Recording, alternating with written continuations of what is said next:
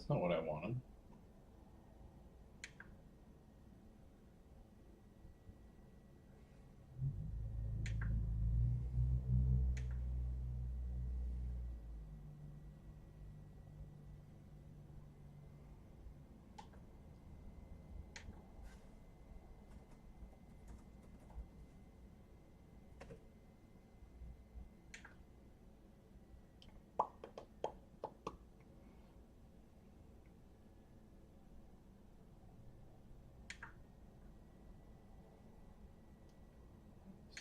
I'll share this to my page.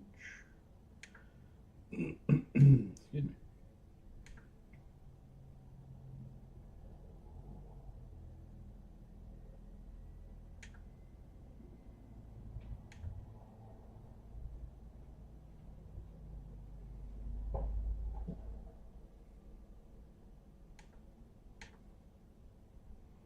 I think that did it. Leave.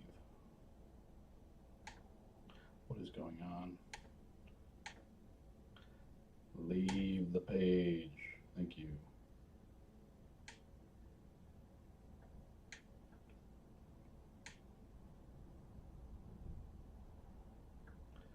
Okay. Close that.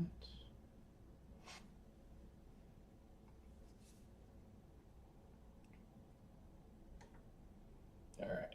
Let's see. I'll just leave the chat the way it is. All right. So yesterday was mostly part 2 glove work. And that's what we wound up with. It is sharpened. So he asked for it to be sharp. So I should test that. Let's see. Do I have something to cut? They do now. Do I?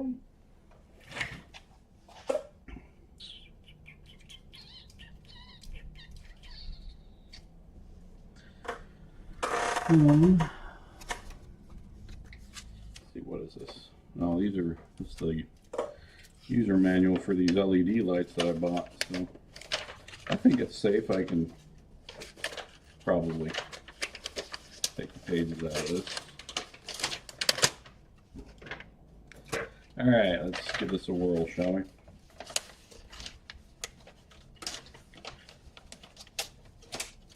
They're not pointy, so they just kind of tear into the paper. All right, let's see. Okay, I got to sharpen those more.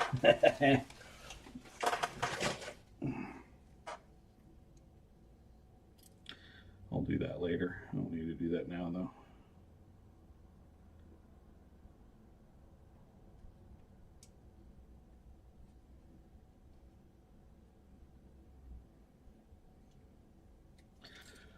That will be fixable. I think I got bit by a mosquito right here. When did that happen? All right, where do I want to put this in the meantime? Let's put it up in my cabinet. Let's put you all the way up here.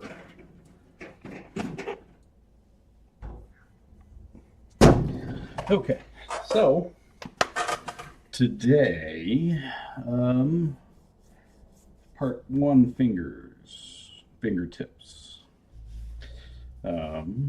So let's get started.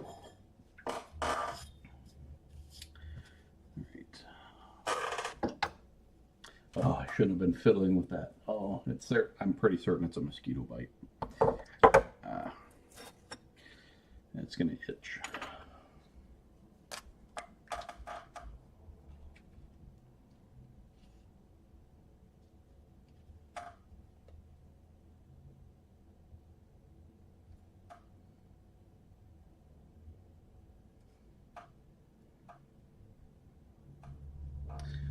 Okay.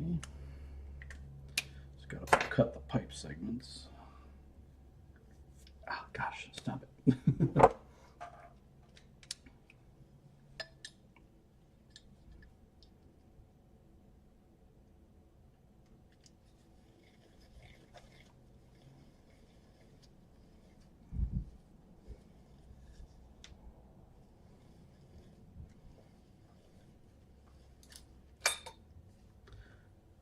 when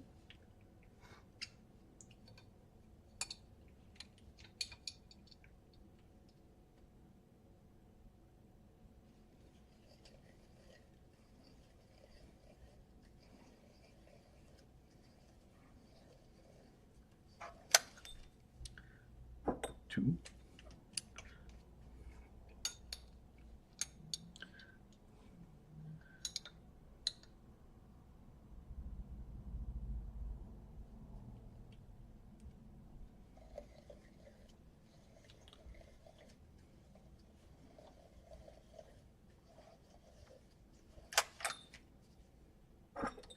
three, and four.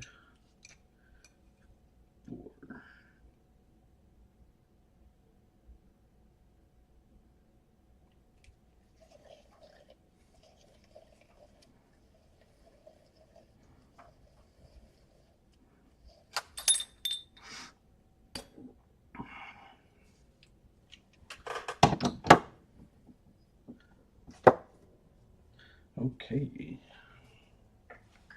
Gotta change my torch.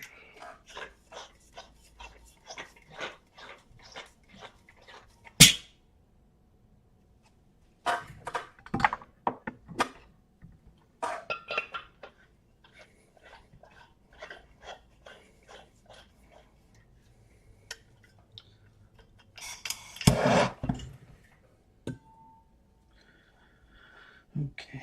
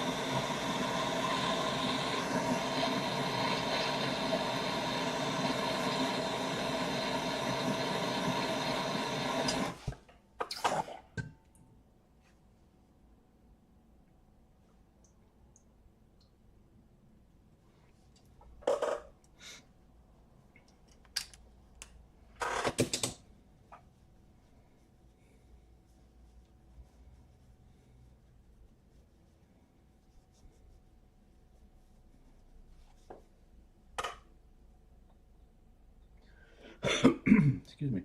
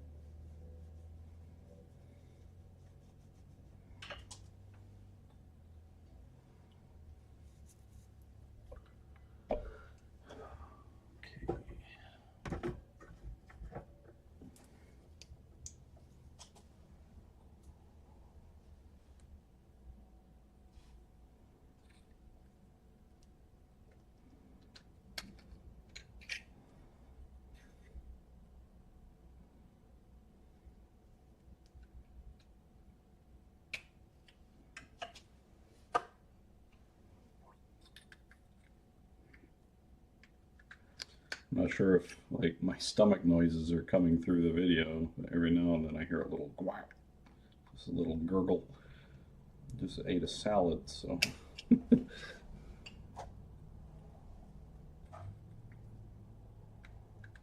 Yeah, that's right. I ate a salad. What of it? I'm fat. I need to lose some weight.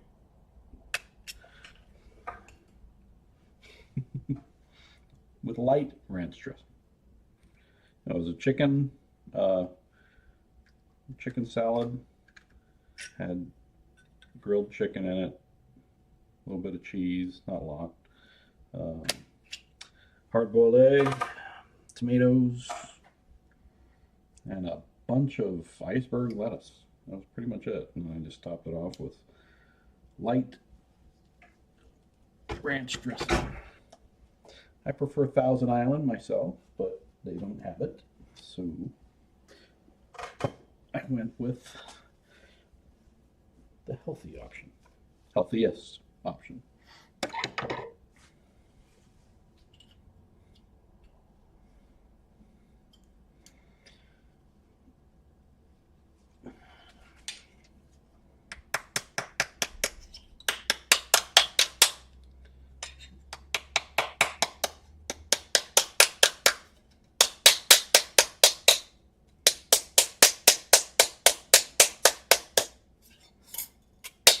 Oh, and a piece of pepper jack cheese.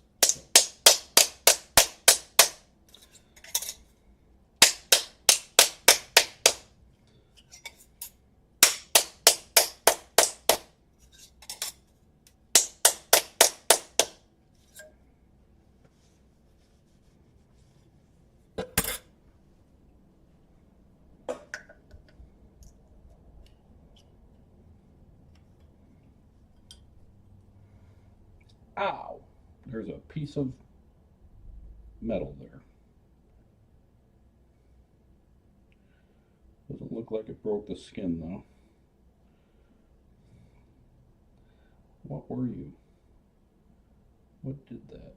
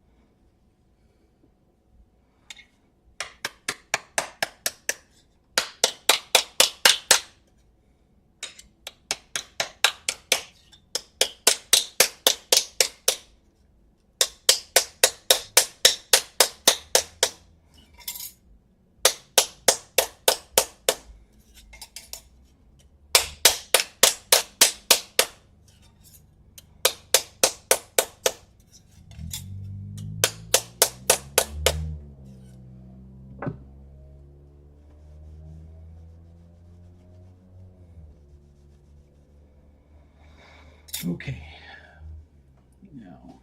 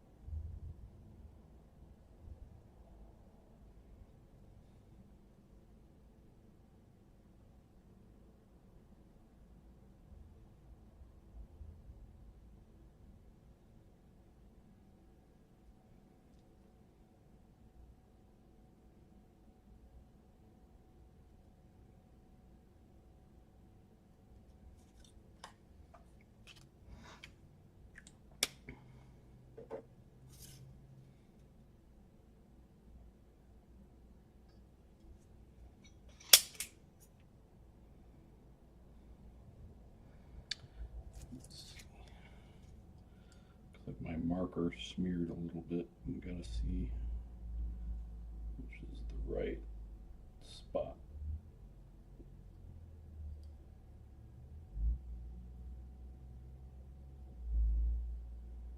So it's right at the top of it. Okay. There. Okay.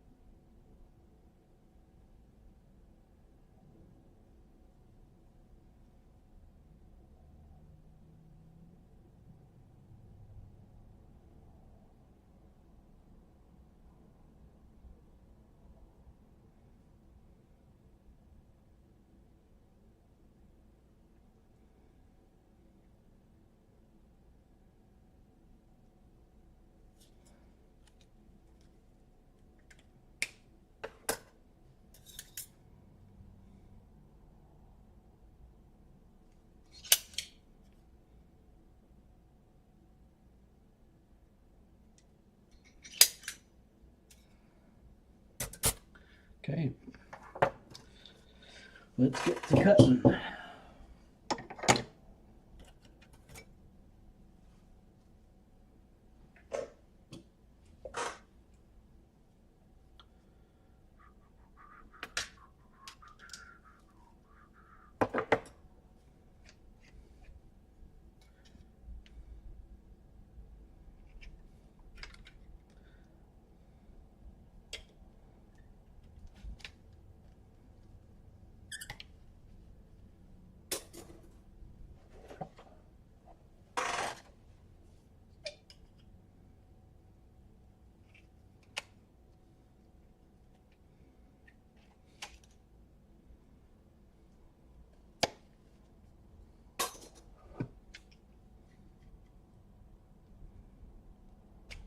Yeah.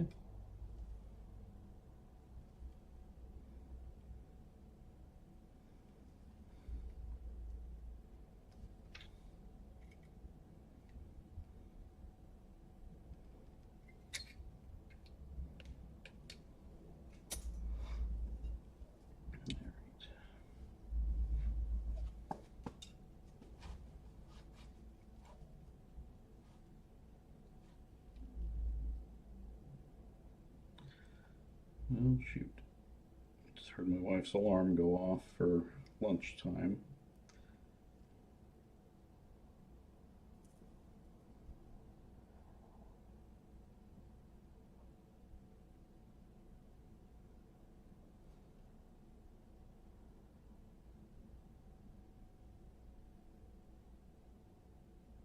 I normally make her a sandwich, so.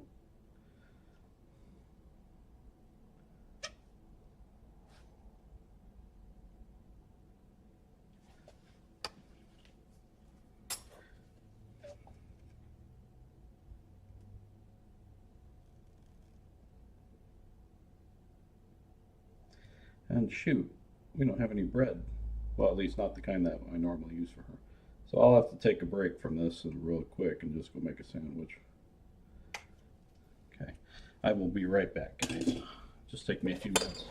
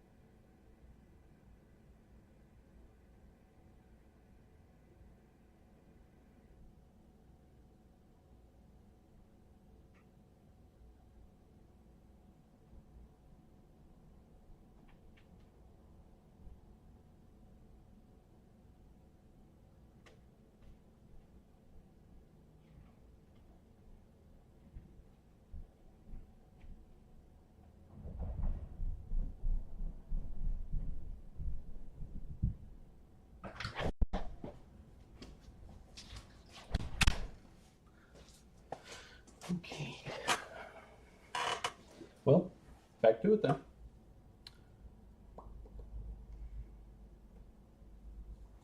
Oh man, that mosquito bite.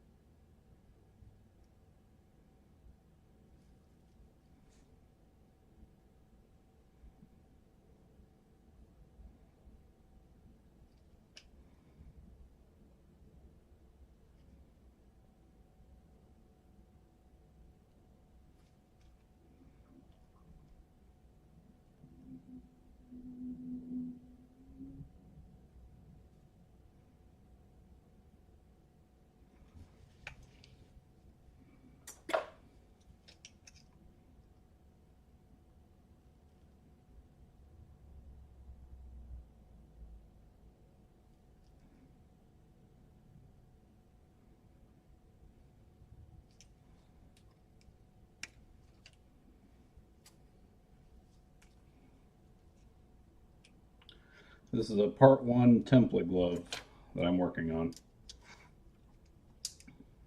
Just doing the fingertips. Just cutting them out right now.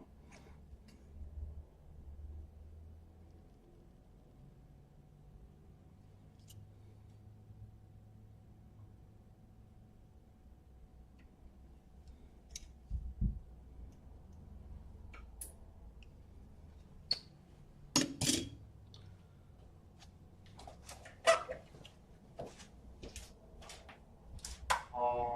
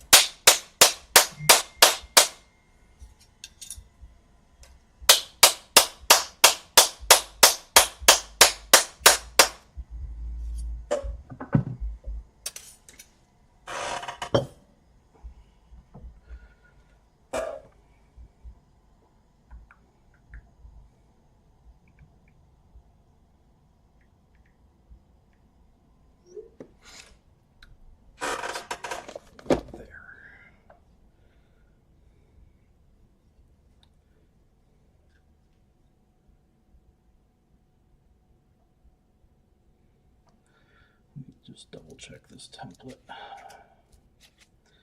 Make sure this looks okay.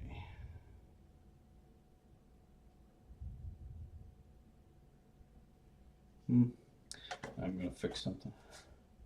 Yeah, that was a shock. Brian's like a staple in our community, so to lose him frickin' hurts.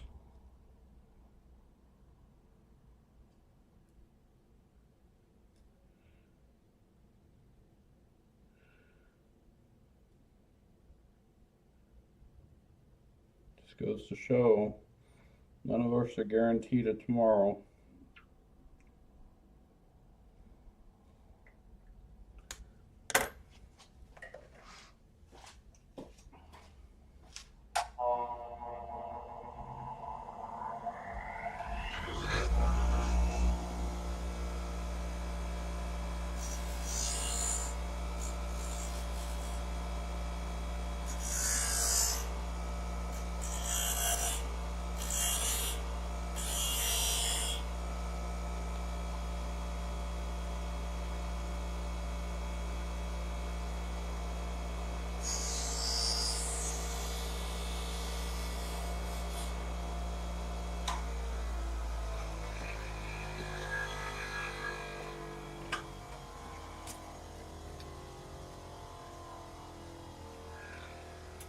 Just doesn't feel real, you know?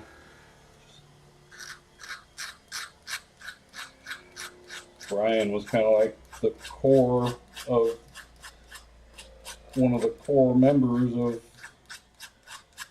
you know, the glove builders that I link up with if I ever go to a convention. And Brian's usually been one of the staples for that. To see him go just freaking sucks.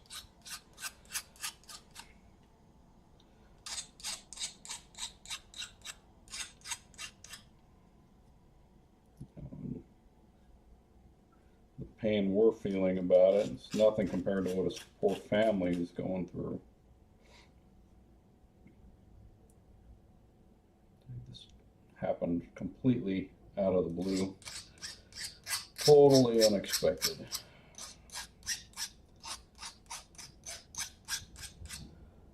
I was told it was some kind of a cardiac event. So I'm assuming a heart attack.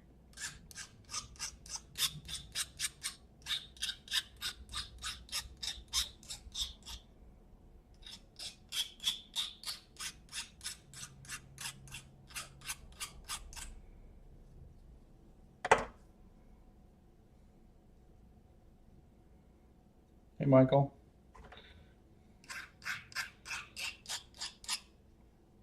Yeah, I haven't live streamed for a little while. I mean, I have been doing more of it lately, but no,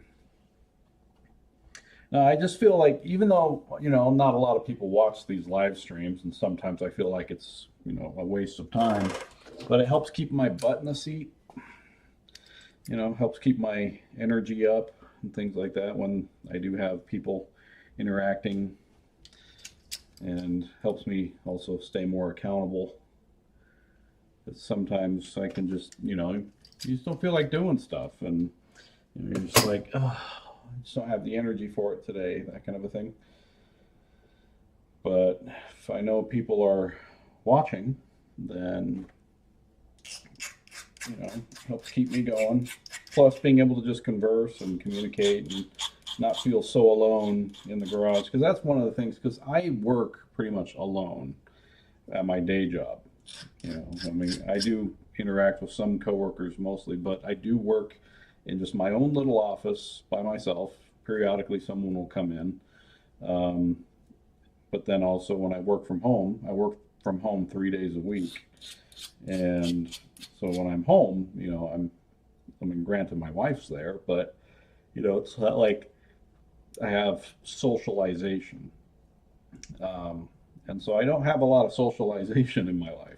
And so it feels good to not feel so alone when I'm having to lock myself up in my garage for hours on end. And so, yeah. Yeah, it's, you know, in a sense, you know, I'm kind of paying homage to Brian because Brian was the first one to really live stream his builds. You know, and I thought, you know, that's kind of a cool idea. You know, and so a few other builders started doing it.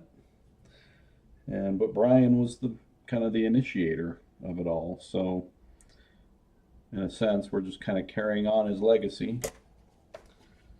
And you know, even though it's hard to talk about him.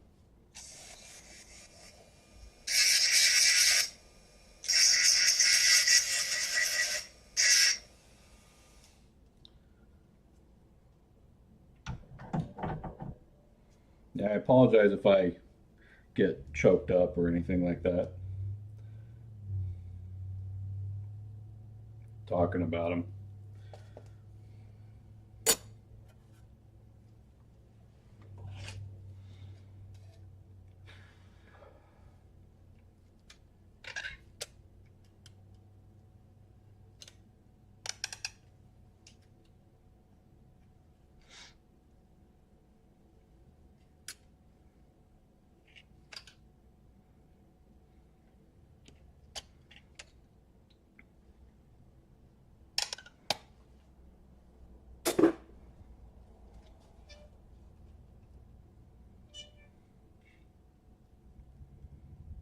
I never sent a glove to Brian. He just never wanted my work, I guess. Well, when you're as good as he was, you don't really need to seek out other people's work. Unless they make something that you don't. So that makes more sense. So, it just still sucks, man. He was one of the more popular guys in this community.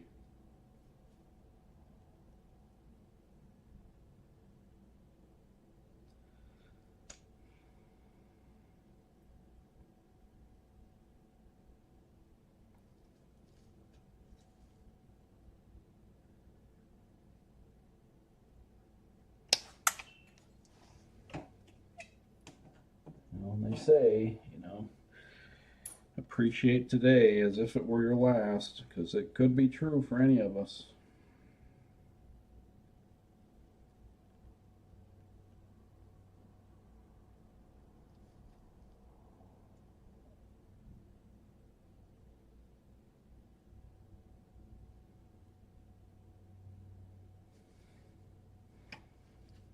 But it's hard to maintain that mentality. That's fine. I understand. I haven't spoken with Chris Grantner. I think he retired actually from glove building. I haven't spoken with him in years, to be honest. I'm not sure what's the dealio over there, but I mean, we didn't have a falling out or anything. It's just he just kind of dropped off the radar. It's like, because he had been talking about hanging it up and retiring from glove work. So I think he got, because I think for a while this was his only source of income. But I think he wound up getting an actual job somewhere. I could be mistaken, but I think if my memory serves me correctly, which sometimes it doesn't, sometimes it fails me, but I think that's what happened was he wound up finding a traditional job. I think he had a relative that was staying with him or something like that, like an uncle or something. I don't know what that has to do with anything, but again, I haven't heard from him in quite a while.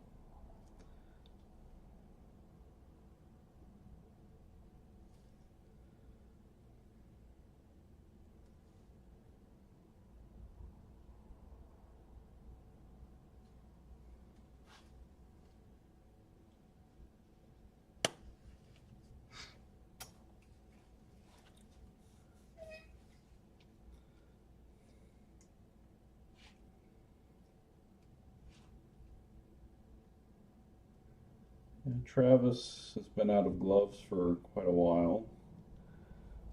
He's moved on to other interests. But yeah, Travis is kind of the founder of glove building. As far as I know, I could be wrong, but as far as I know, he was kind of the guy who started it all. He's still around.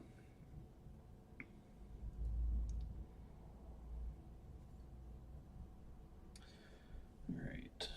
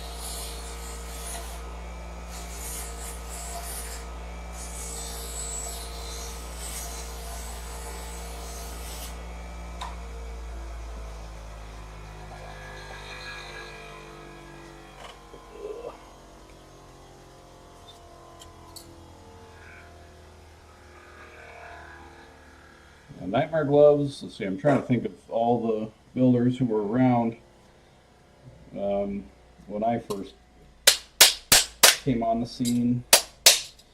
Nightmare gloves was one of them.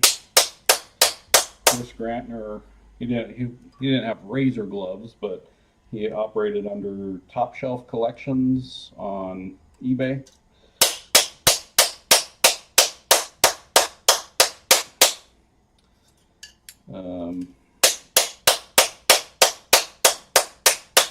I think there was Nightmares Unlimited. I think there was Dreams Created Evil, Ken Hastings. There were a few others.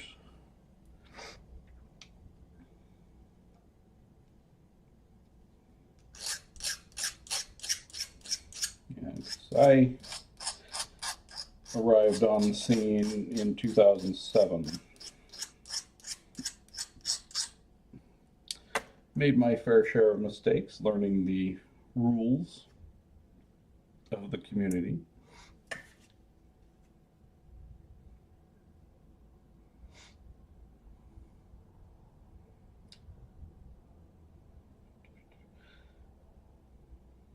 Yeah, I think Trick or Treat Studios, they're all fabricated in China, I believe, but Anders supplied them with the, I guess, the blueprint of it.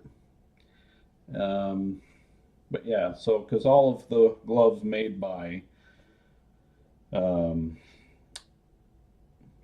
Trick or Treat Studios, they're not made by Anders. It's just he was the one who supplied all the information, but all those gloves are fabricated overseas. So.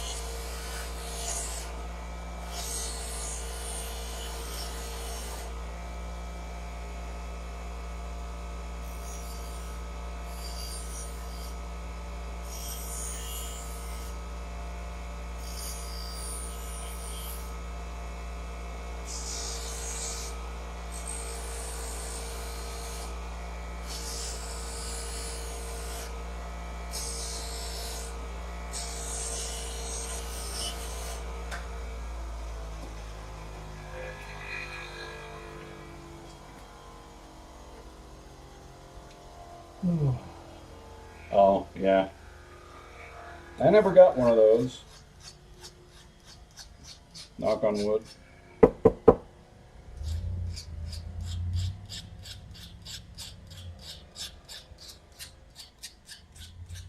Yeah, I'm not sure if Trick or Treat Studios had something to do with that. They had to get the license for it.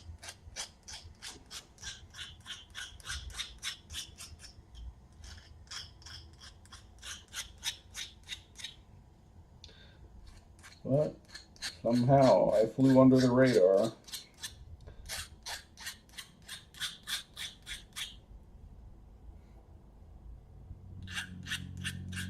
I think Chris Grantner got one for something. I'm not sure what. He may have. Again, I could be mistaken. It's hard to remember 18 years of stuff. So, like, things that happened over the last 18 years.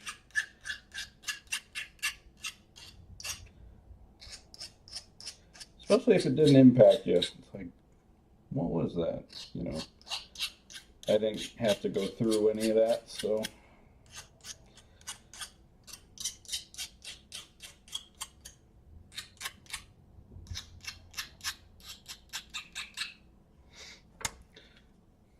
Yeah, Gratner, nobody's ever been able to make blades as good as him. I mean, there's others that do an amazing job, you know. Me personally, I don't place a lot of importance on the concave bevel. I just do a regular convex bevel. Um, you know, I mean, it's cool and all, but the amount of work that it requires to make a concave bevel, um, it to me, it's just not worth the extra labor involved for, you know, because people would expect to get that for no additional price. You know, if you're beveling your blades, you know, that's already built into the price of your glove. You know, and if you switch to a concave bevel, then it doesn't really change a whole lot. I mean, it's just slightly visually different. You know, just more how the reflection is, but the the trade-off between the amount of work it involves to make those and the final look, it's just not significant enough for me to feel motivated to learn how to do that, because I have to keep my operation as simple as possible, just due to the nature of my life. Um, you know, being a caretaker for a disabled wife and being the one responsible for all the cooking, the cleaning, the shopping, the errands, you know, maintaining my employment, all that fun stuff. I can't have my glove building venture be overly complicated. And so, and I've yet to really have anybody complain. It's like, these aren't concave bevels. I've never had anybody say that. And so, um, no, a concave bevel is what it's supposed to have. A concave bevel is what the P210 knife has. And, you know, it's a very challenging bevel to make, you know, and I admire anybody who sets out to try to replicate that. But the finished product to me doesn't change enough about the glove to make it worth the extra labor, because they are very difficult to get right. And it's just not an avenue I'm interested in going down. Yep. Yeah, basically, I don't know if you know the difference between, so like a convex bevel is, you know, more like this, whereas a concave bevel is more like this. You know, it's curved inward instead of outward. And, you know, I do a convex bevel because it's easy to make. Um, and, but yeah, you have to have special jigs and special tools to be able to replicate a concave bevel, and that's what the P210 knife actually has. Because there's, let's see, I think I have a sleeve here. Just one second. So yeah, so here's a sleeve for a P210 knife, and you can see it says concave ground knife. So let's see here. I think my mint condition knife is in here. Yep, it is. So I've got an original P210 knife here. It's got a mint condition sleeve on it. The handle looks mint condition. It's got the original stamp, because the P210 knives have varying stamps on them. Sometimes they're worded slightly different. Some of them have stars. But the stamps that are on the glove today is the same stamp that's on this knife. But this knife has never been used. It's a mint condition P210 knife.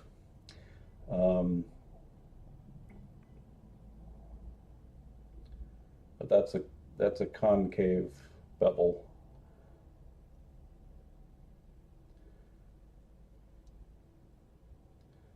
See, it's really subtle, that bevel.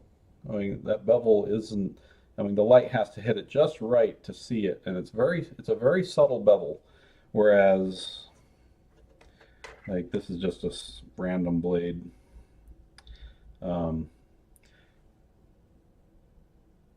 has a concave or convex bevel. This one's got a smaller bevel on it, but you can see it along the top edge there. Um, but yeah, it doesn't change the look of the knife so significantly to where, to me, it warrants the added labor. So, but yeah.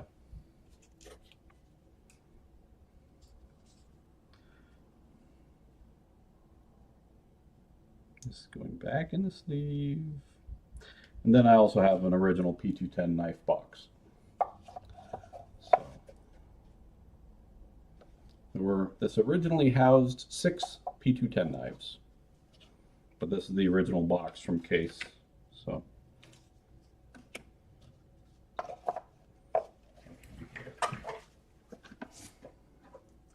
yeah, that's a piece of my collection that I don't plan on letting go because I paid a lot of money for that knife, and I think it was like $275, which is definitely on the upper end for a P210 knife.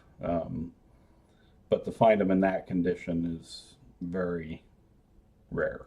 And so, in addition to having a sleeve with it, I got the box somewhere else, but yeah.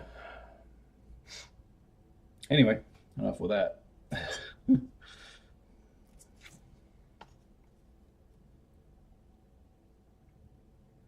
Back to the task at hand. Okay, that looks good. And the fingertip, that is the bane of my existence. The index. The index, for me, is by far the most challenging finger to replicate.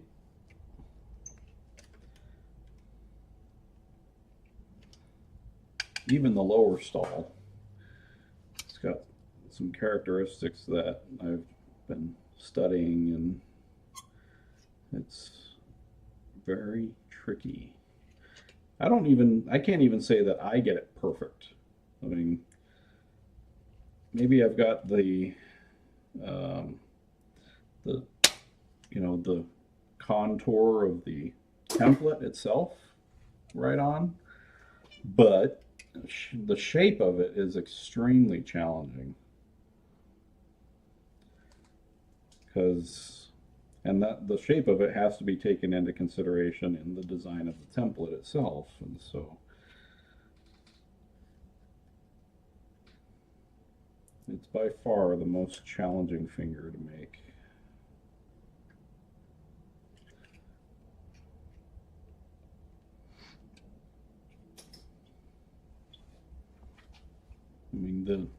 Designing the templates for the template glove, when I was undergoing that task, the index gave me the most problems. I continued working on it after coming home from Mike's house.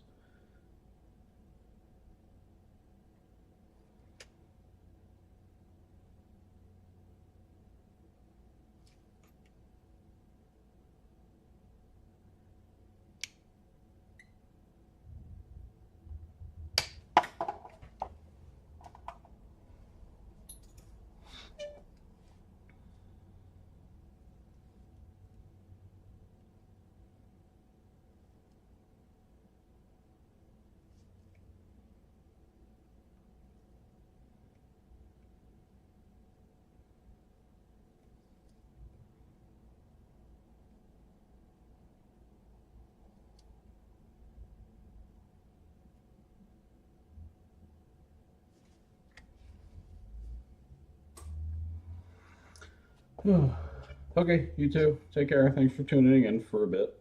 It's always fun to have a chat.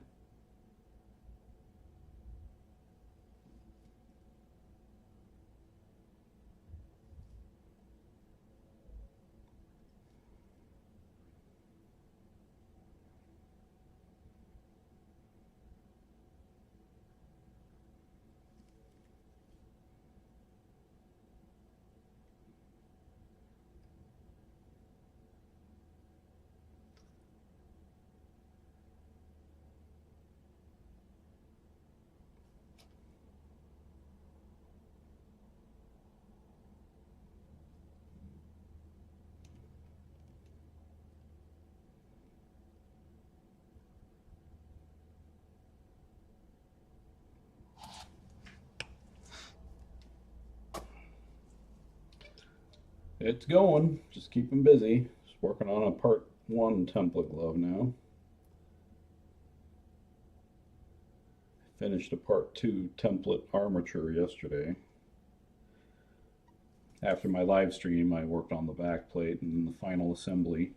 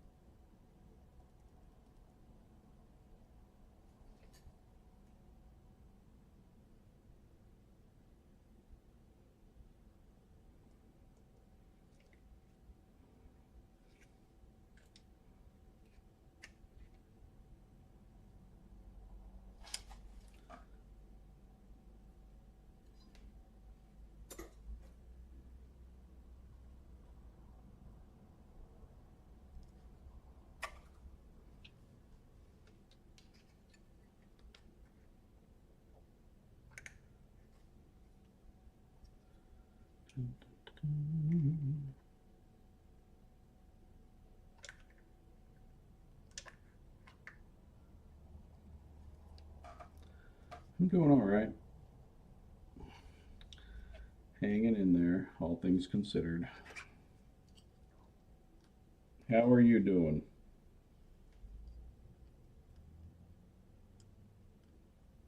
Hope everyone's having a good day.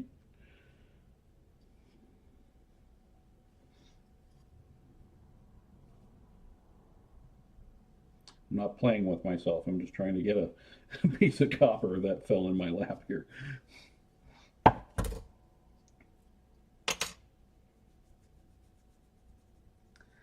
Yeah, so yesterday's project was this one.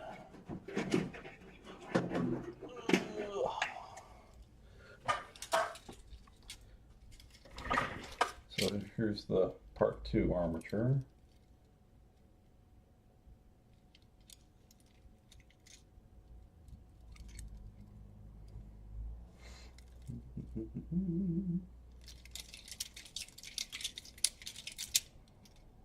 So yeah.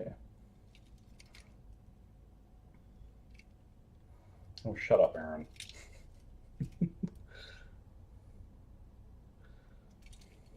So yeah.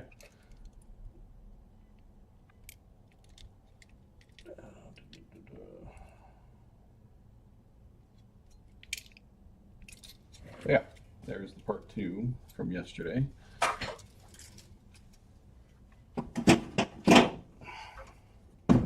Keep that safe and out of the way.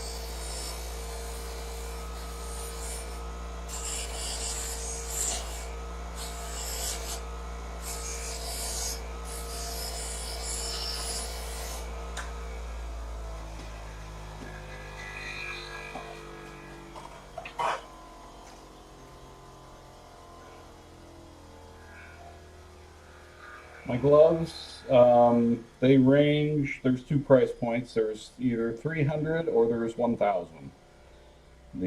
My standard gloves, which are just kind of my basic replicas, they're not meant to strive for accuracy, and I've taken some creative liberties with their size and the template shape and everything like that to make it more, I guess, customizable to different hand sizes.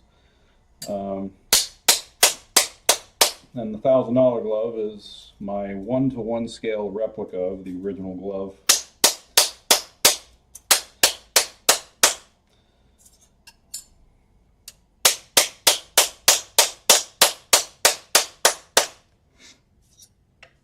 So I'm working on one of those $1,000 gloves today. So I've got it's called the Hero glove. That's my $300 part 1 glove. I've got my Avenger, which is my $300 part 2 glove. And then I've got my template gloves. You can order them in 3 different styles. Excuse me. You can get part 1, part 2, or as seen today. The as seen today glove is, if you were to see the original glove today, my version of that is an attempt to replicate that look. I have had people like request hybrids, like maybe they like the shape of the parts on the part 2, but they like the look of the part 1, so they'll ask me to combine a part 2 and a part 1 and make a hybrid glove of sorts. People can do that.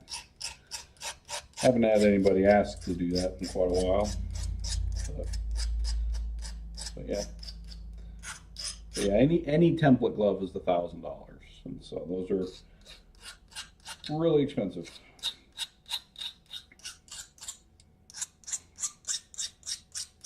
But that's what I'm working on right now.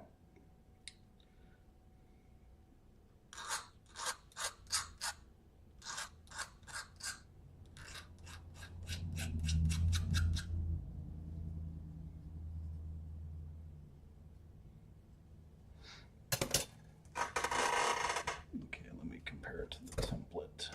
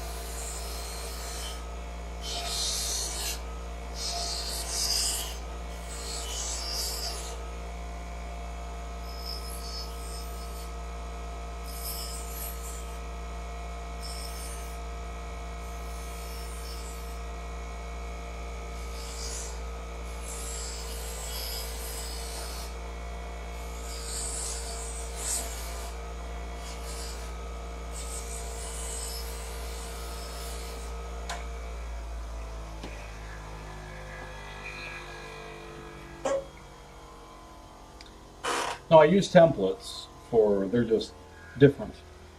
They're still similar to the template glove templates. They're just modified. Like I've customized them. I think I've made the Hero and Avenger gloves slightly larger. I've removed some of the more intricate details, so they're a little more simplistic in their design. But they're still, I would say 95% of people would be happy with a Hero or an Avenger. Really, the template gloves are kind of for the hardcore. I have to have the most accurate, thing. Um,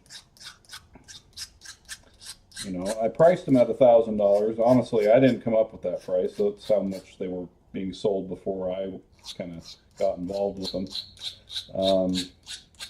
But it was meant to be as a deterrent to limit their production, because like who in their right mind is going to pay $1,000 for a replica glove?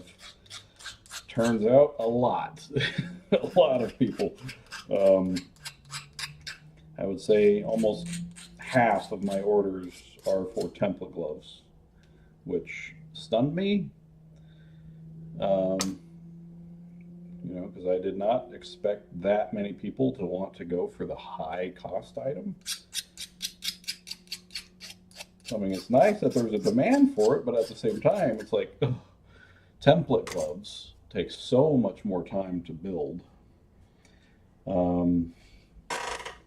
So they're a lot more labor intensive. Granted, my hourly, the hourly wage that I essentially make off of them is greater than any of my other gloves, but it can be tiring to spend so many hours on a single build. I mean, if I were making a hero glove right now, which is my part one, my $300 part one glove, instead of a part one template glove, I would probably be working on blades by now. And so, but I'm just still cutting out the pieces just for the fingertips. I've got the 4 lower stalls here and shaped and everything, but I'd be well beyond where I am now. Excuse me. I didn't sleep well last night.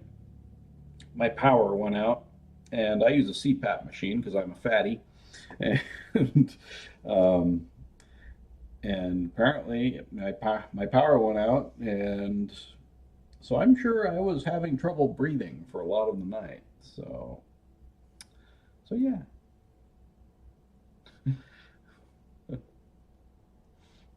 Yeah, I don't want to up it to 2,000 because I don't really have a problem with there being a demand for it. I'm happy there's a demand for it. I don't want to eliminate that demand, but I also want to keep it within reason. But I know you were just kidding, but yeah. Because I think $1,000 is fair. Honestly, I think that's too high for a template glove, but that's kind of the price point that they came into the market with. And then given that there's so many people willing to order that glove at that price point, I'd honestly be stupid to, one, reduce it, because then I'm just taking money out of my own pocket, and while at the same time increasing the demand for it, and I'm just a one-man show, so that would just overwhelm me. But yeah, so I think $1,000 is a good. The only glove I considered raising the price on was the As Seen Today version of the template glove. Do I still use that Knife Gloves piece cutter? I'm assuming you're meaning a die press? Yes, I still use a die press for my basic gloves, for my $300 gloves. All template gloves are all done entirely by hand, as you've seen me cutting these parts out. That's how I do template gloves. But my Hero and Avenger gloves, I do stamp the pieces out, but then I do make some tweaks to them because they're not perfectly cut out. There's some issues with the dies that were made that I have to rectify, but that's very minimal. So, but yes, I still use that, and thank goodness for those because I probably would have retired long ago.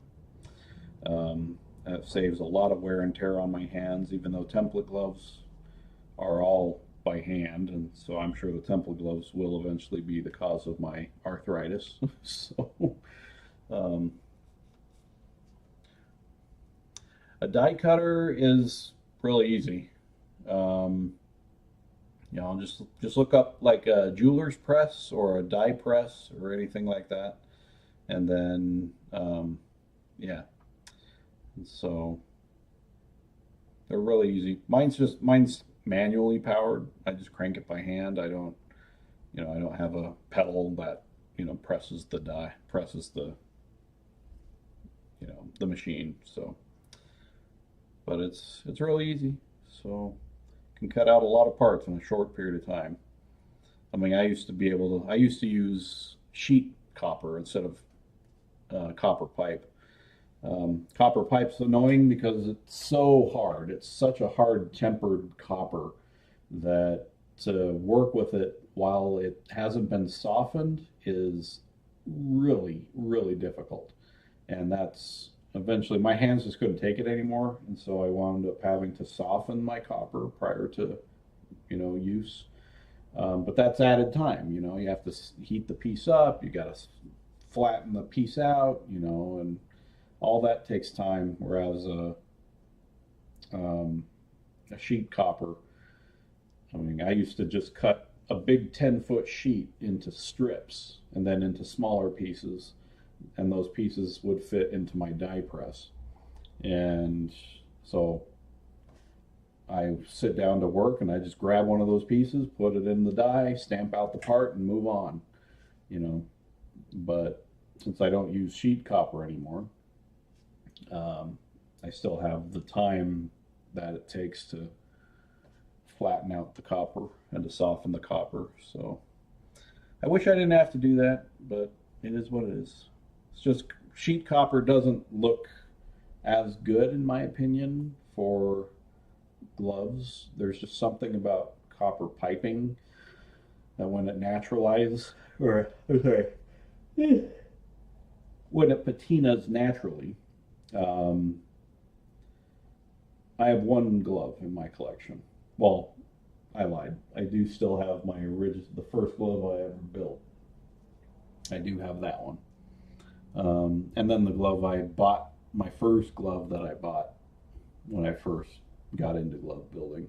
So technically, I'm having trouble talking. Technically, I have 3 gloves, but kind of more of my modern style, I have 1. And so it's the glove that I built for Robert England to use at a convention that he attended here in my town. So anyway, so I've got the pieces cut out now. So it's time to start shaping them. So I'm going to have my back turned to you guys a little bit, because it's the only space that I have to do that in.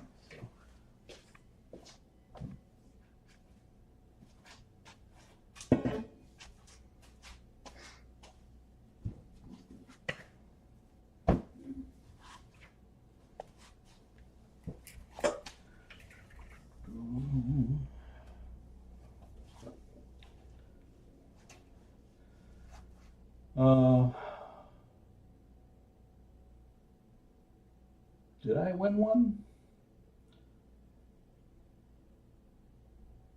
I'm not sure if I remember what you're referring to. I think, I don't remember winning a glove, but if I did, no, I don't have it. So.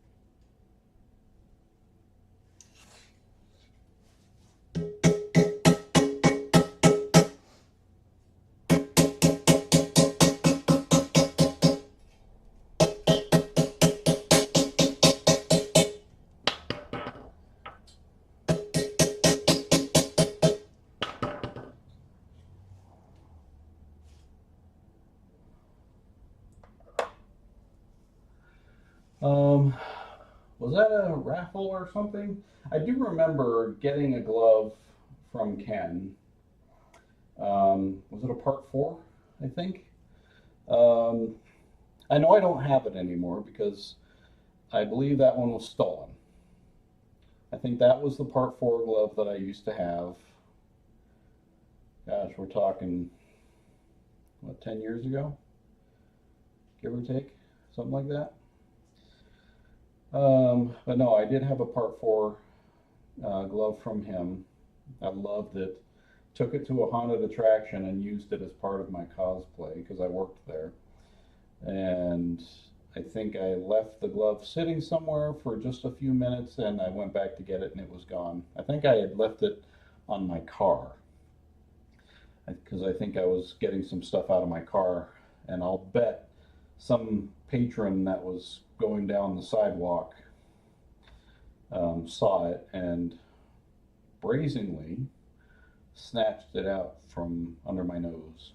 So, yeah, and I was really disappointed because I loved that glove. It was by far my favorite part four that I've ever had. So, I'm presuming that's the one you're talking about.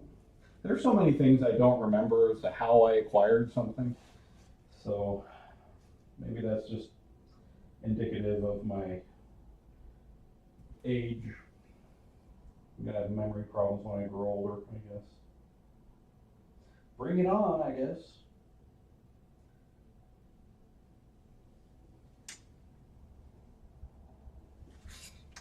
Memory problems as I grow older, as if I don't have them now.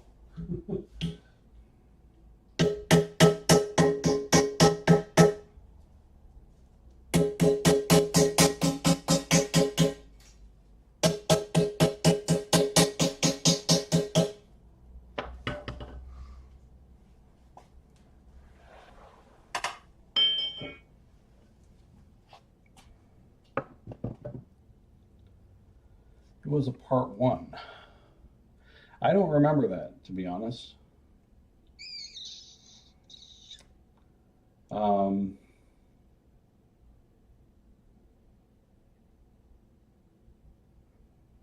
I'm just trying to think. I think I just turned around and sold it. No, I think I remember now. I think when I got it, I was so dissatisfied with the smell of it that I sold it.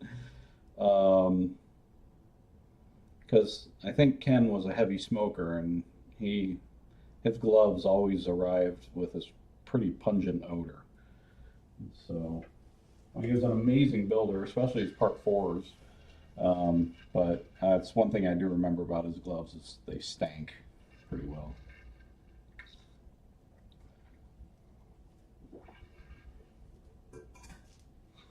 Put it in a display case, and then you go back to get it out of the display case, and you're like, woo! That wasn't pleasant.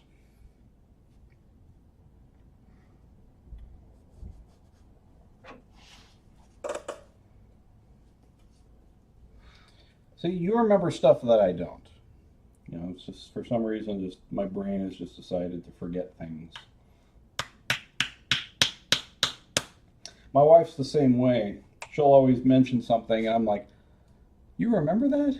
Nothing would ever bring that memory back to my the forefront of my mind. It's like she'll bring it up. It's like, what is wrong with me?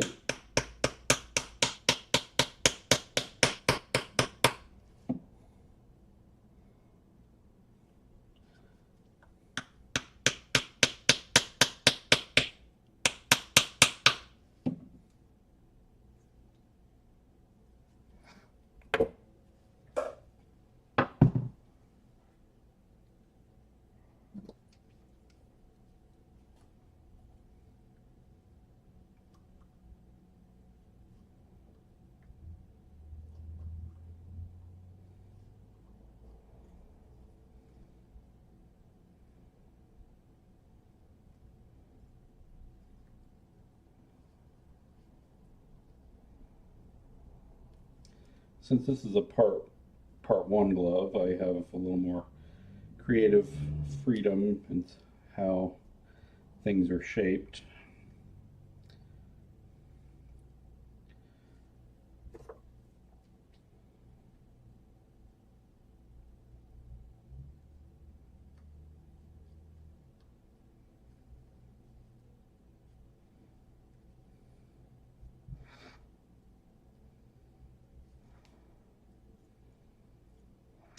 because I know how the parts are shaped on the glove today, but they're all bent up and stuff like that, so we kind of have to guess as to how they were shaped originally.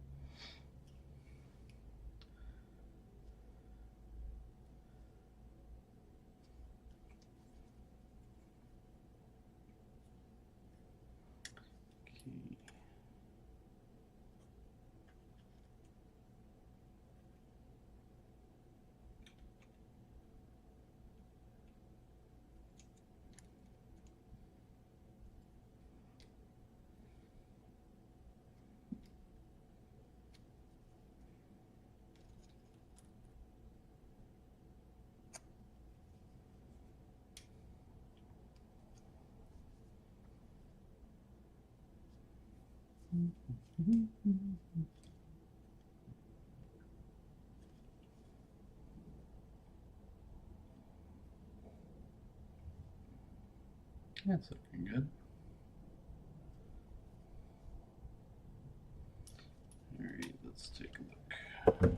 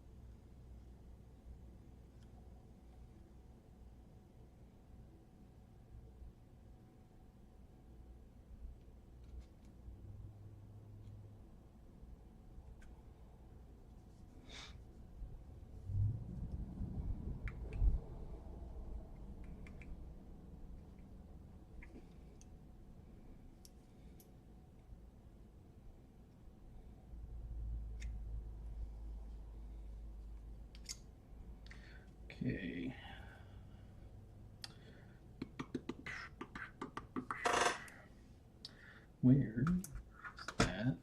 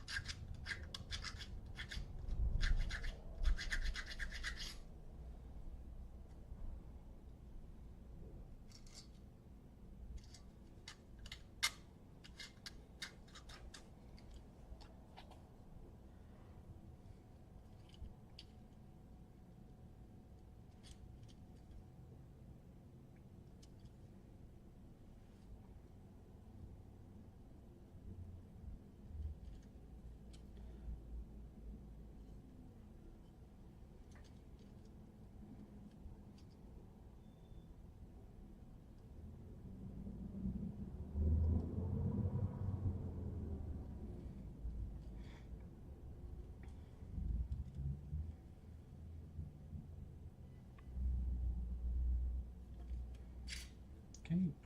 I like that one. Looks pretty good.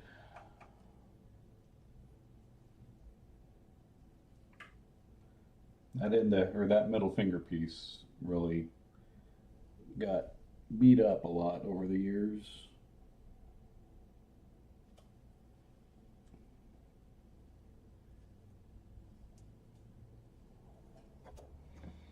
Because the bends that are in it now, it's seen some use.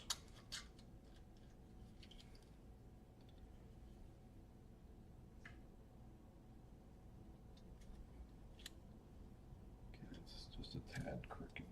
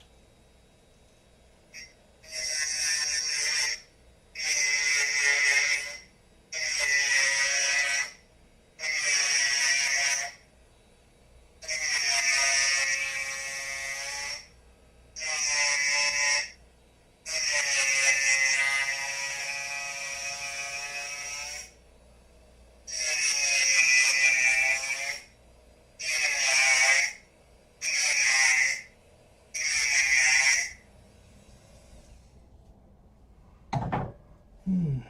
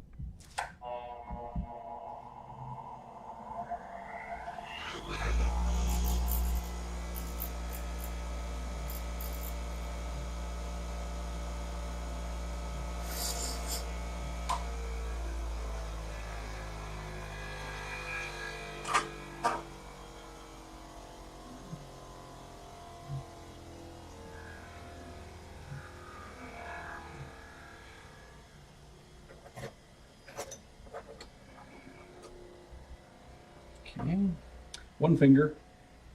Let's see. I think I'm gonna save the pinky or the index finger to last, just because that one's exhausting.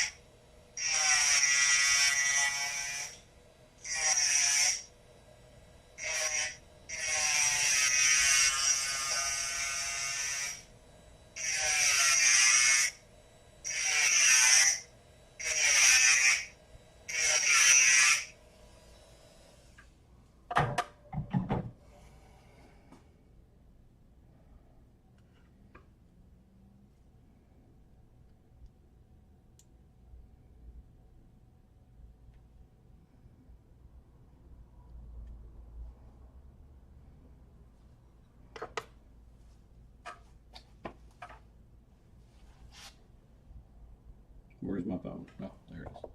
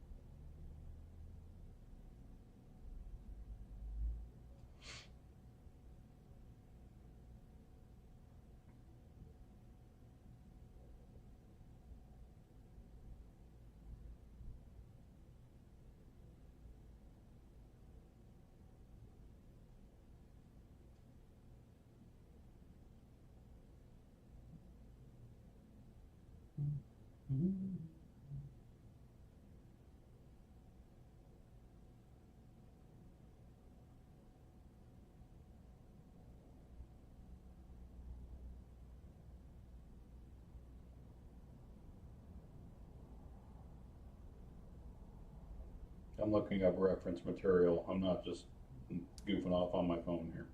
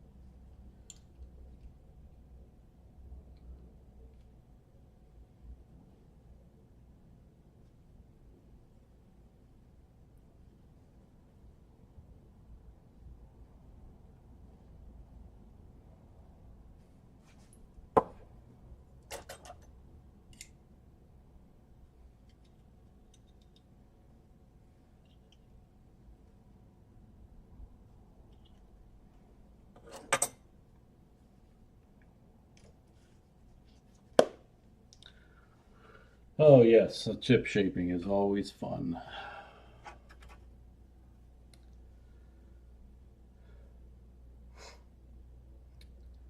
I missed several messages with my head down, so let's see. Funny. It is. You laughed.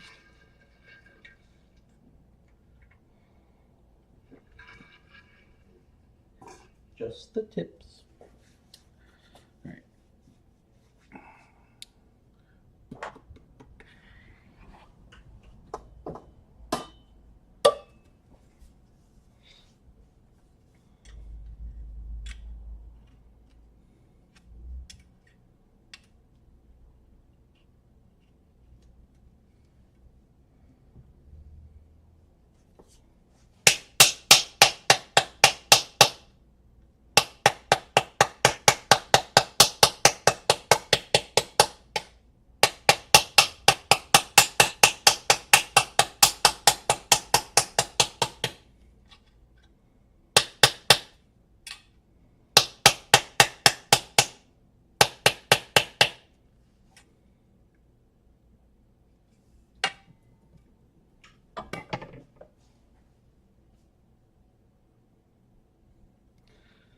There might be a problem with that. I'll resize to a medium leather because that's all I really use. I'm pretty sure that the original was, I almost want to say it was even on a small. Um,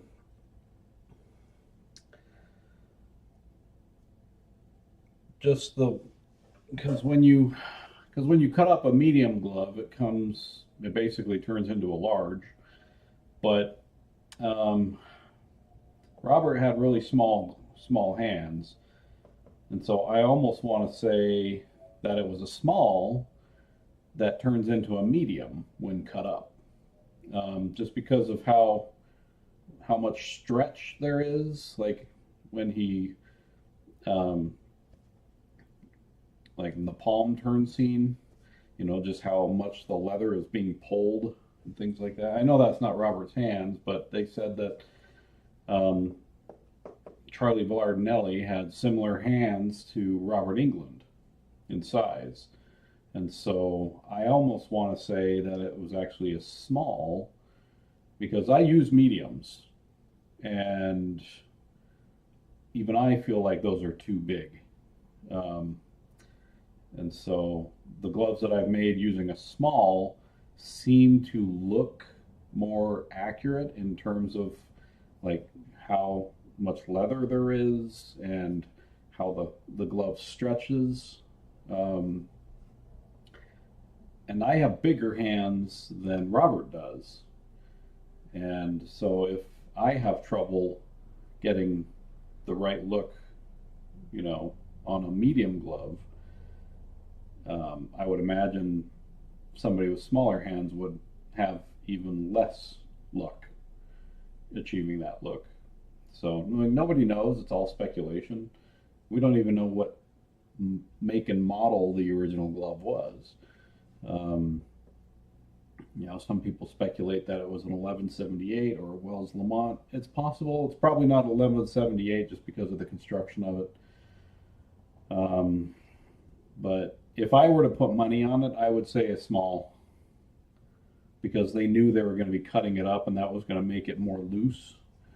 And so I have a feeling that Robert would normally wear medium-sized gloves, just based on his hand size. I need large to extra large gloves. Um, and Robert having smaller hands, probably if he went to the store and bought work gloves, I presume he would probably buy medium gloves. And if a small fits like a medium when it's cut up, I presume that the original glove might have been a small because they wanted to have that taut look, like when the hand is open. It's how the thumb pulls on the leather and stretches it like that. You can't have a lot of room inside the leather to have that happen. And so, there's no way to confirm it. It's all speculation, but that's my opinion.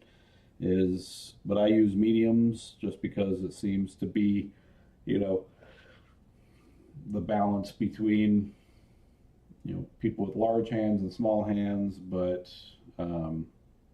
because I'm trying to make a glove fit comfortably for for a majority of hand sizes. So I try to make it somewhat universal, and a medium seems to do that. If I use a large, it seems to there's just too much excess leather and too much overhang of the fingertips. Because if you look at the original glove, like the palm turn scene, and you look at how much leather there is, especially on the two middle fingers, the middle finger and the ring finger, the tips of that leather is really sitting behind his fingers. It's not overlapping, it's not sticking out, it's kind of sitting just right behind his fingers. And I have trouble achieving that with a medium. Usually I still have excess leather sticking up with a medium. And so, again, as I've said, the gloves that I've made using a small size leather seem to best replicate the ultimate look of that stretch of the leather when you spread out your fingers. And but I don't keep smalls in stock. I only use medium-sized leather gloves. So,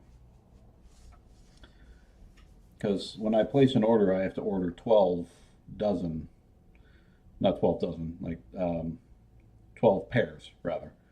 at a time. And I don't know if they would allow me to say, okay, I need six smalls and six mediums. I don't know if they would allow that. I could ask, but I'm not honestly in the market for a new batch of leathers because they are expensive.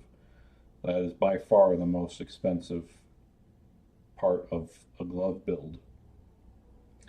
And yeah, and since mine are custom made, I don't just buy a stock leather. Mine are actually all customized. Ooh, I didn't mean that to happen.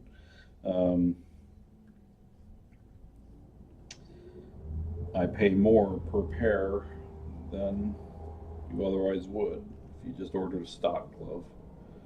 So, anyway, that's my 2 cents on the matter.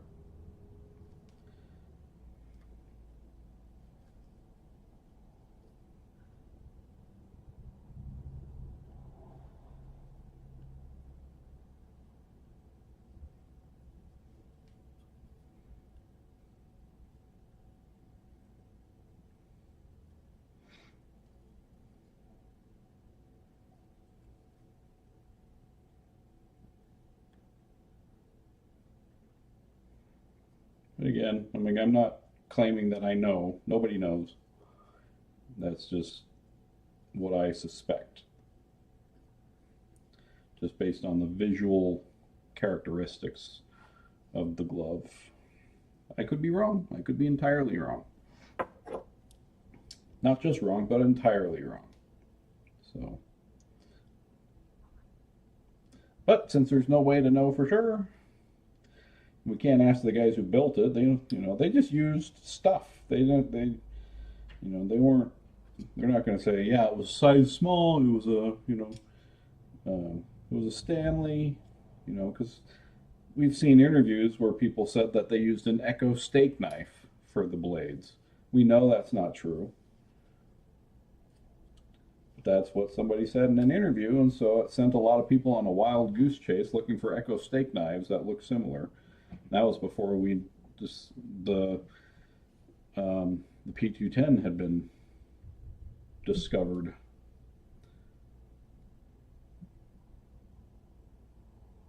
Yeah, the pull string is always vulnerable on these gloves. It's just that metal, buckle.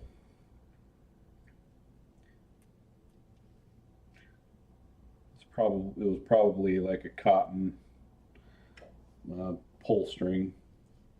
I used to use cotton, but I didn't like how fragile it was, so I've since moved to polyester. And so, it looks similar. So, in the end, I'm trying to replicate a look while at the same time build a quality, a product that will last. I don't want, but thankfully the pull straps are easily replaced if necessary. So, like if somebody comes to me and says, "Hey, I need my pull strap replaced," it's like, just pay shipping. I'll do it for free for you. It's not a problem.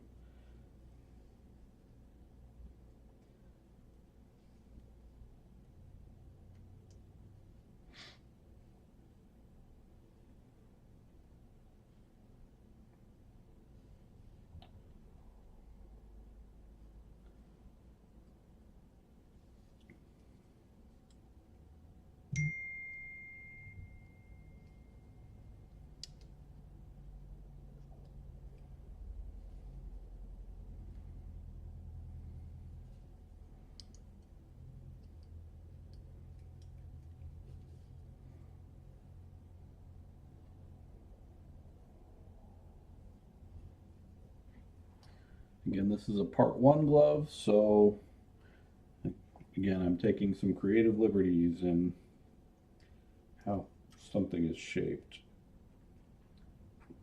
Because we know that the parts how they're shaped now, or even in part 2, are not quite how they were shaped in part 1. So I'm just guessing as to, all I can do is just look at, screenshots, because unfortunately all the shots are in the dark, You know, so I mean, and then there's the glove in the bathtub, but that you don't get really a straight on shot because the glove is kind of to the side, so you can't really see, excuse me, you can't really see accurate representations of the profiles of all the finger pieces. So all I can do is just try to speculate. You know, it's like, yeah, because I think the parts in part one were more um, just uniform. You know, they weren't so all, you know, weirdly shaped or anything like that. They didn't have crazy bends like they do now. But yeah, goodness me.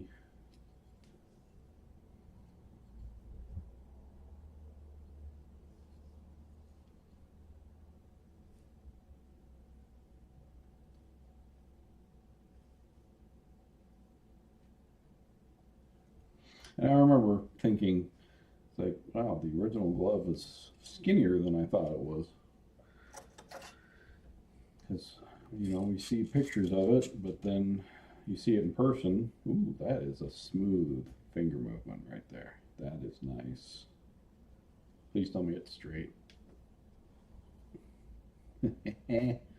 Yeah, I'm going to leave it like that. That is like a beautiful, smooth. That is such a nice feeling right there. There's no catch whatsoever. That is just a smooth movement. It's not how it is on the glove today. You know, that glove has seen some use.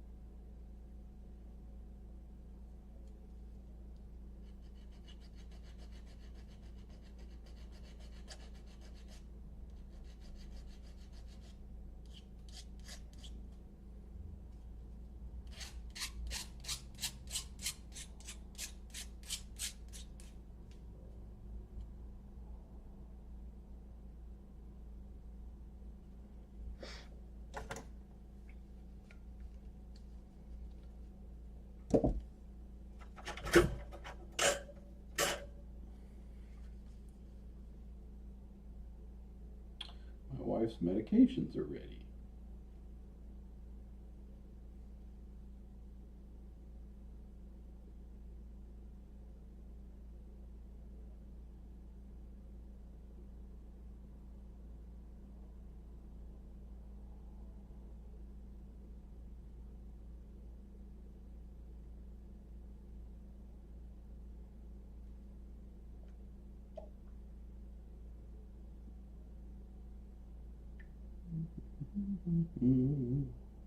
Seeing if I missed any messages or anything. Just people reacting. Lots of junk friend requests, though, I'll tell you that much.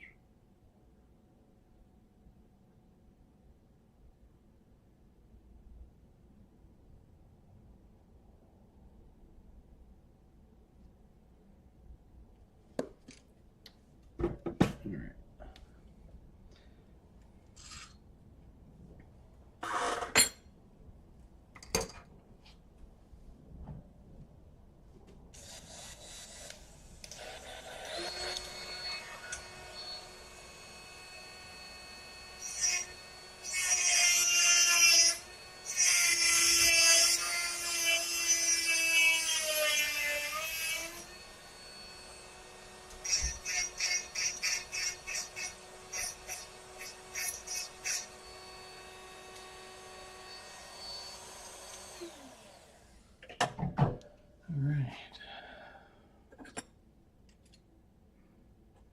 Love it when a fingertip just comes together because, you know, like I said, you know, in other live streams I have is, you know, you definitely, when you feed like something through the holes and you can slide it back and forth like this is just catching just because this is a file, so it's got teeth on it, but you can slide it back and forth like that. You know, that's going to help definitely result in smooth movement, but the fact that it's just, whoop, I mean, that's just a butter smooth movement. I love it when that all comes together.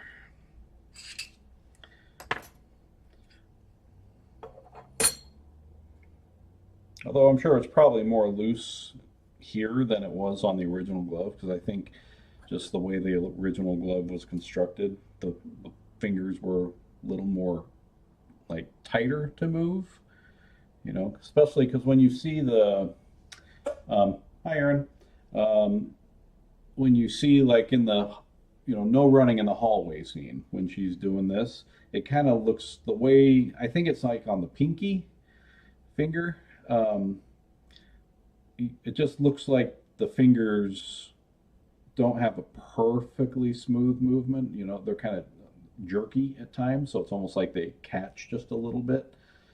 Um, or it takes some effort to move the fingers, you know, so it's like the fingertips. Because when you hold the glove today, you know, and, you know, the fingers don't just flop down, you know, they kind of, a lot of them just kind of stick straight out. I'm trying to remember which fingers do flop down because I've got a video of me wearing the original glove, just the armature, and I purposefully moved my fingers just to see which fingers have more restricted movement than others. And I'm trying to remember. I generally don't try to replicate that because most people just want a smooth moving glove. Um, you know, but yeah. With the As Seen Today glove, you know, I generally do make that a little tighter because most people are just going to put that on display. Um, and I think it just looks cool, like when you hold the armature, that the fingers aren't just kind of flopping around, that it just kind of holds its shape as you're holding it. And that's just me. I just think it looks cool that way. I just really like how the glove looks today, just because, you know, that's how we know it to be now. So it's got a lot of history in it.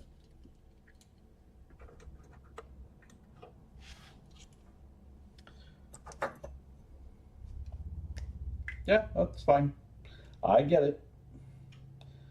I totally get it. I don't even, don't even expect you to be watching. You know, I don't expect anybody to watch. Again, I do this for my benefit. Just helps alleviate me of the boredom. But if people need to come and go and do their thing, I'm totally okay with that.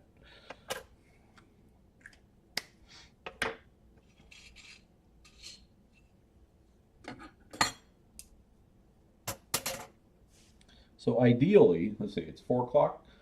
So ideally, I would like to get all the fingers done, and then I'm going to do the back plate off camera because the part 1 back plates, I don't show how I do those, and they're very tedious. But thank you, Aaron. I appreciate it. I do try to strive for detail, and because I don't want to put out a crap product. You know, these are expensive things, and I want people to be happy with them.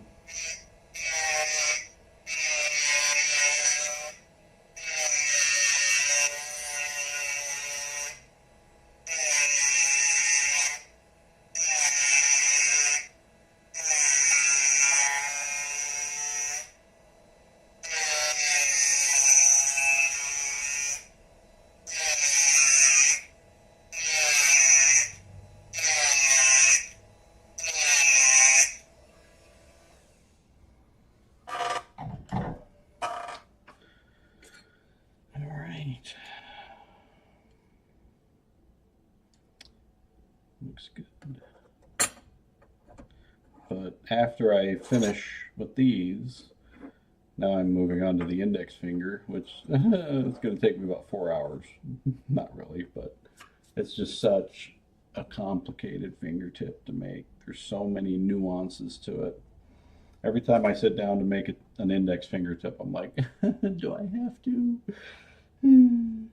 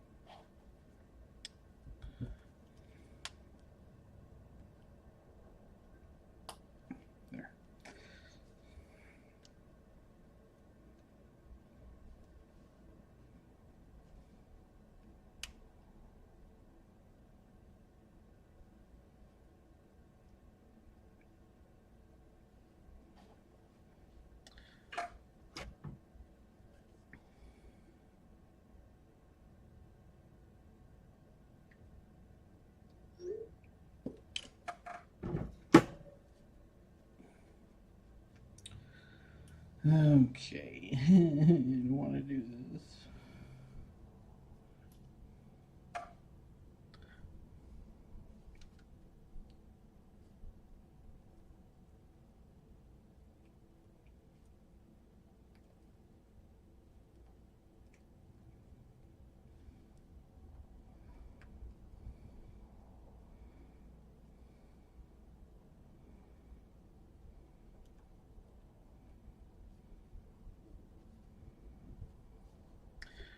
All right, reference piece.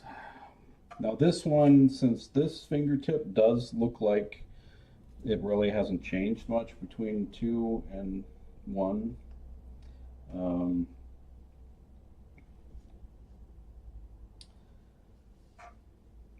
so yeah, this one I do have to really reference my material because I can't really have much creative freedom in it.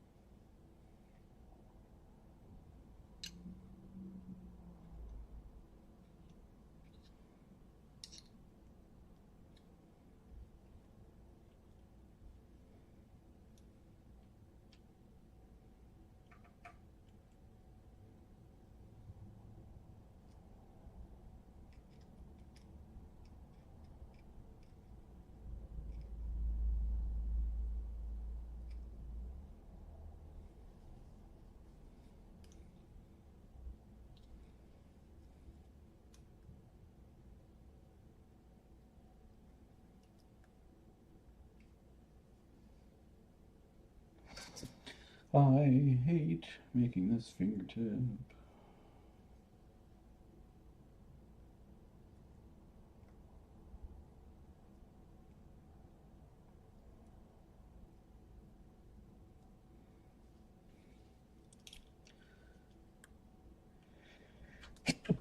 Excuse me.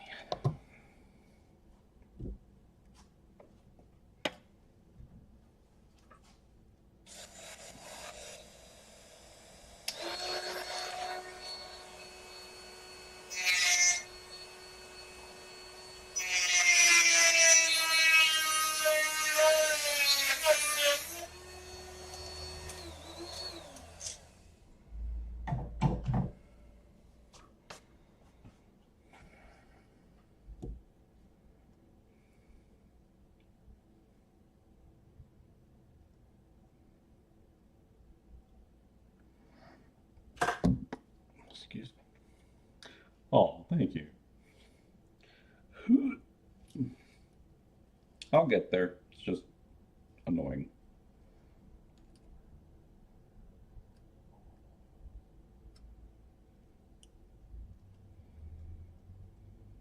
It's just challenging. It's just a challenging fingertip.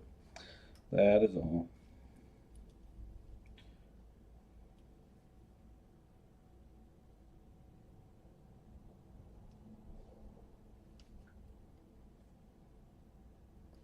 Yeah, that's not what I wanted.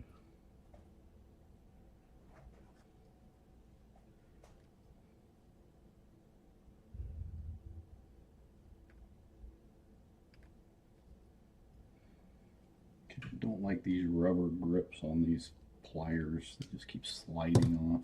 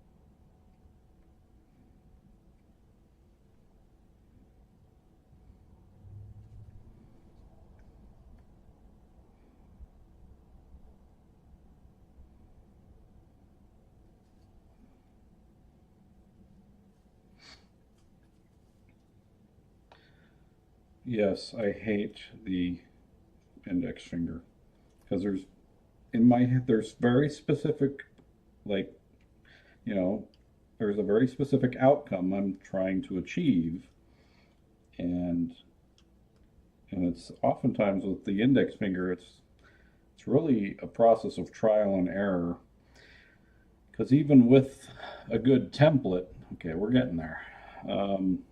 There's certain characteristics I'm looking for, and even though you can start with a really good template, but if you don't shape it right, it's not gonna turn out quote unquote accurate.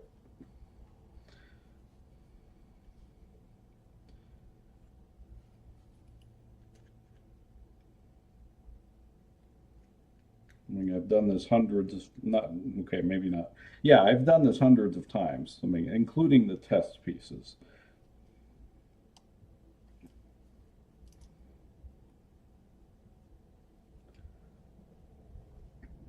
Okay.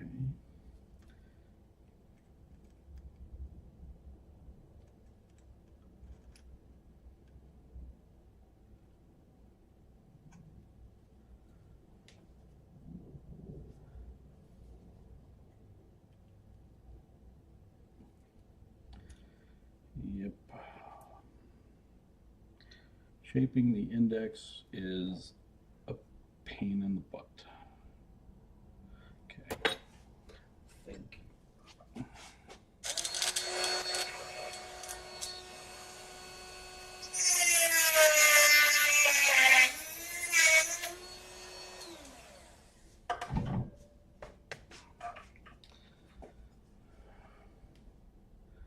We're getting there though. I'm starting to see it come together. So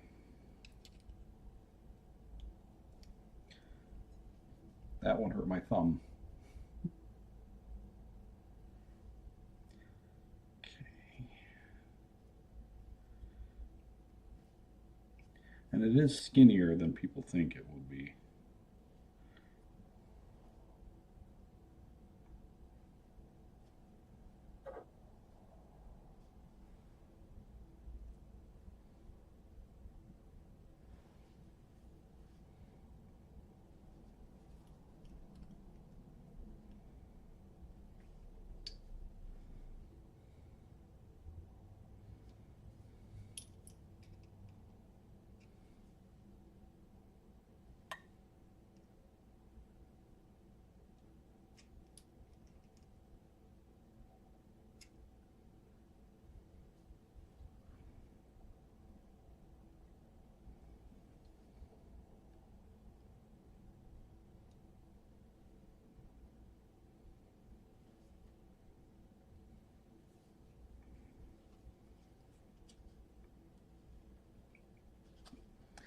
And this is one reason why I resorted to softening my copper.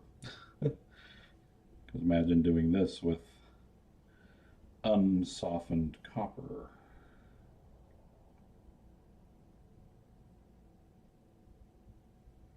I'm just comparing my reference piece with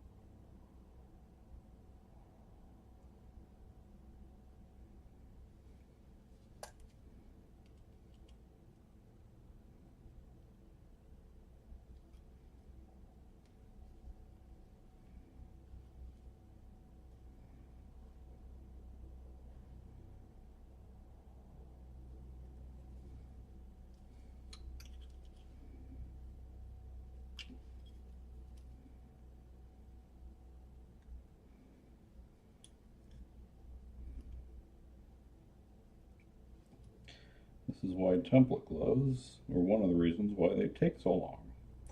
Because again, I'm not just slapping these things together. I mean, I am taking my time to really get these shapes right. Or as right as I can possibly get them.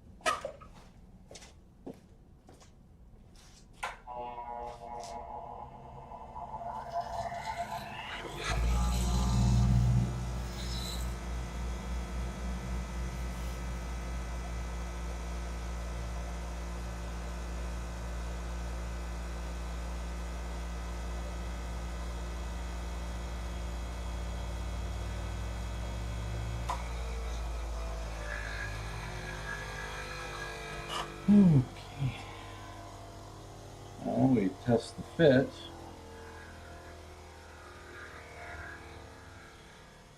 Which I honestly suspect is going to need some tweaking just because of how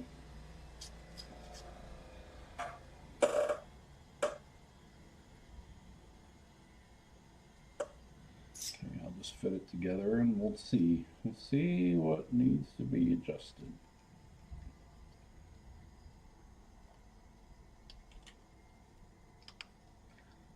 And it is entirely crooked, but that also adds to, you know, its ultimate look. Like if it's crooked, which it is, you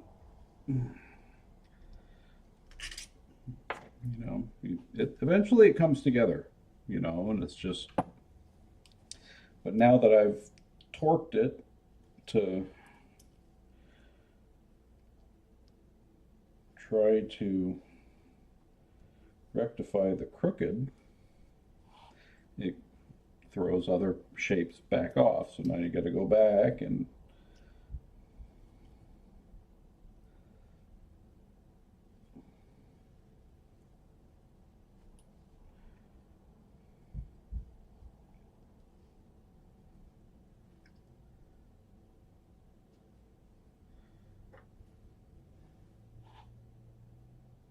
yeah, there's a problem there.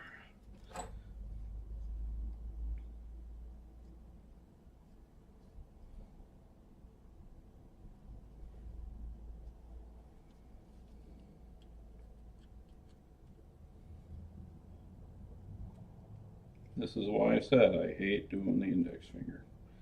It is a difficult finger to truly get right. It took so long for me to get to the point where I was happy with, you know, where I got it to.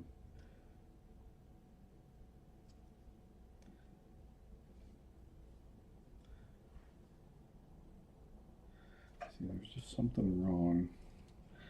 So sometimes, because I know what's in my brain, I know what it's supposed to look like. And if I'm not getting it, it's like, okay, what is it that's throwing it off? You know, that's a challenge. Even with your reference piece, you're like, okay, what is not falling in alignment?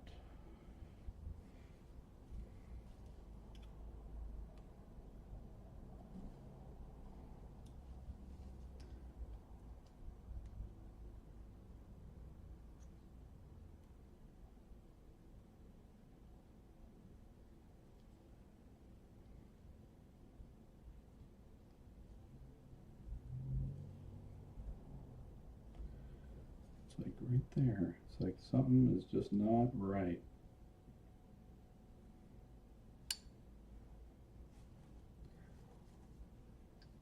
And yes, these can get very frustrating. It's like, what the crap is going on? Why can't I figure this out?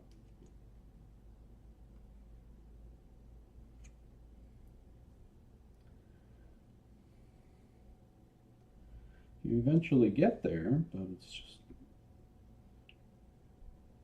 the process of getting there can be really difficult.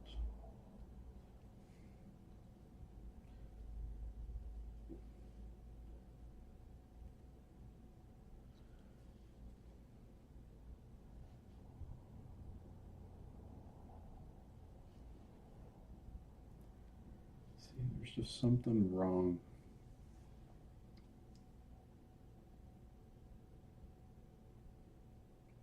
What is it?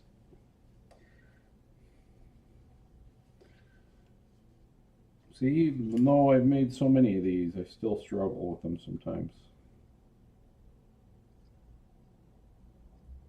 It's not an exact science. It's like exactly shape it exactly like this. And then eventually it'll be like, oh, there it goes. You know, I know what I'm looking for in my head. Okay, we're getting there. Yep, I just saw it. I just saw. It's like it's almost like a puzzle piece, like a mental puzzle piece. Like I can see it, but I'm not quite certain as to how to quite get it there. But when it finally just kind of clicks, it's like, ah, there it is. Hey, yeah, there we go. We're getting there.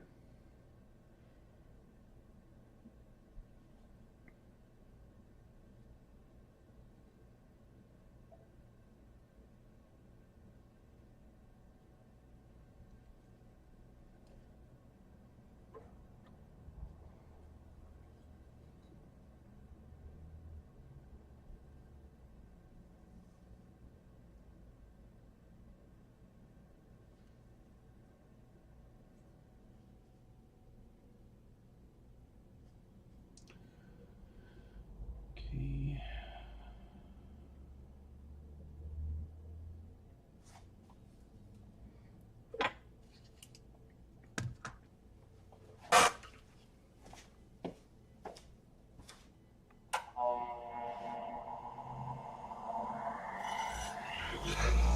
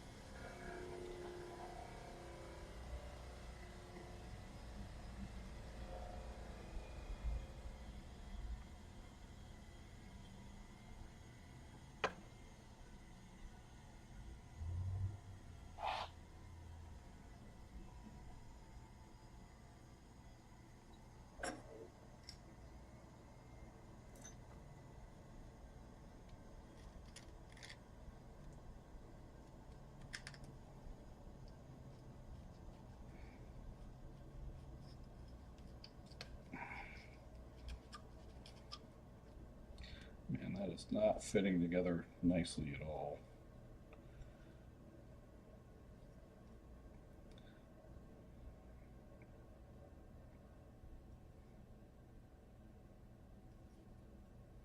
I am not certain why.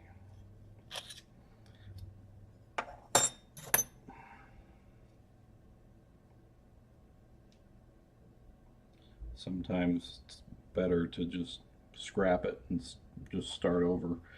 Sometimes you just get so far down a rabbit hole of it's like why are you not turning out right?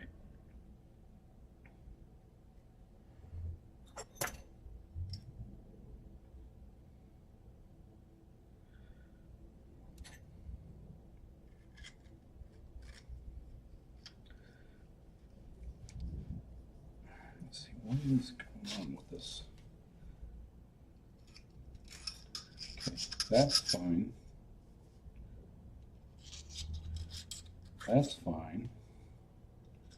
But when I come together, it's not fine.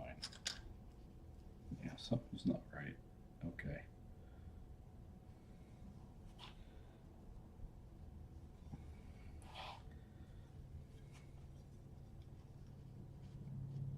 Come on.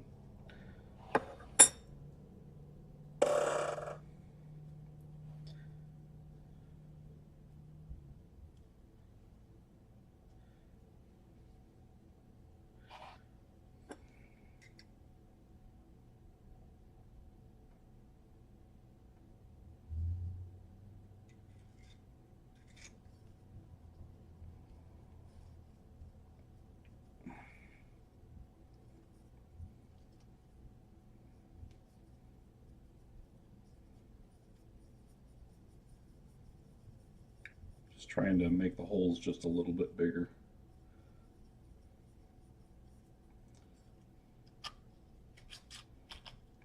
Okay. Well, we're getting there.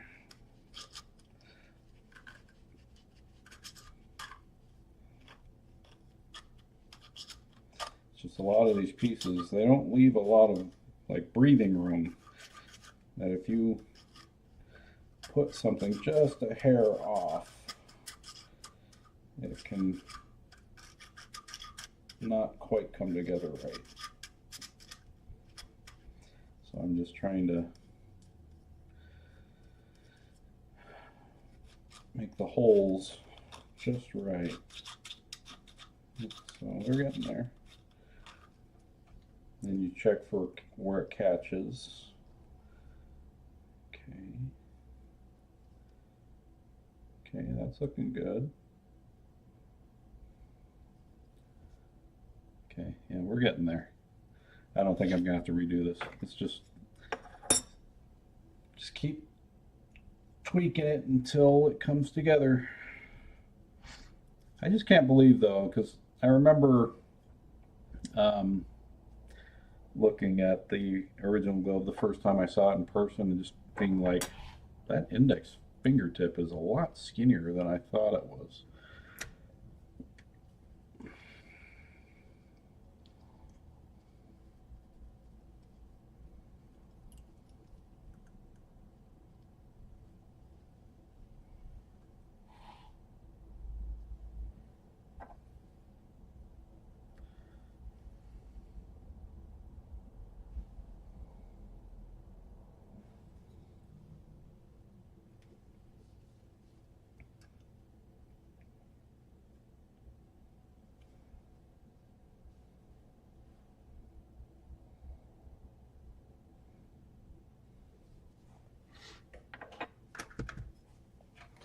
Oh, again, it's just shaping an index fingertip.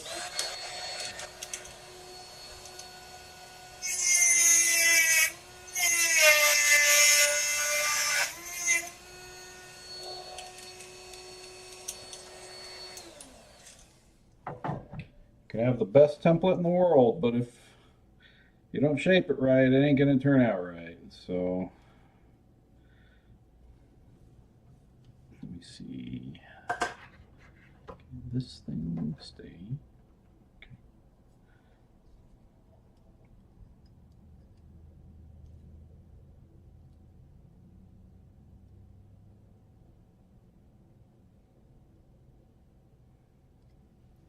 Okay.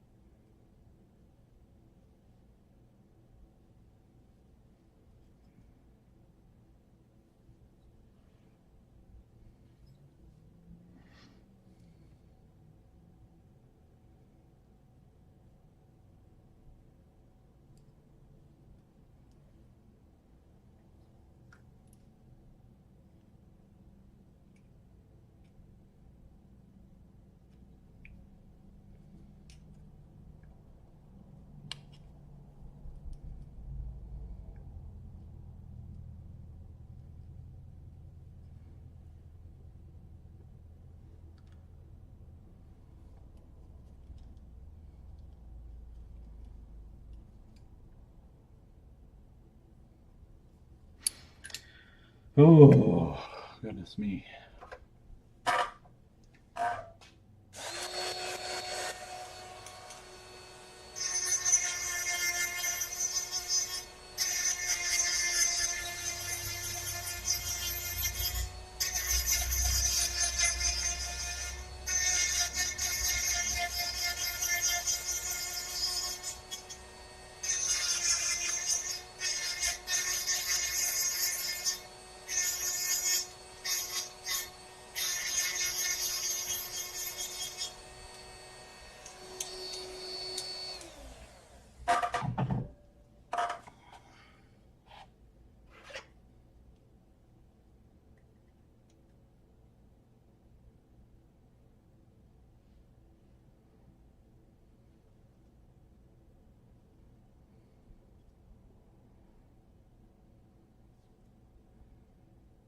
Okay. It's finally coming together. Goodness me. Ugh.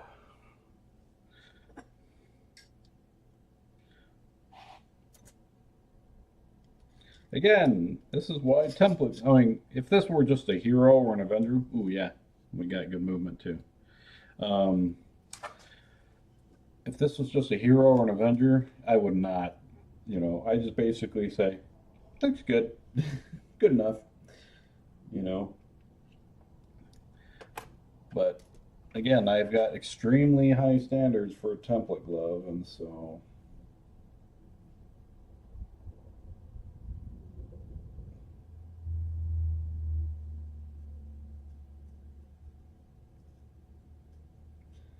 Got to put in the work to deliver what I say that I'm delivering.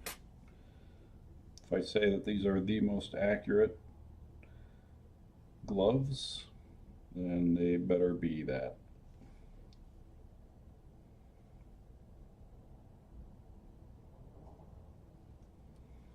Okay, this is slightly off center.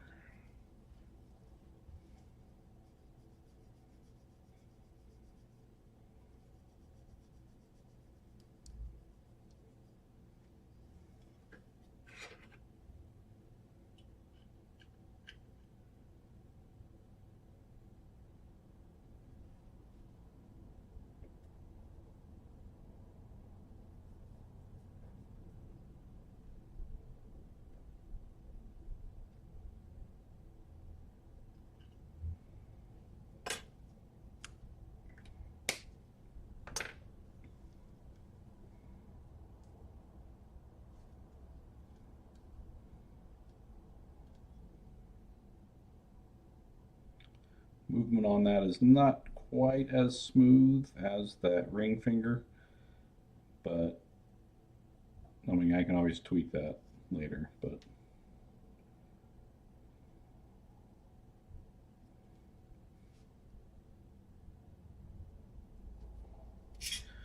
All right, let me see that again.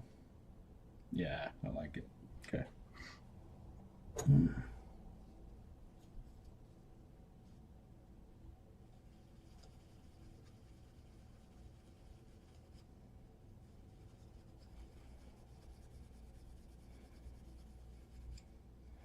Just cleaning up all the scratching and stuff like that from all the tool marks. And helps get you a visual just to kind of get the surface all even.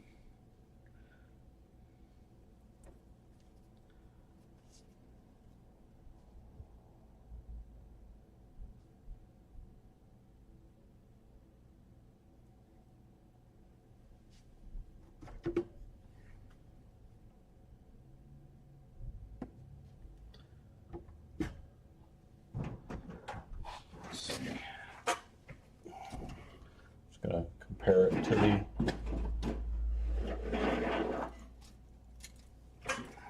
finger on the part 2.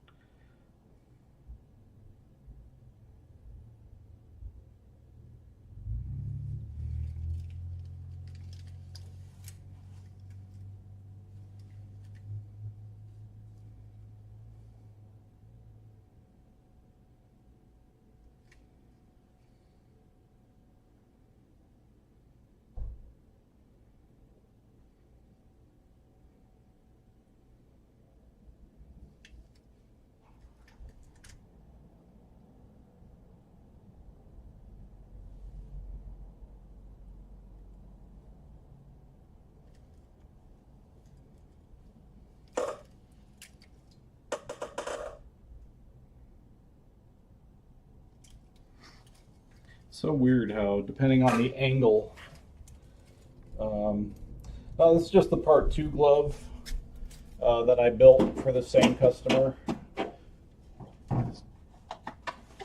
Just making sure that the 2 gloves, look consistent, because it's very easy to kind of get tunnel vision where it's like, like, oh, the way I shaped that piece is slightly different than the way I shaped that piece. And so, especially if I'm going to send the customer 2 different gloves, I try to make sure that I'm being consistent between the 2. So.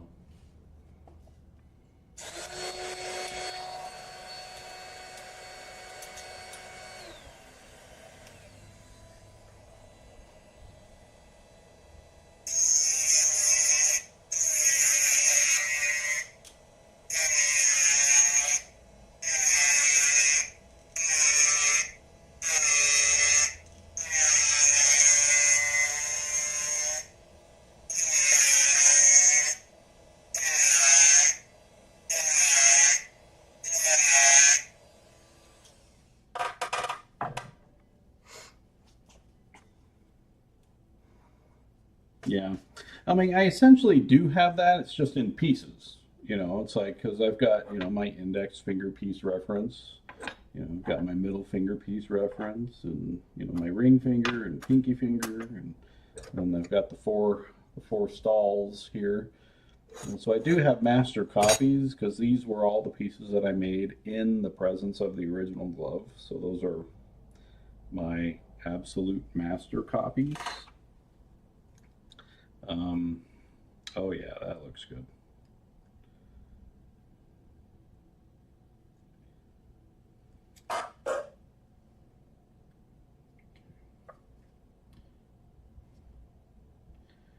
In fact, I might have to tweak that just a tad.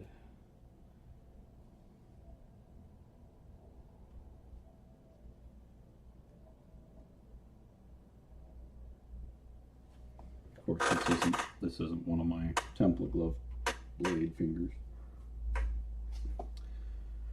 Where is a template glove blade? Is that you right here? That is one right here.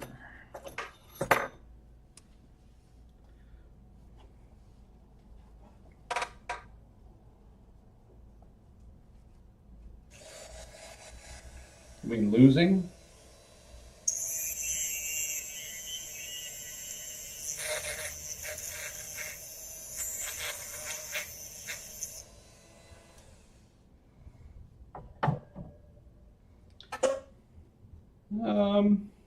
It has crossed my mind. I'm like, what if I lose them? Oh, you mean like when you say using, what do you mean? Like accidentally using one in a build?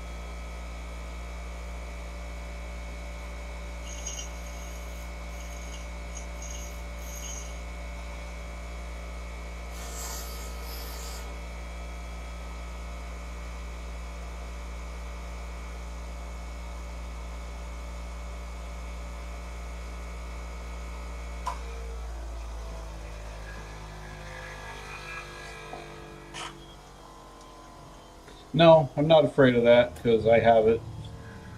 I've got it marked. I mean, it's engraved on the inside. It says master. And so, and I know, you know, I've had them for years, so I know that because I always make a new piece when I do a build. I never go looking for old pieces just laying around. And the difference between a new piece and my master pieces, um, it's quite obvious. Okay. Once again, you also have to check it with the blade on because the way it looks like this, you're like, is that right? But remember, all my reference material is of a completed piece, so putting the blade on really helps me visualize.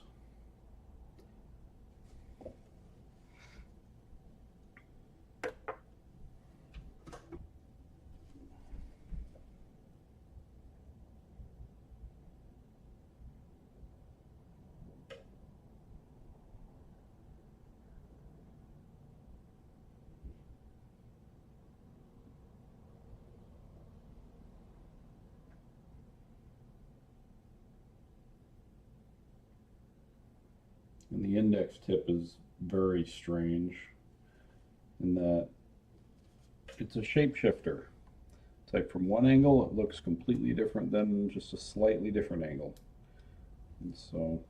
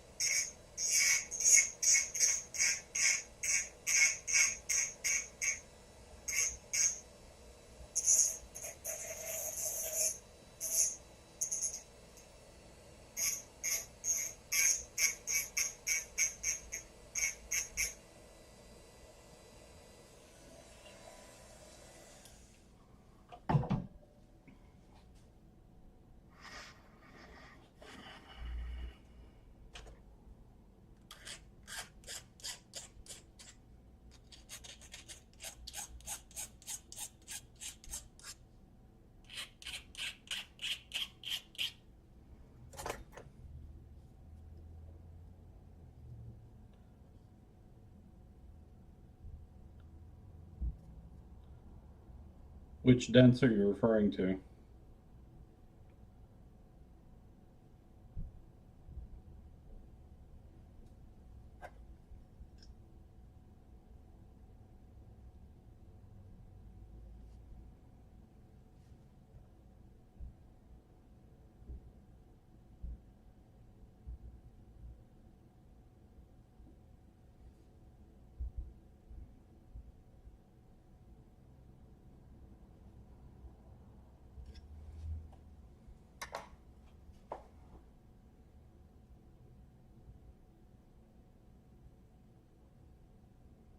I'd have to see what you're referring to. Sorry, not quite certain.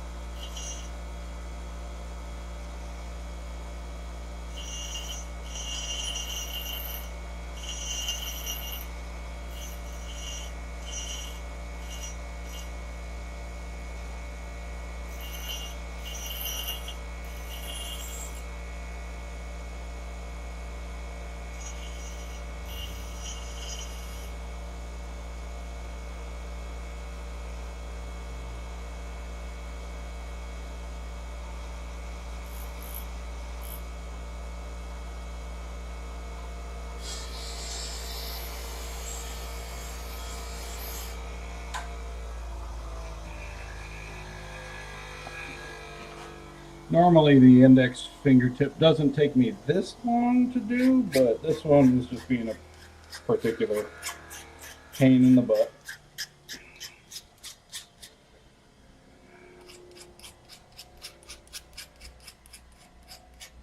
See, even if you cut out the template, this is where my reference material kind of takes things to the next level. You know, even you can have the greatest template in the world, but even then, that doesn't mean it's going to be perfect, because you can cut it out just slightly inaccurate.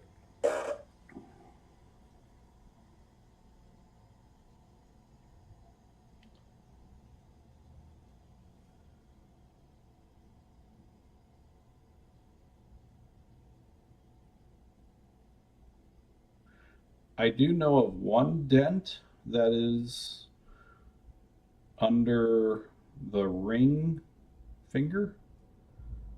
There is a dent there. I mean, I'm not sure what the other two that you're referring to are.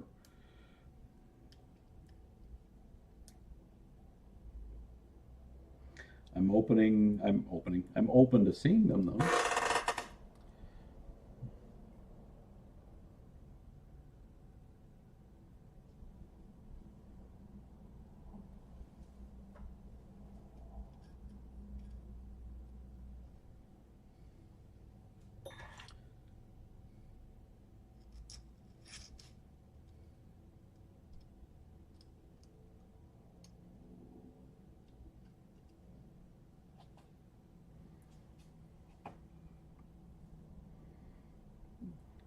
You have to compare it with the blade on, because just because.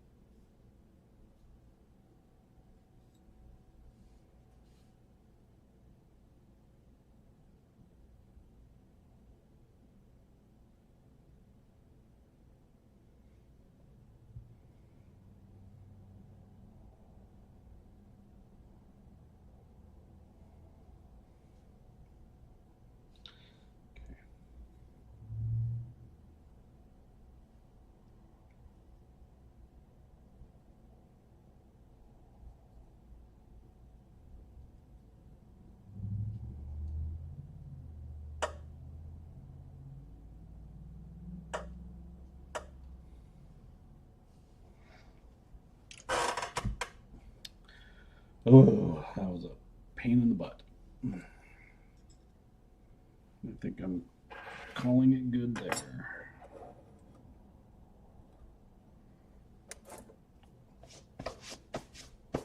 Ugh. I feel like I'm covered in grit. Probably am.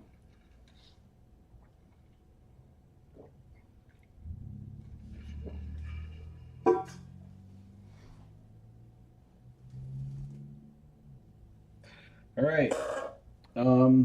Blade time. I'm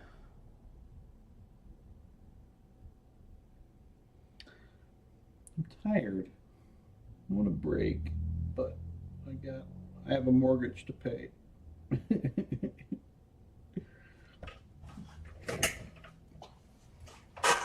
Oh.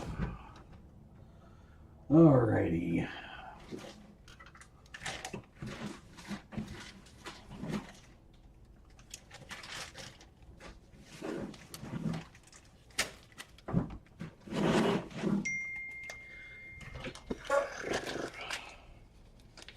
Alright, these are my part 1 blades.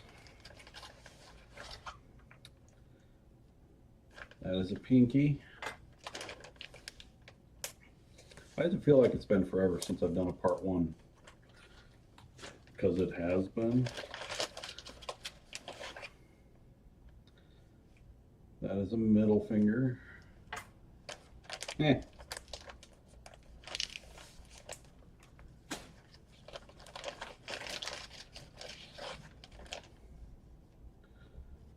That is a ring finger. And that only makes these index fingers.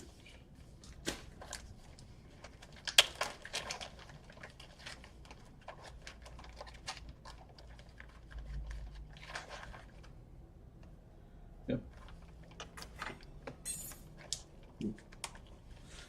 That index finger is like, no! What? You're about to fulfill your purpose. All right. Actually, I'm just going to take these to the grinder. Clean them up a bit. Because these are just raw blanks. So, yeah.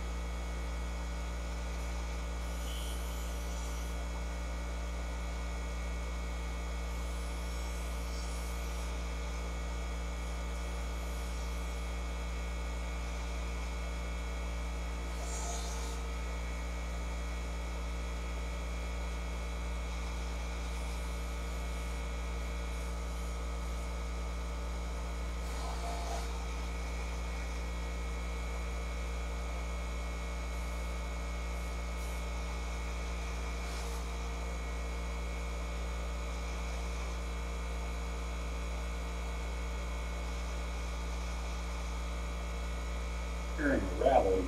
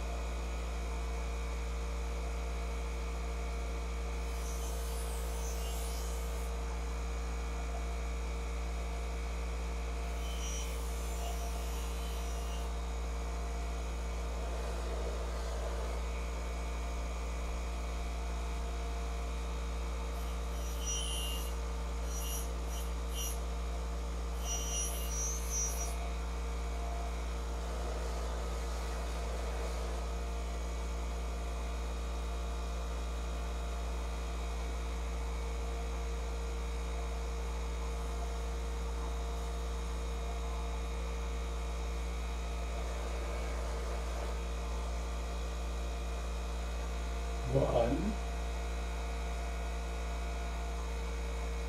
The burring on some of these blades is pretty bad, so kind of difficult to clean them up.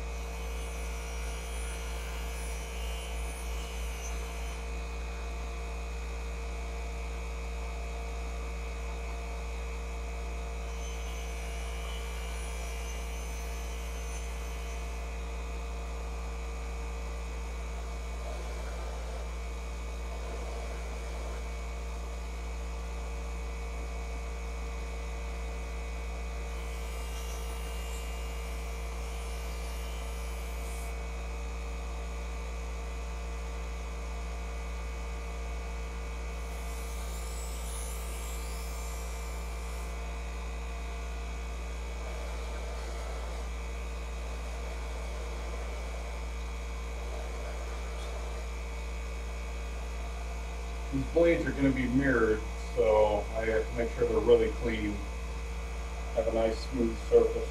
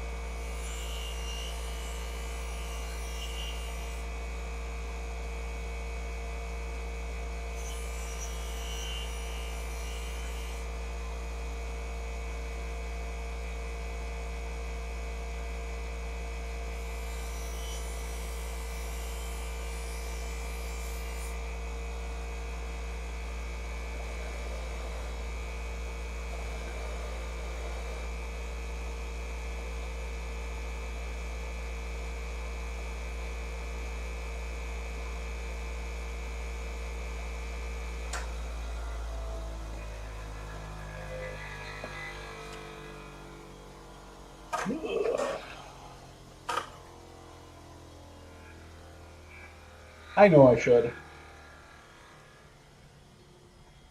but I don't.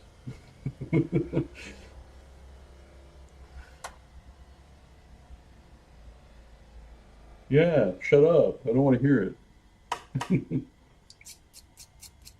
See, the problem is every time I wear like glasses or any type of eyewear, they fog up on me like crazy, and I can never see what I'm doing, and it drives me nuts. I have them, I've got them right up here in this this bin, but they just wind up becoming a nuisance. And even with gloves, it's like they're just come. It's like I can use like latex gloves. That doesn't offer protection though, and it's just they just get in the way. They become cumbersome. So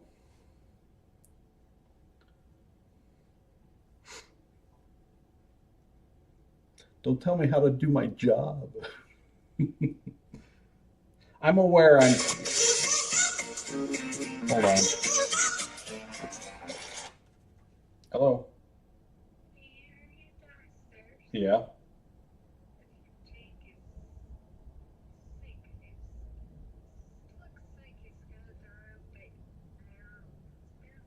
Okay. I'll come take a look. Okay. All right. Bye. My wife says there's something wrong with my dog. I'll be back.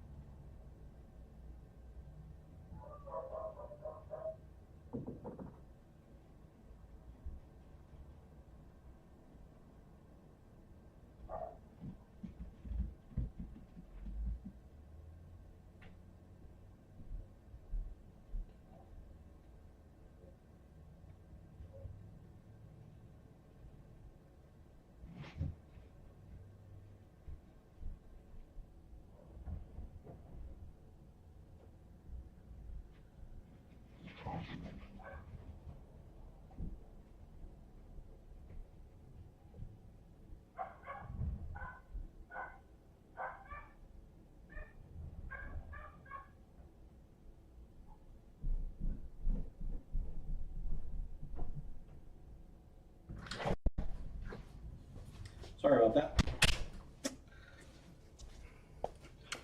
Wouldn't that be funny if I just continue on as if nothing happened?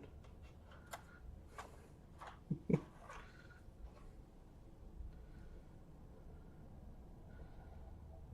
see here. What did I miss? The empty chair stream.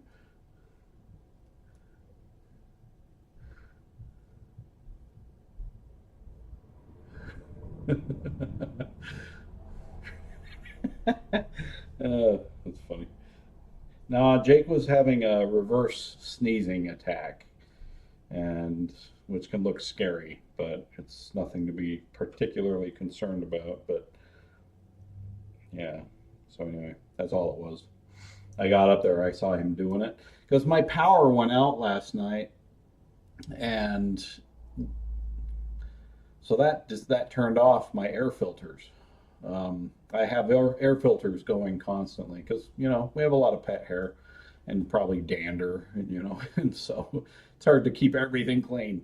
Um, and so I'm sure every now and then, even they get irritants in their respiratory tract, and so he was reverse sneezing, but because our power went out in the middle of the night, my air filters turned off, and when the power came back on, they don't turn back on. So, and I just forgot to turn them back on. So he's okay though.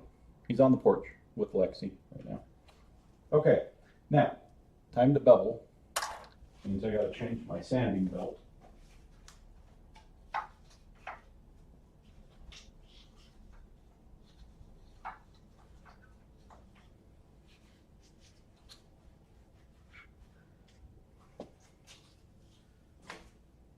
Okay, I'm gonna use a new belt for this.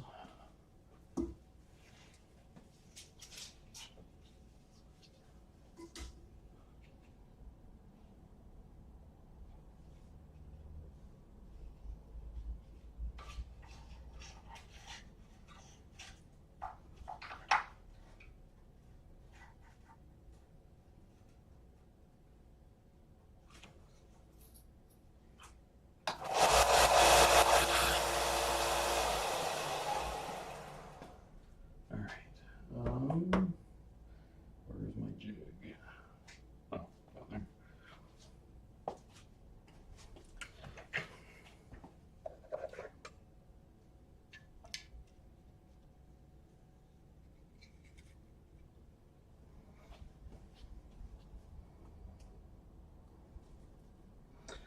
there. Honestly, I don't have work gloves, so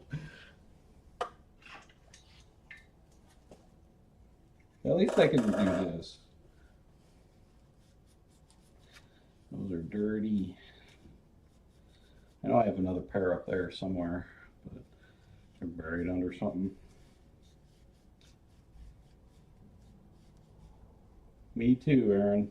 They are my babies. You're such sweethearts. That's better. It's only a matter of time before these fog up on me, though.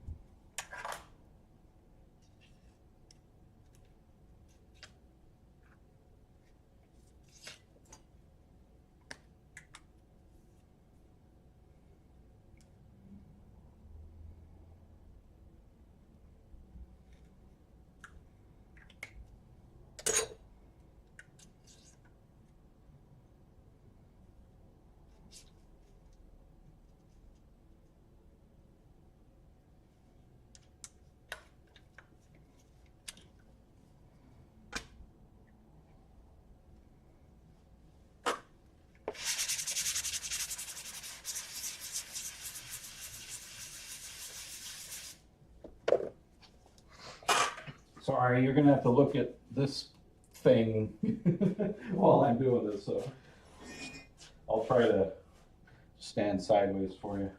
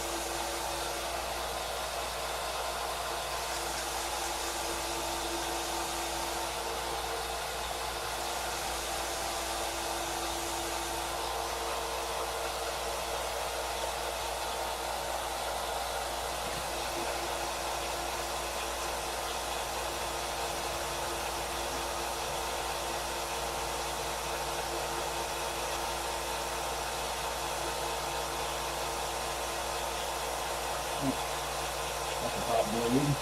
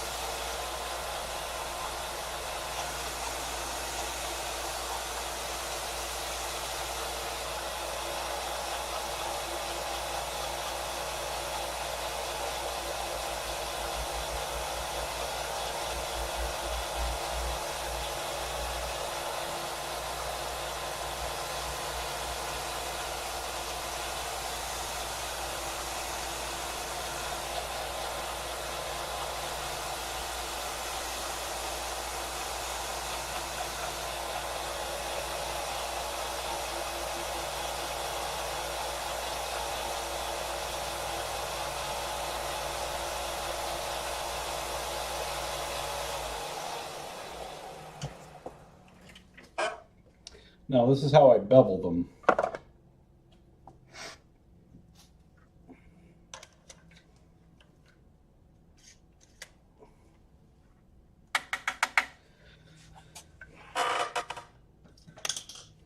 Because this is just raw steel right now, and so I have to try to get the surface as smooth as possible. So what I basically did was, so this is just a raw blade right here. Of course, I've cleaned up the edges and stuff. That's just a raw blade. So what I did to this one is added that bevel on the edge there.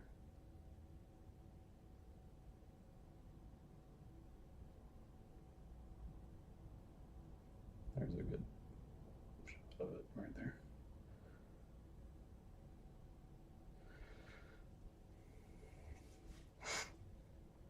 now I've got to try to clean it up, because if I try to polish this, yeah, I did actually slice my thumb open yesterday during the live stream. So go check out yesterday's live stream.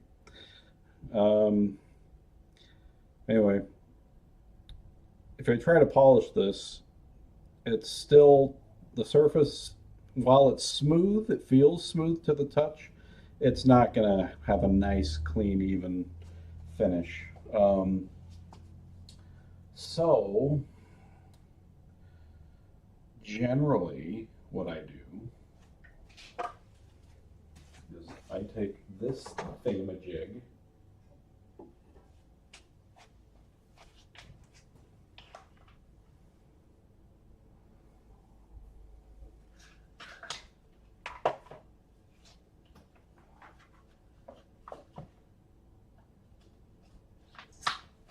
just an orbital sander.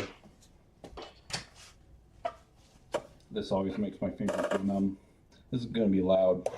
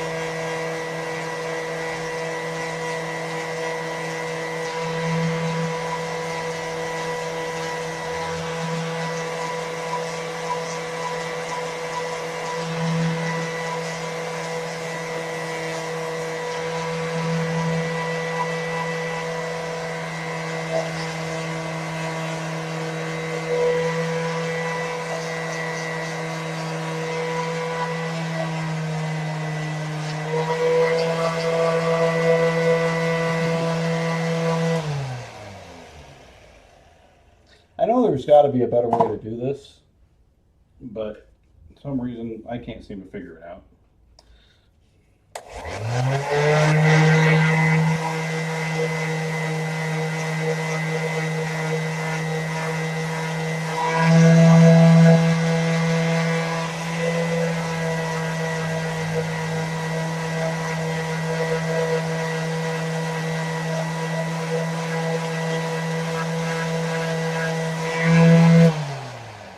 Basically, I'm just trying to even out the surface.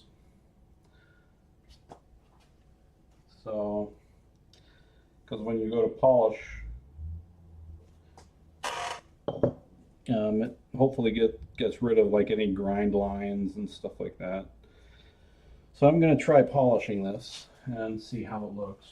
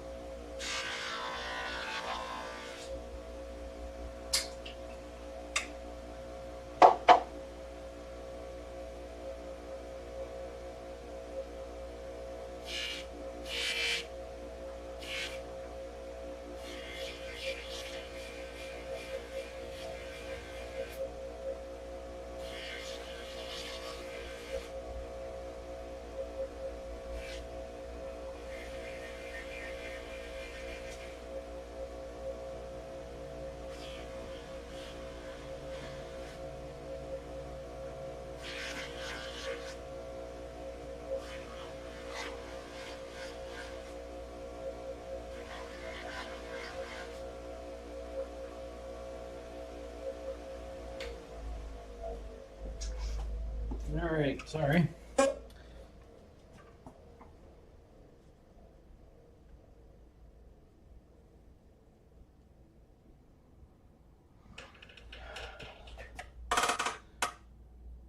There we go.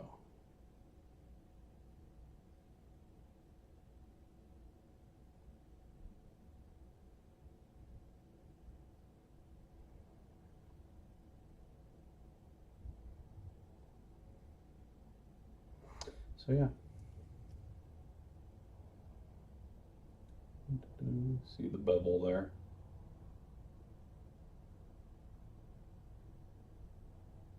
Oh, it's hard to show off, but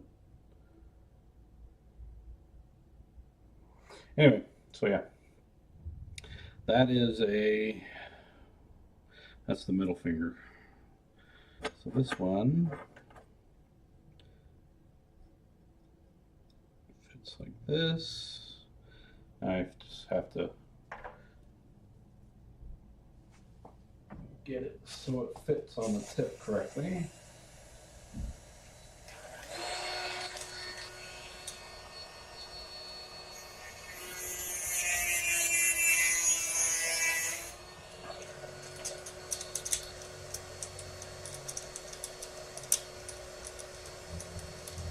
Okay.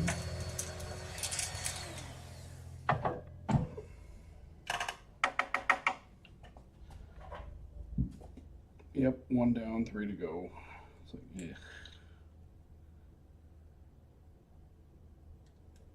Okay, so this needs to be trimmed just a little bit.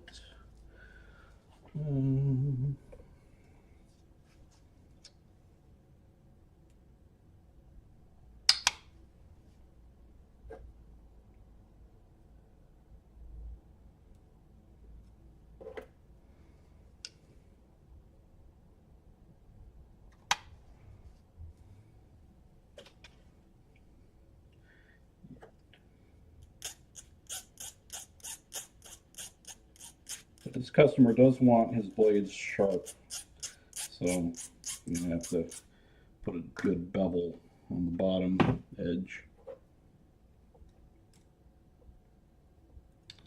Okay, so yep. So yeah.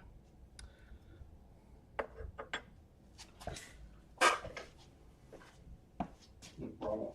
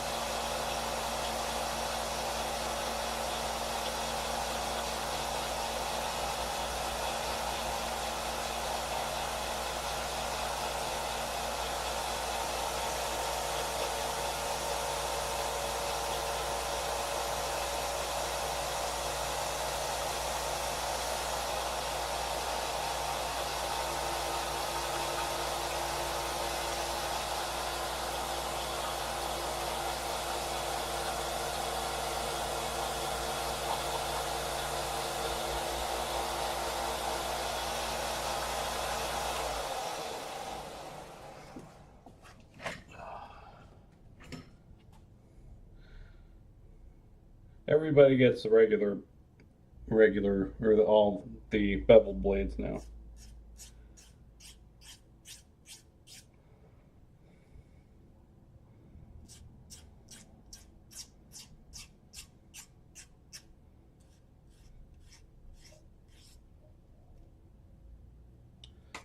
See, do I have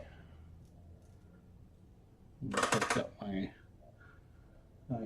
blade sharpener down here. Let's see, where are you? Are you on my desk somewhere? Under a big mess of stuff.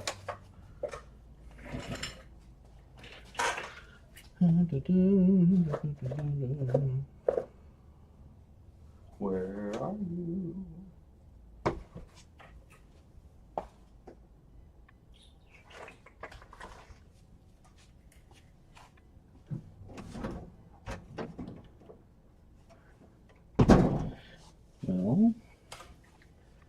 Well, I can't find it.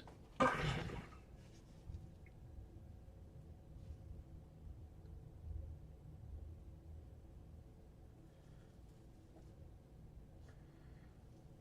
thought I had it around here, but it's missing.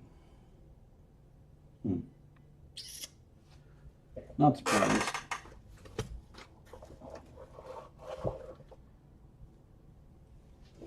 It's like a lot of things just turn up missing.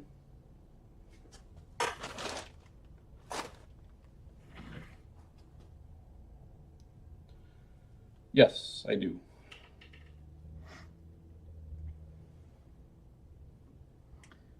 Let's see here.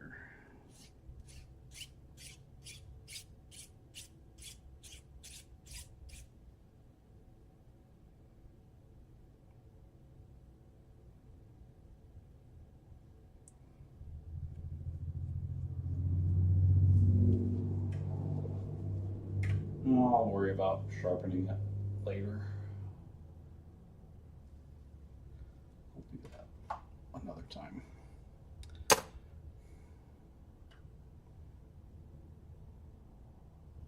This is the ring finger.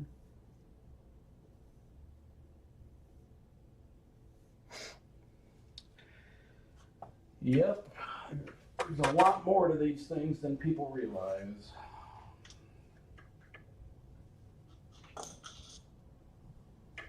Details that most people really probably don't care much about, but you know, I do. I try to include that stuff. Even though it means a lot more work for me. I mean, I could make things super simple and people would probably be pretty happy. But it's my stupid brain that won't accept it. It's like, no, it has to have those things in it. So anyway.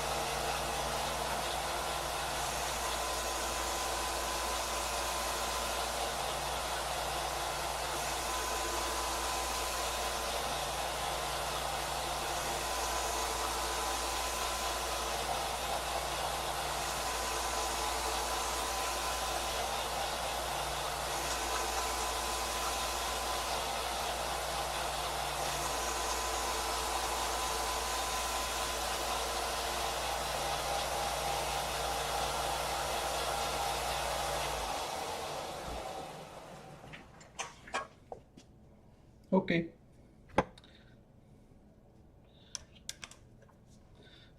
Drive safe.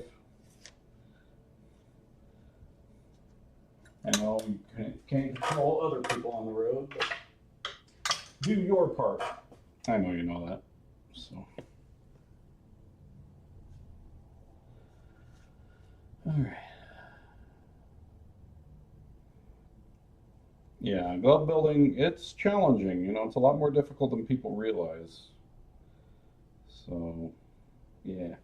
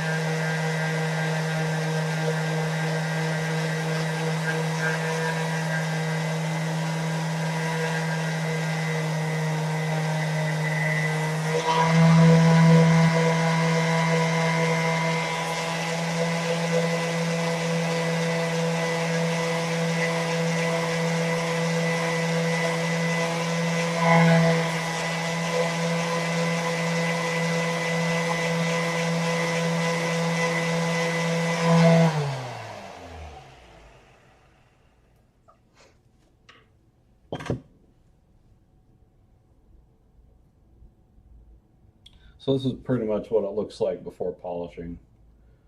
So it's just kind of a matte surface. But yeah, that orbital sander is just kind of like scouring the surface. It tries to just add, you know, just smooth all that surface out and try to get rid of grind lines and other scratches and stuff like that. Yes, I did see the new Beetlejuice movie. I didn't particularly like it.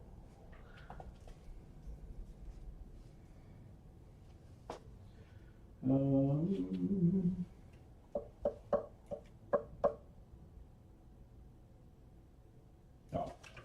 where did I put my clamp?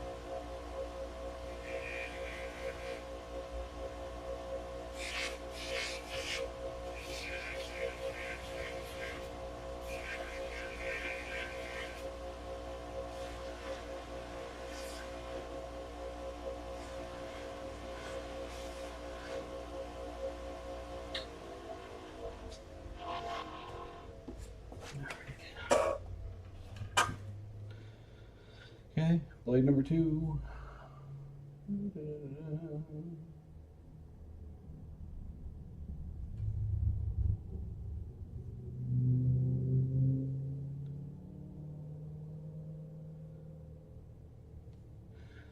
Thought I saw something on the edge, but it was just a reflection.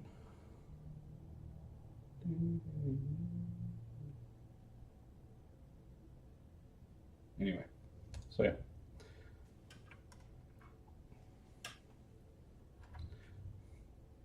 Yay, my favorite pinky. My favorite finger, the pinky. It's my favorite blade. I love the pinky blade. It just has a shape that is satisfying to me. I always mark on the back of the blade, like where the curve of the blade starts to go up from the tang. I always mark it with a black marker. That tells me where the bevel needs to start. So I'm not looking at the surface, I'm looking just at the top edge. So I need to know where to make contact with the sanding belt, or at least where to stop making contact with the sanding belt. Start and stop.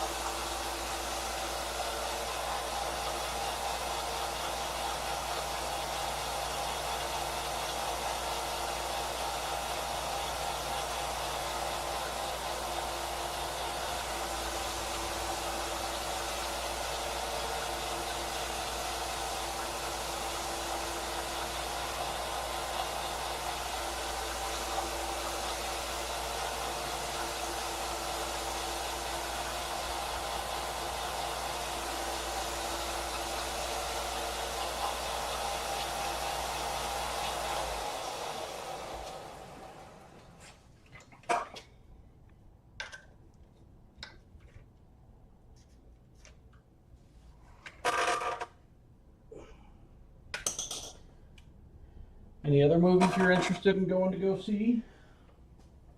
I haven't been to a movie in a while.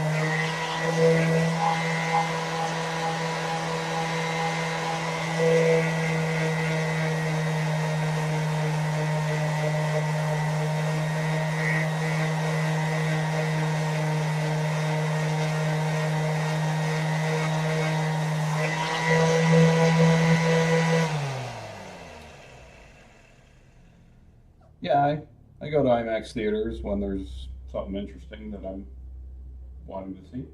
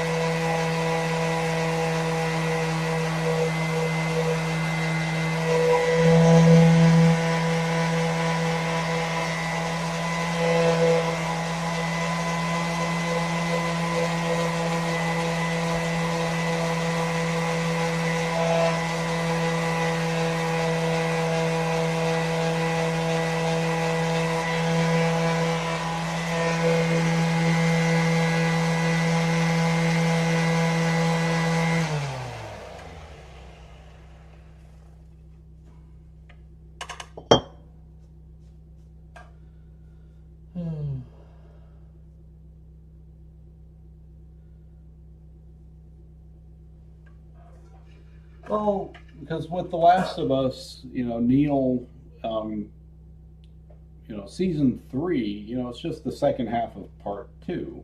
The story's already written, the story's already there. So if he's going back to Naughty Dog, I mean, he's got other projects that he's looking to work on, and who knows, maybe there is a Last of Us 3 that is secretly being worked on. But I would say it's probably not a good possibility that there is one, because they're already making a series out of it, and they're probably going to stretch it into possibly even 4 seasons. I don't know what they would fill it with, but anyway, who knows? But we'll see.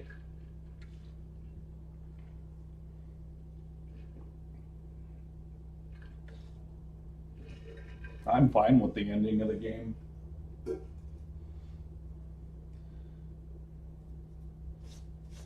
It's not, I don't really have any qualms with it. I'm not upset about the direction that they took everything. I thought it was fine the way it was, but that's me. I like the TV series. It's like there are some things I don't like about it, but there are other things, I think they're doing the game justice. I don't like some of the changes they made. I wish that they made Ellie more of I don't want to say cold-blooded, but just more of a focused killer, like Ellie was in part two.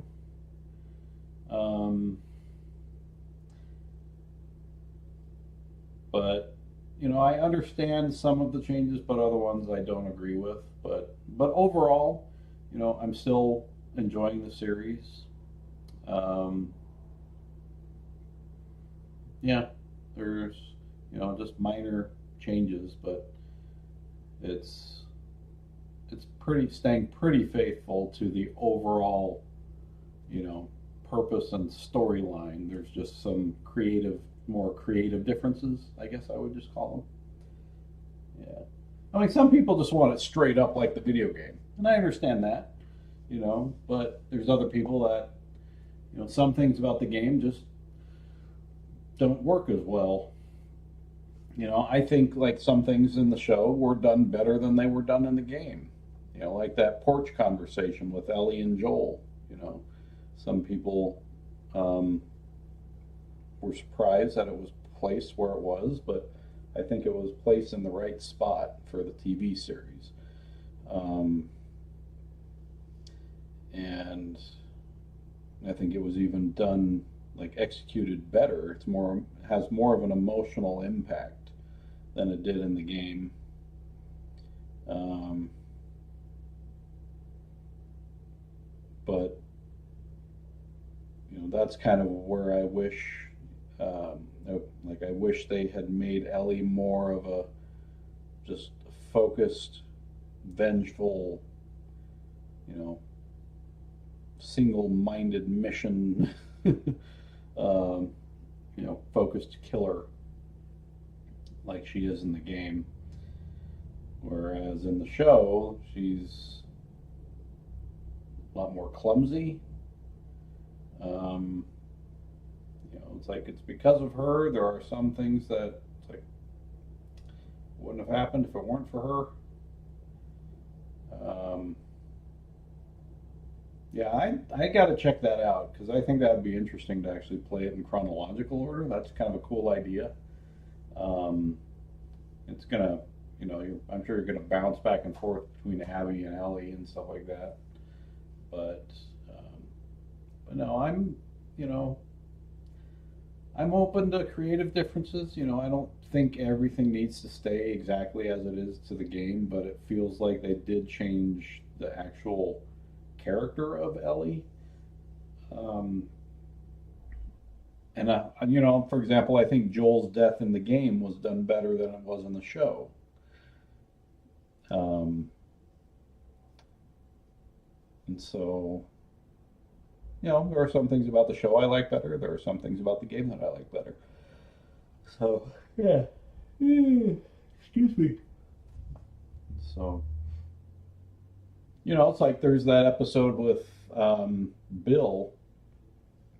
I forget the other guy's name. I'm sorry, but his boyfriend um, slash husband right at the end. But um, you know, in the game, you know, we knew a tiny bit of his backstory, but it was kind of nice to, you know, get that more fleshed out. Um, let's see. Yeah, Joel's death in the game was pretty brutal. Um, you know, there's just something about the stab to the neck with the broken. Um, it just didn't have the impact for me as it did in the game with the golf club to the head. Um, but yeah, and even there are moments like, I mean, I love Pedro Pascal. I think he's great as Joel, but I think, I mean, we know he's a phenomenal actor. He's a fantastic actor, but I think the direction he was given when during the scene where he was being killed um, was flawed. Um, because there were moments where it's like the dude just had his kneecap shot off with a shotgun, and you know, he's just still like there were moments where he's just kind of sitting there, just kind of looking at it. And he doesn't look like he's in that much pain, but in the game, Joel is just constantly just kind of, you know, breathing through his teeth and just kind of, you can tell he's just fighting off pain throughout the whole ordeal. Whereas Joel, you know, he's just kind of just sitting there, or rather Pedro. The Again, it's not criticizing him as an actor; it's the direction. I blame the director for it, um, where I felt like Pedro should have been instructed, or at least coached, to look more like he was in agony and in pain. Um, but no, that he was just kind of sitting there, and he listened to this whole speech, you know, about who her dad was, and why she's doing what she's doing, and he didn't seem like he was in a lot of pain during that, and so I felt like for somebody who just had his kneecap shot off by a shotgun, he would probably be in a little more distress than what he showed. But maybe people are just going to counter that and just like, no, he's a badass. He's got a high pain threshold, and I don't know. I mean, maybe that is the case, but I don't care how high your pain threshold is. If your kneecap gets shot off by a shotgun, you're going to show it. And anyway, so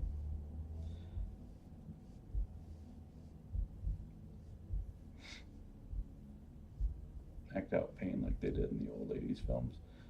Yeah, I could see that, but there are some things. Um, Again, I think it just comes down to direction, and because I think actors are more than capable of acting that out. Um, but it just comes down to the director and the instructions that they give to the actor, because the actor really is at the mercy of the director, or the actor is at the mercy of the director, and the director instructs them as to how to do something, and that's how they do it. So anyway, but I'm still enjoying it,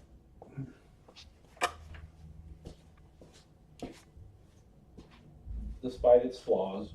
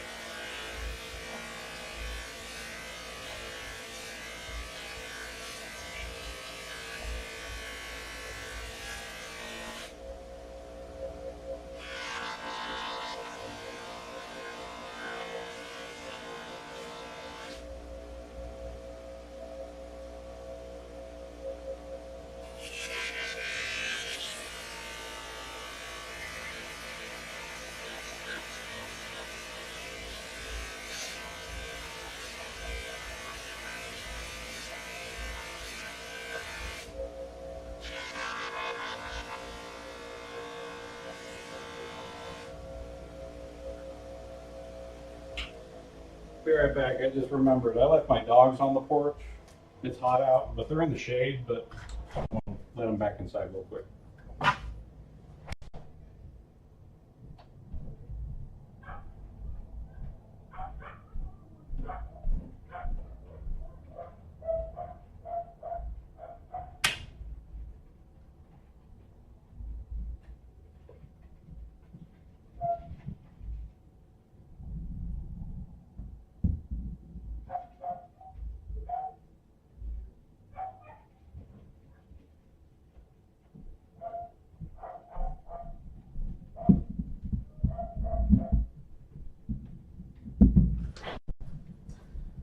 that happy.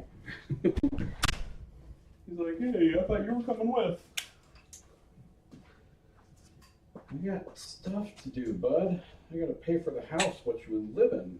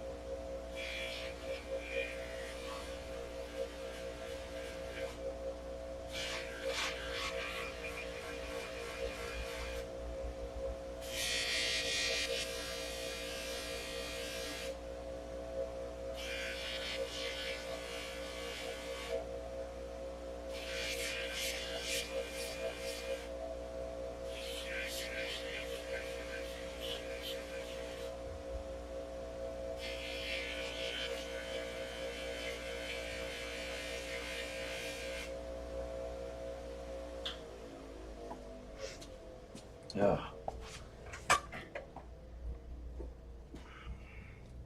It's exhausting and tedious.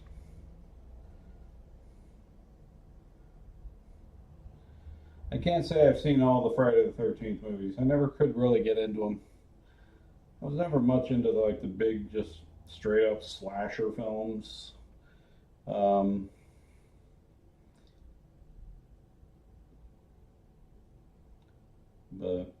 But you call yourself a horror fan? Yeah, but I'm not a hardcore horror fan. My favorite horror is more supernatural. I like the ghost story. Those ones creep me out.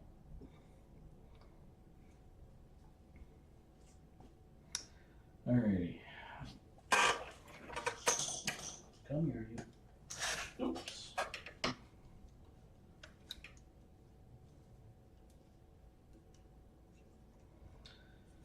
This is the index finger. Last one. I've got 3 down.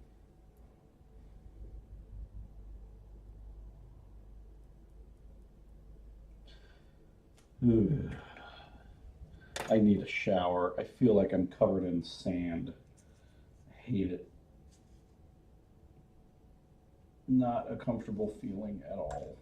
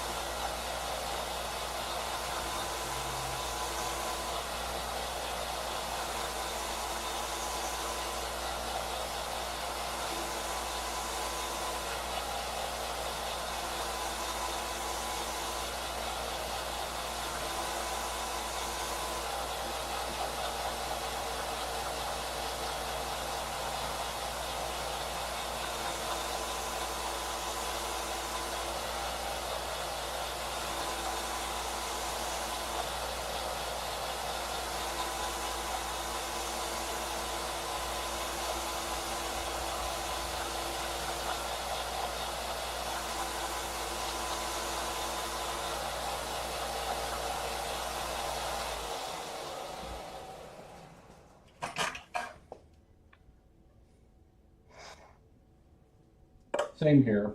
It's just more, it's a more interesting story to me.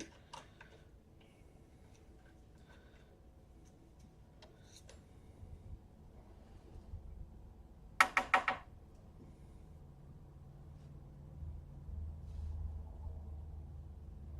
mean, I don't dislike the other ones, but you know, I just have my preference. I was more of a Glove fan than I was a Freddy fan. Freddy was always kind of like secondary. He just was kind of the guy who wore the thing that I liked.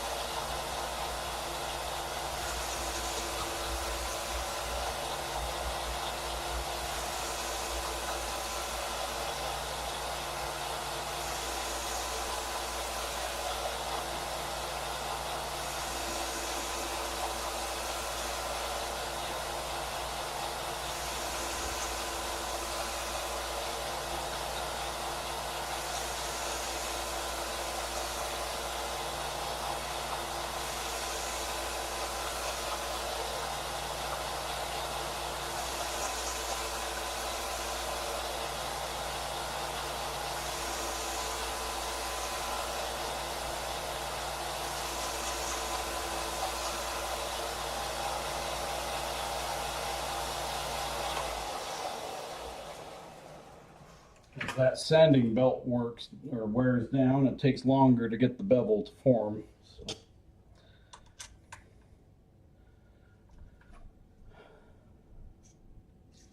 I would say Friday the 13th is probably my least favorite of the series, of the, you know, the main slasher. I mean, I like Jason the character, but as far as movies go, they don't do anything for me.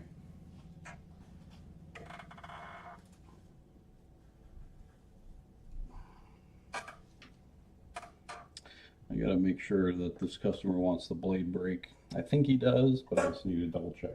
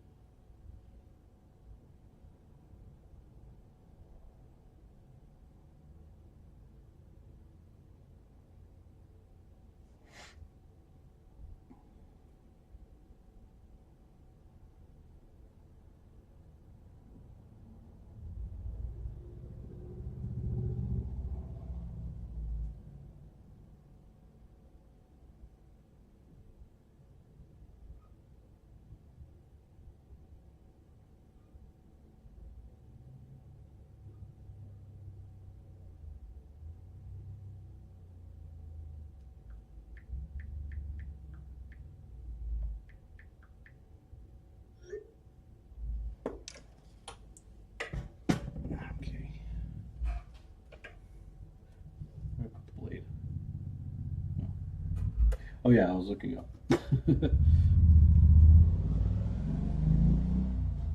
Yeah, getting there.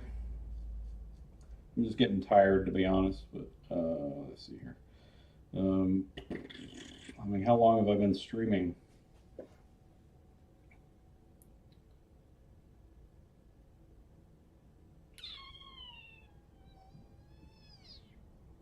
I don't see a timer.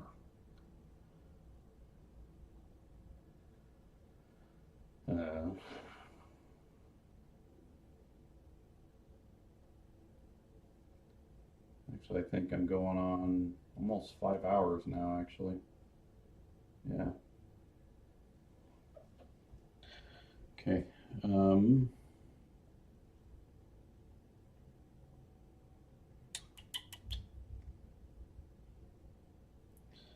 Where are the records? I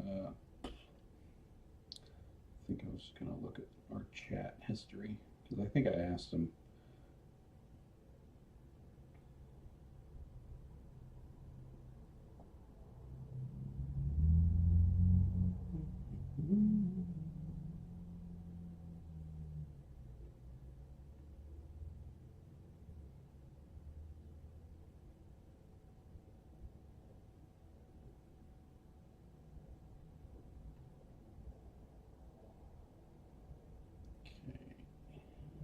Here we go. Index blade break on part one.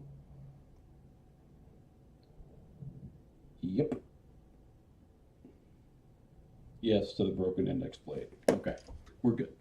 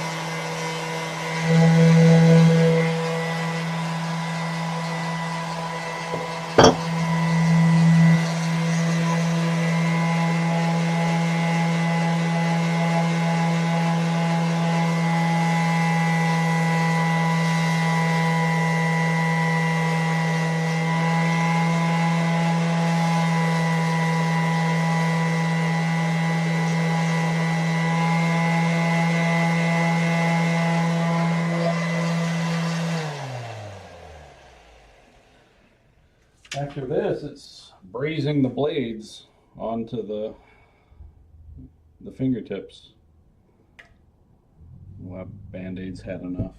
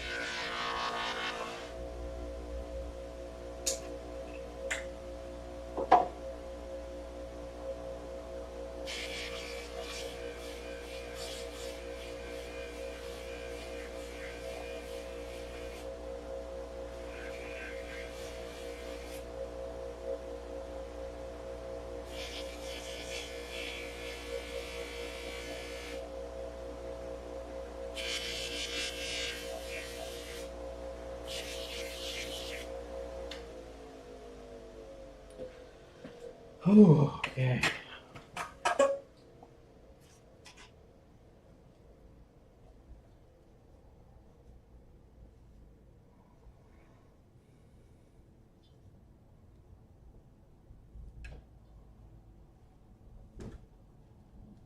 I actually need to prep these to get them sharp. It's easier to do it before I braise them. I mean, I can always do the final sharpening when they're attached, but I at least need to apply the initial bevel.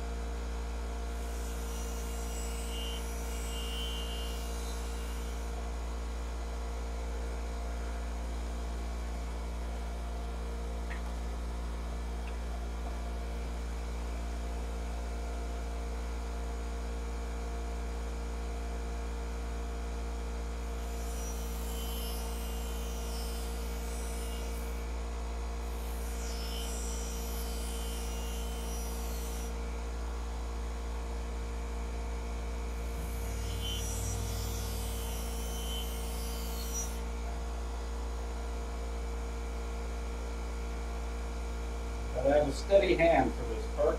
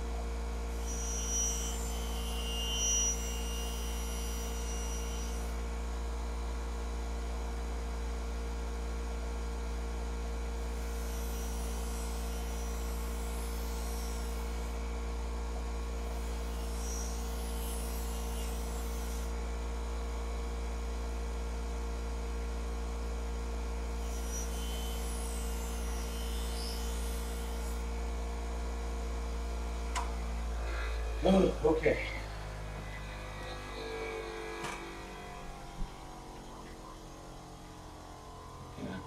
Yeah. It's just the initial bevel. You just have to make sure that, because it's still pretty coarse, but you just have to make sure that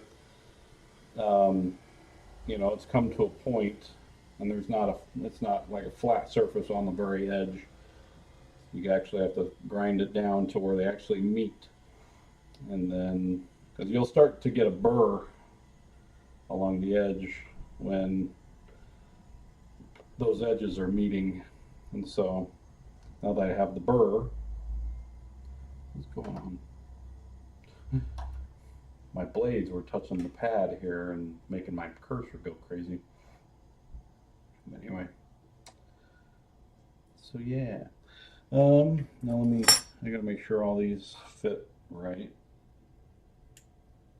Okay, that looks good, except I need to trim this edge here.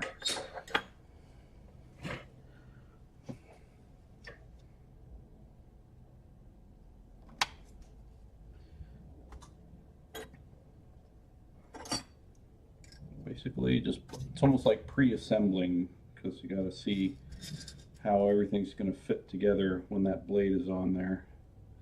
It's like, do I have enough hyperextension? Do I, okay, that looks good. Okay, so I like that.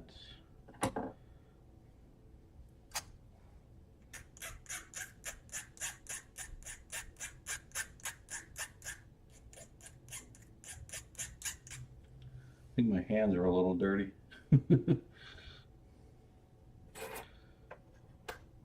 Okay, well, index looks good. Now this is middle. Okay.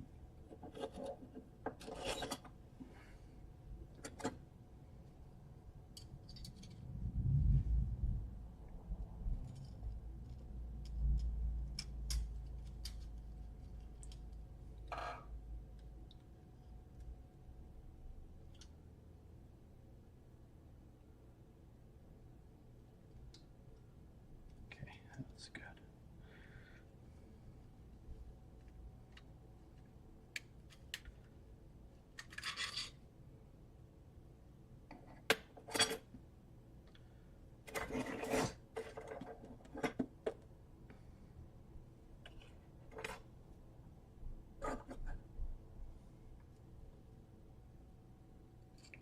Now the super buttery smooth moving ring finger. Yeah. Anyway, that's this one. This one definitely needs to be adjusted. So I didn't adjust this one. Okay. So this, I need to go in about that far.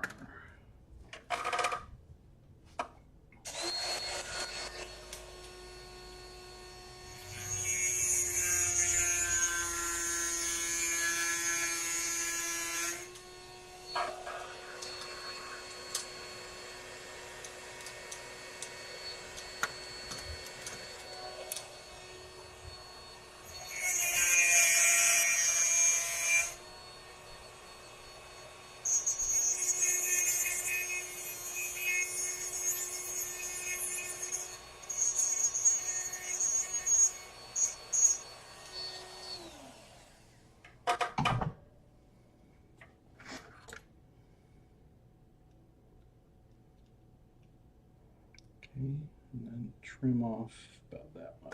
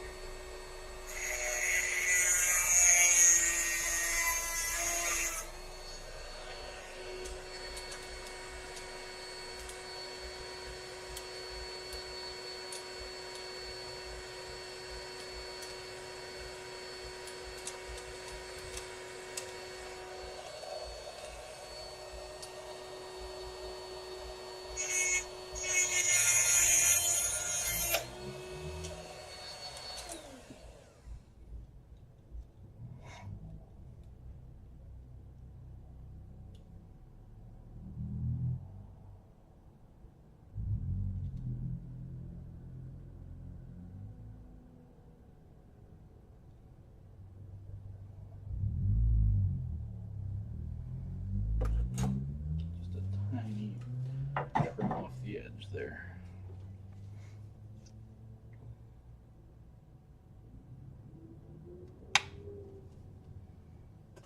Just enough to make it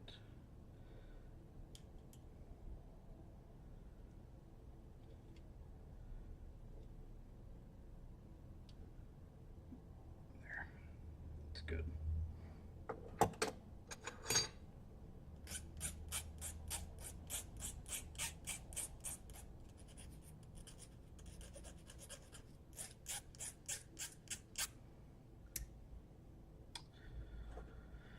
Alright, so there's that. Blades ready, fingertips ready. Brazing is essentially up next.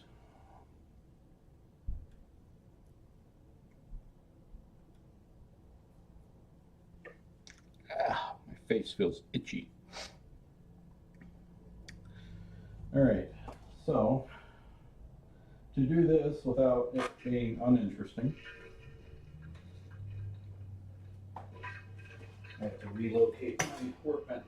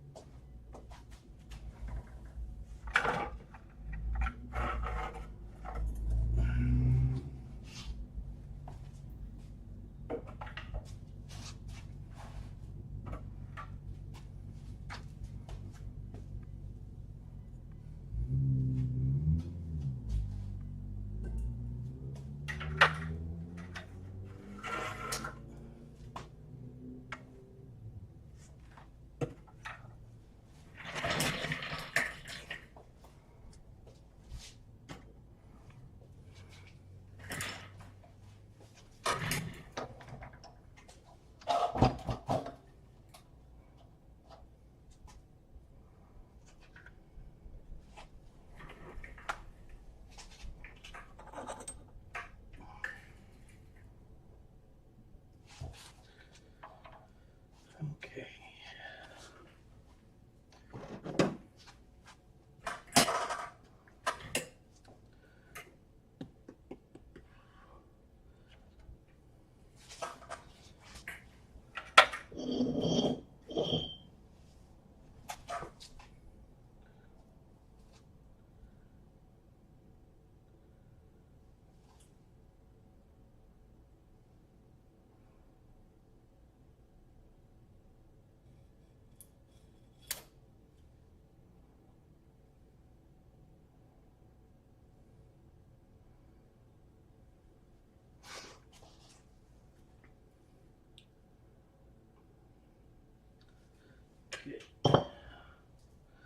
All right.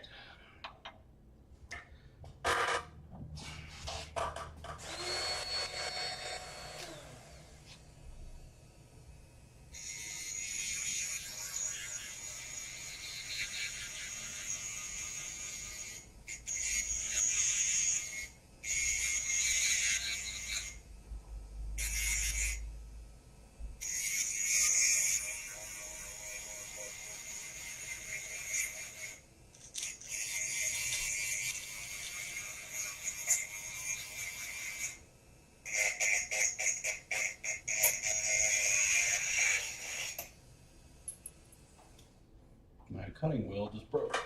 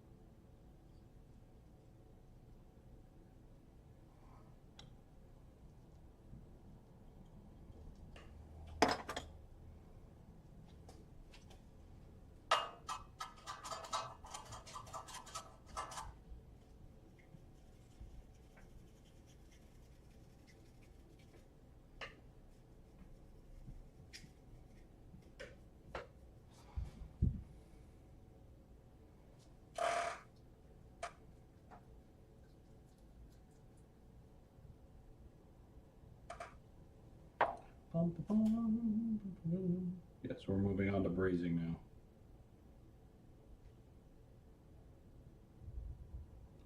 Start with the pinky.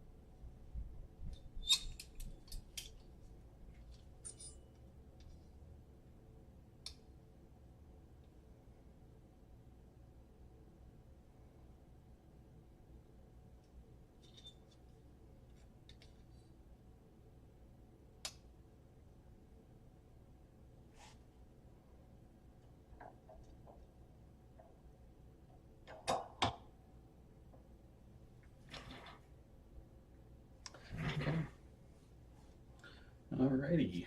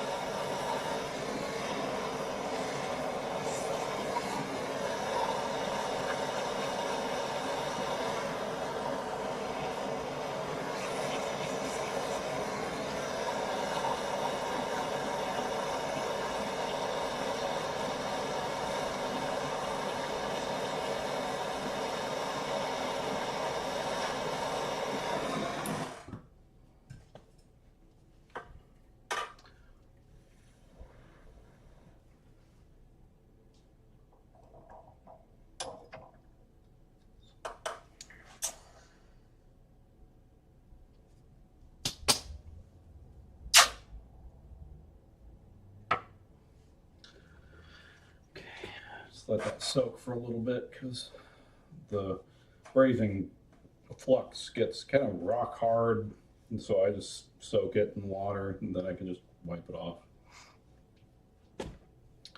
All right, let's move on to the next finger in the meantime. We've got the ring. Have you doing? Anyway.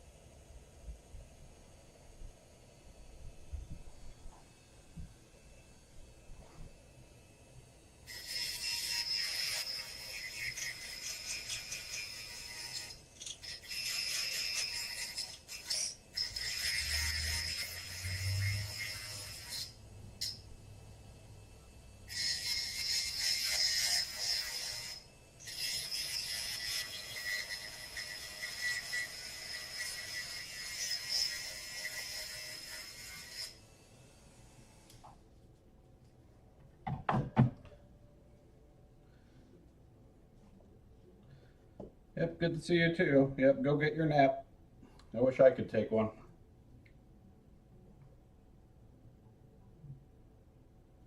I'm a little tired.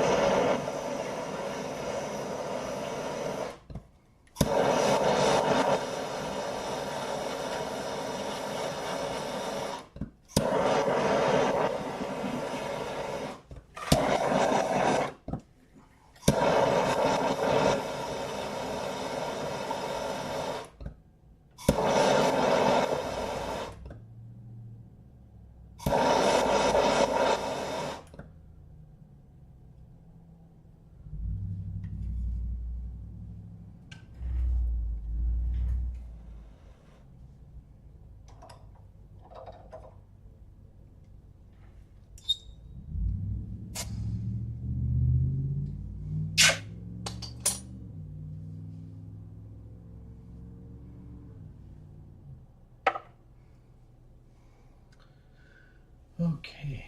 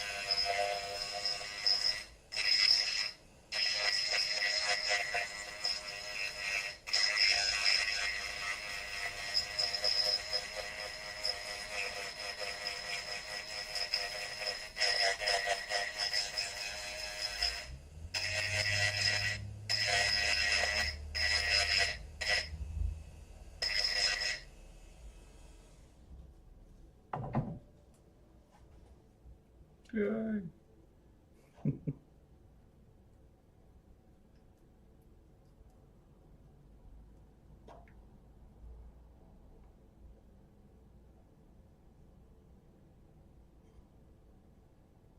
Hope you had a good drive.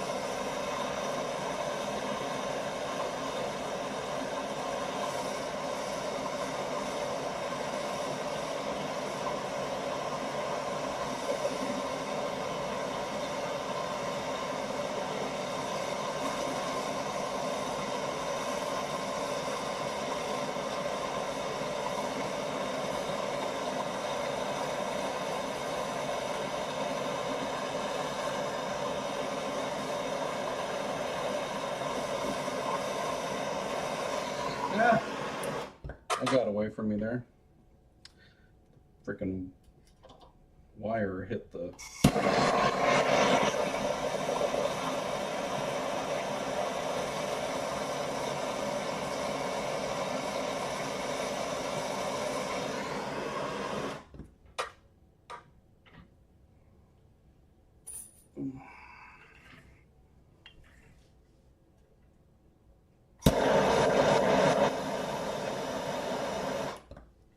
Well,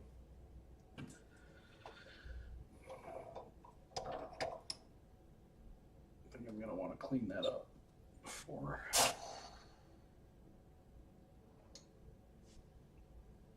Had a small mishap on this one here.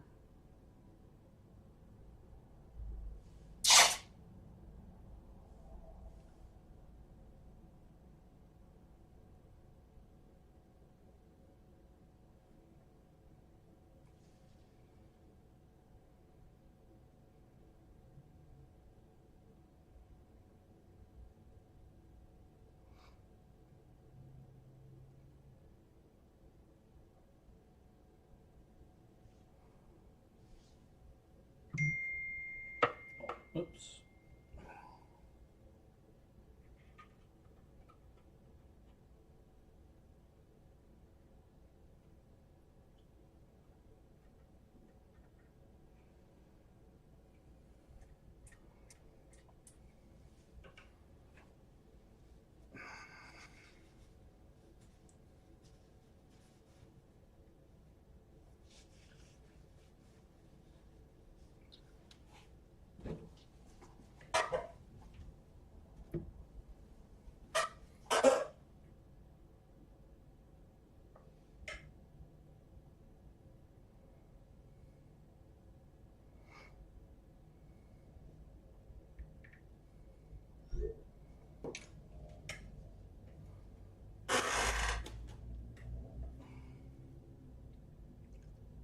I feel like I have sandpaper underneath my facial hair.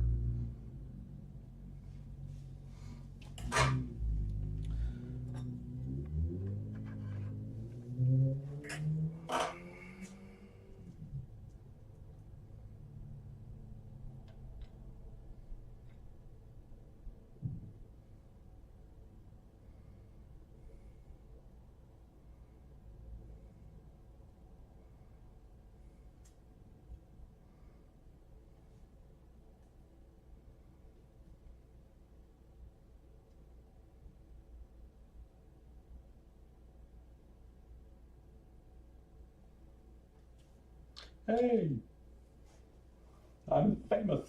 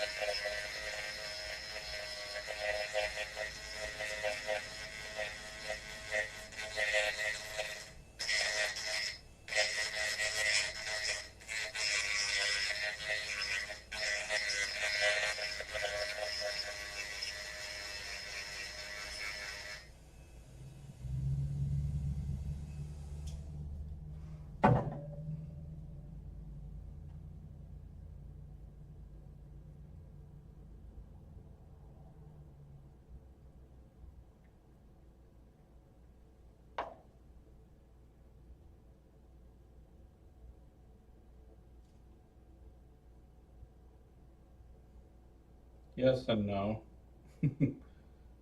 I'm tired.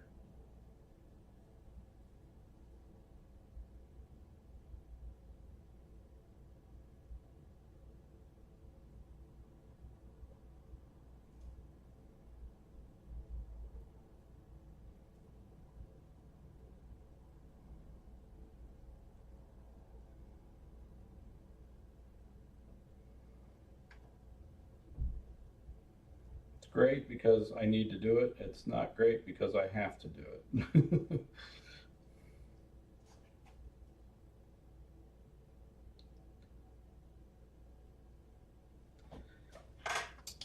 And I'm hungry.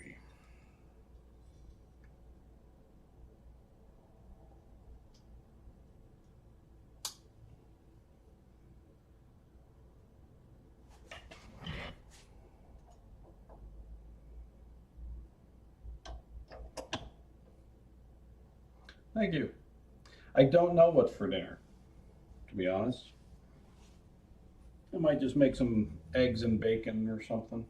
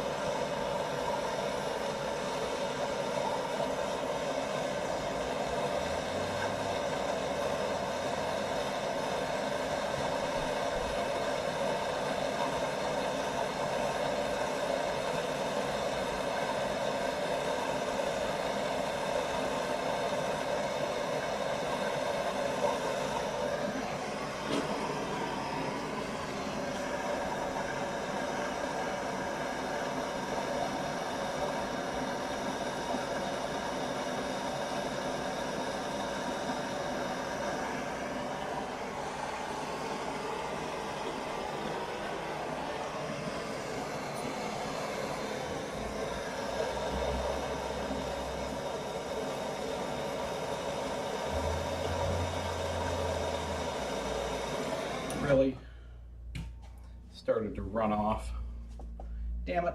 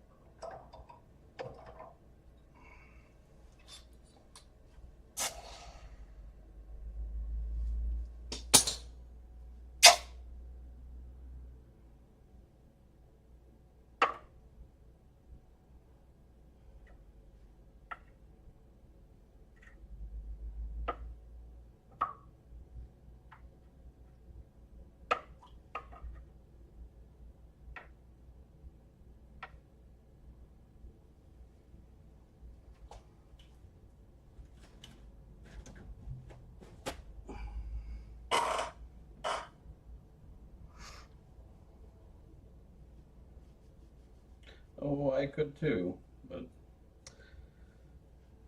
trying to be more weight conscious.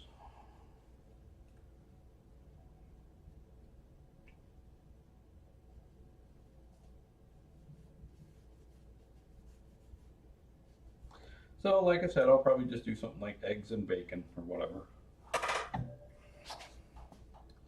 Yep, runaway solder.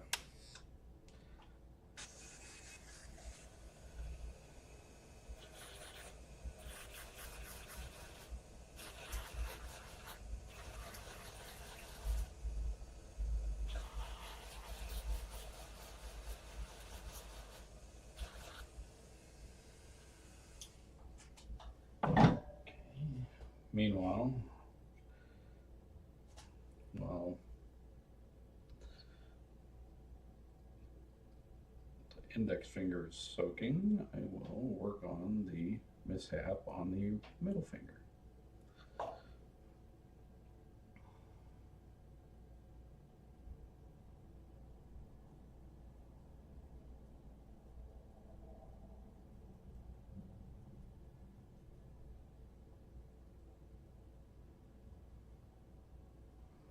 Have to be careful because these blades, while not perfectly sharp, they can cut.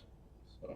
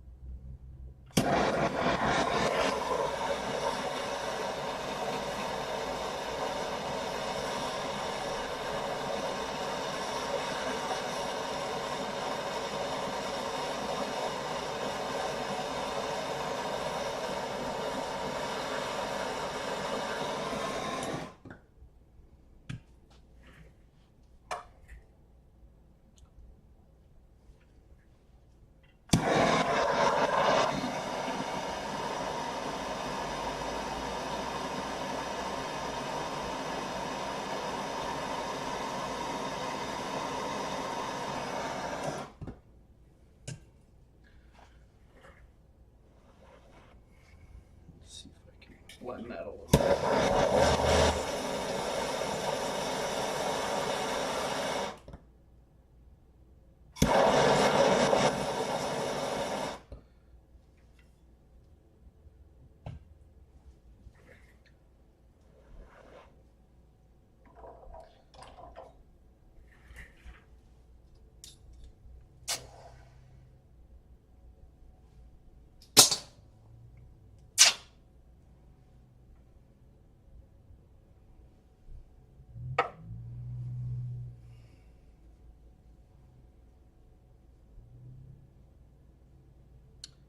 is. Like the one I have now, where I actually cut my cuticle right in half. That was fun.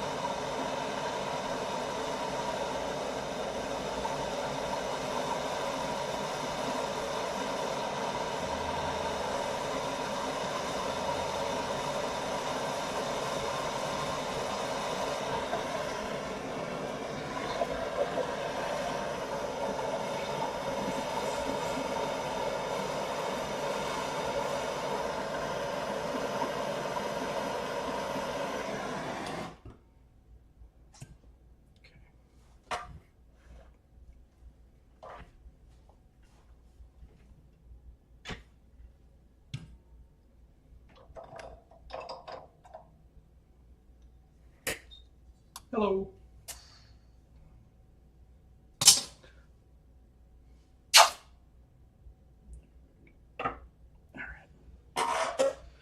Oh.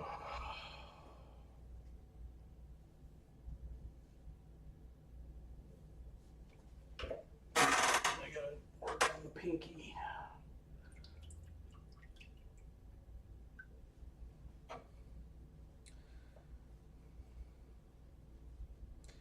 It's looking good so far, though.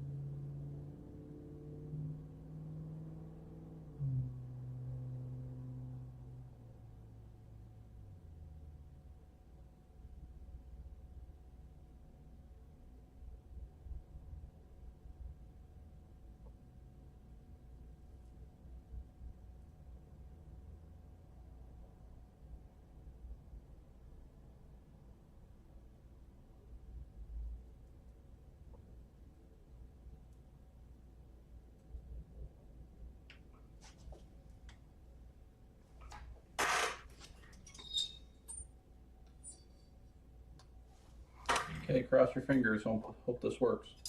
Yeah.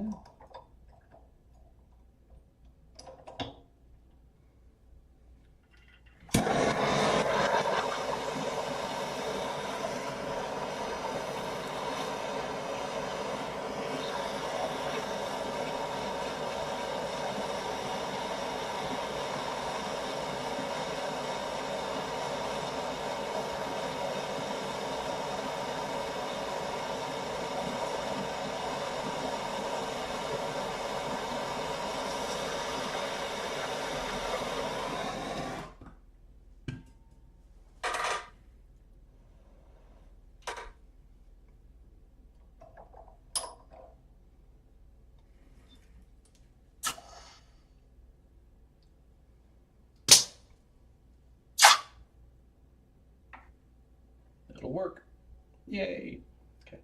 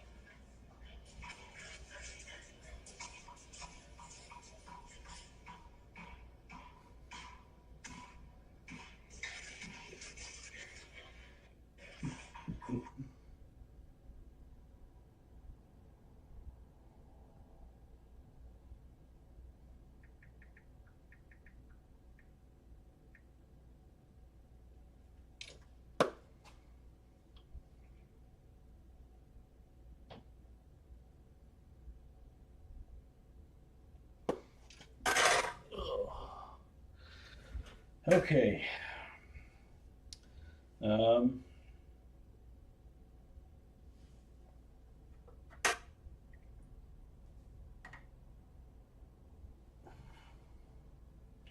Blade break.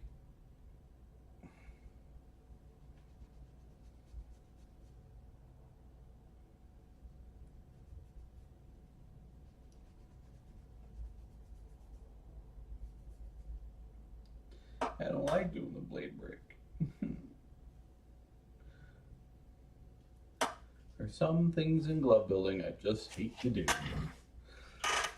One of them is the blade break. I don't know, it's annoying.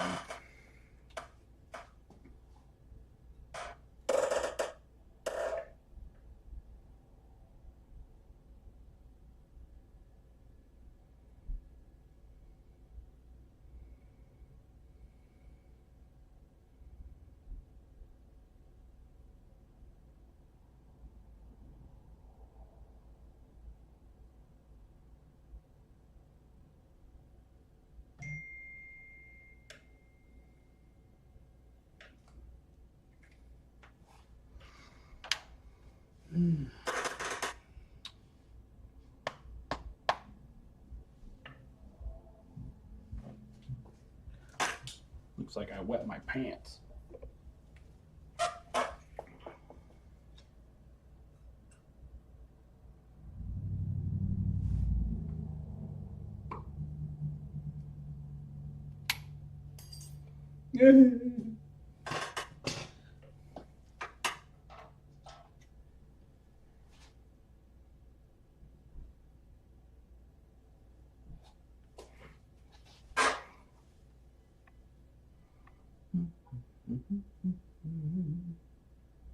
Where's my file?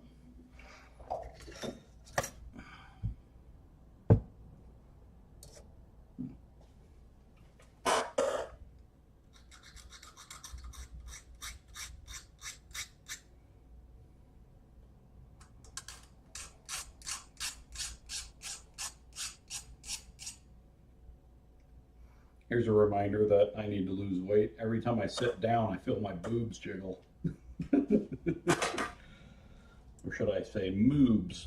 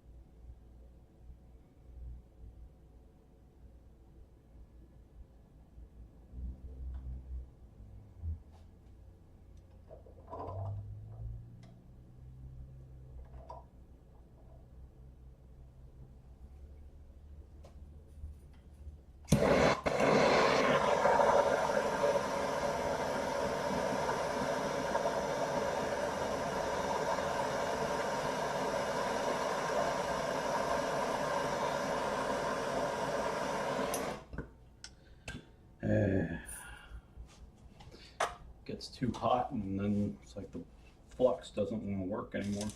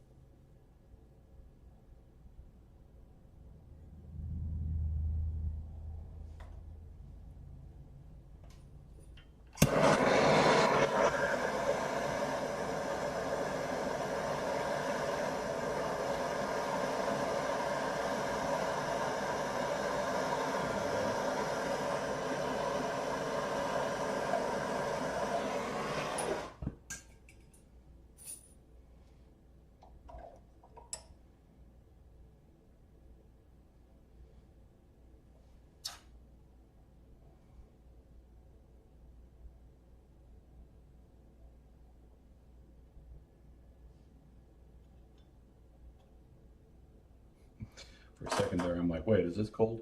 Yes, it's cold.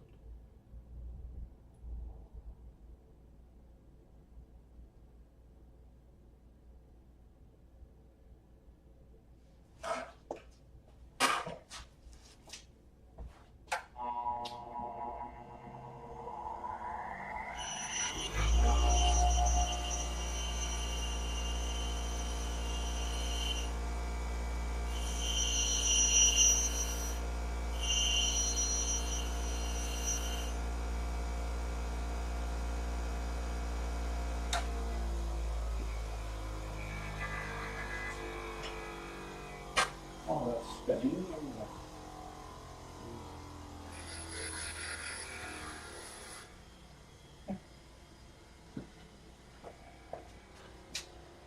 Okay.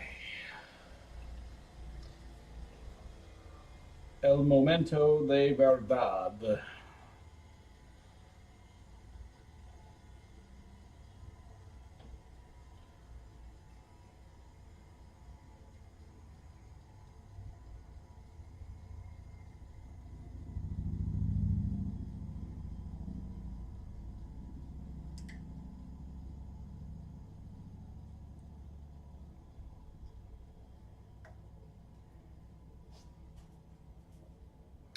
I wonder if I could do this upside down.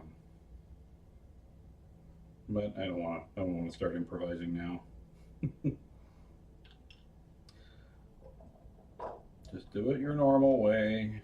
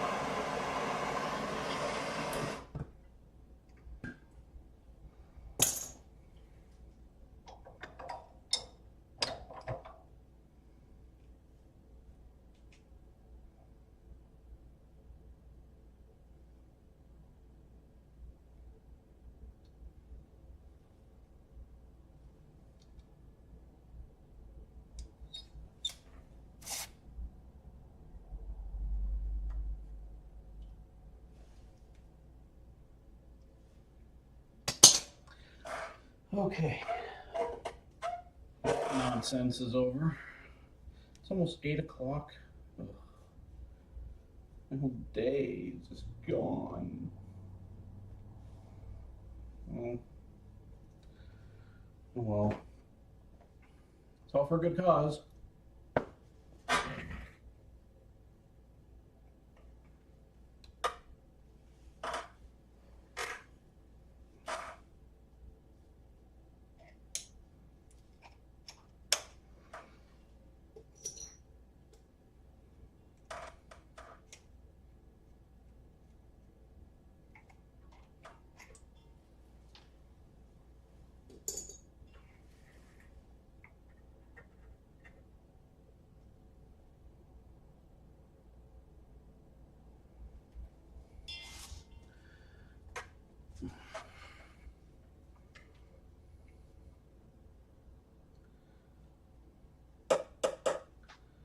Okay, time to turn these just random colored things into part 1 fingertips. Should be dinner time, yes, but I can't stop myself. It's a good and bad thing.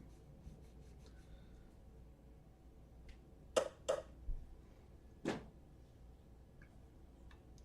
fact, I actually should use a mask for this one.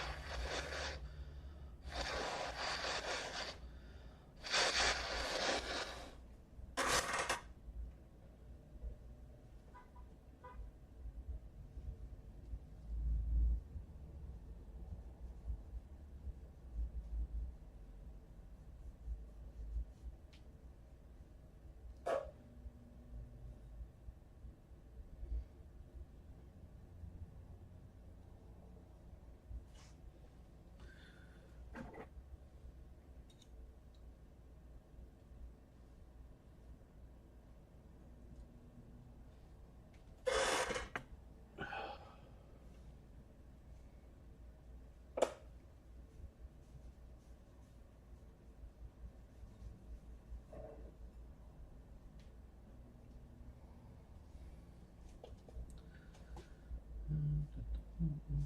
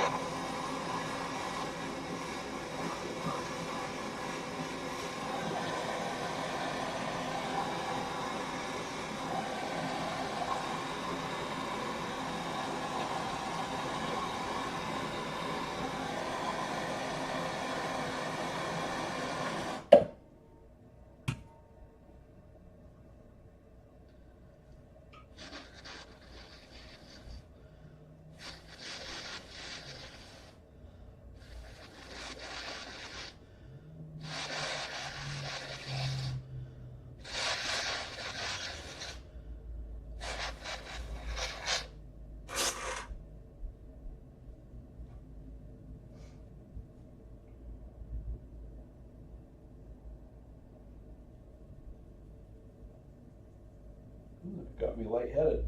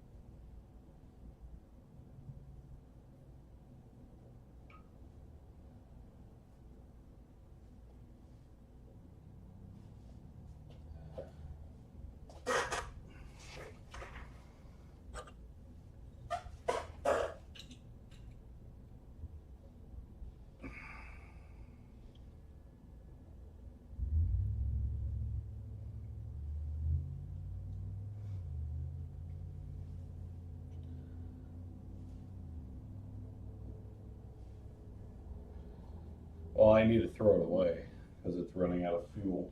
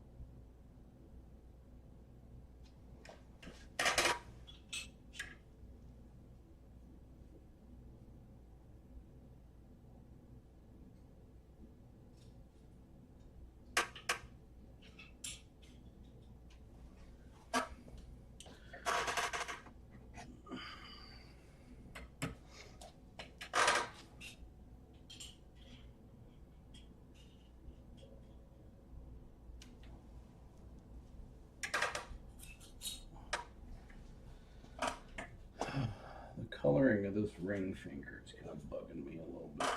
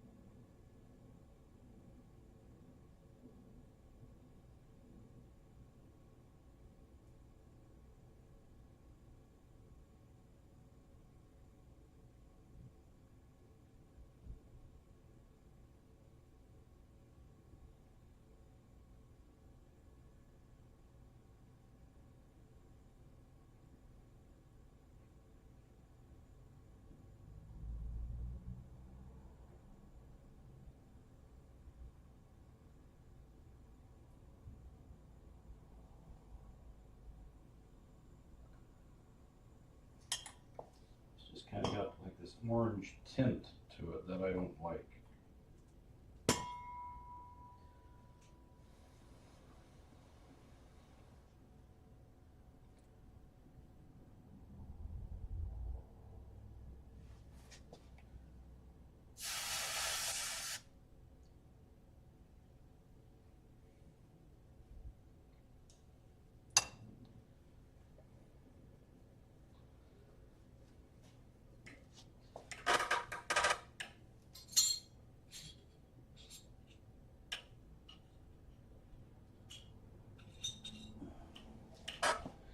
Don't know why that ring finger is like it's lighter color than all the other fingers.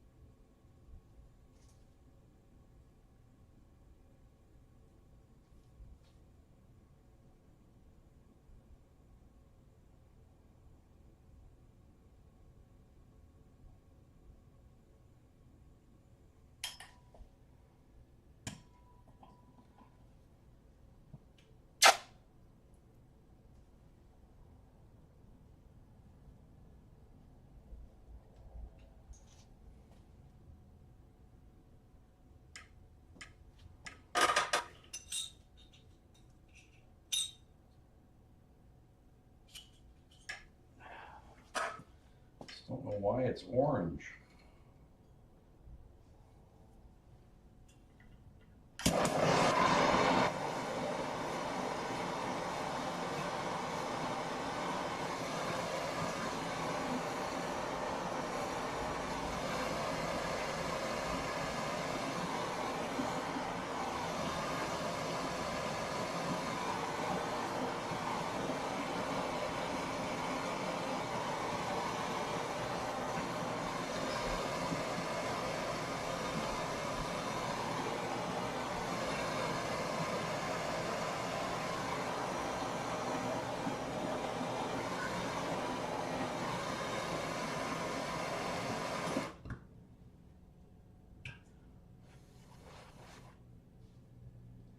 a feeling I'm gonna have to redo this finger.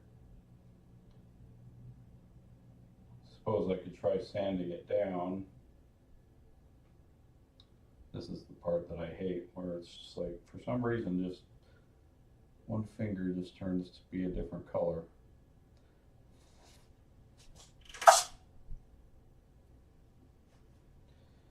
But I'll see how it looks next to everything else.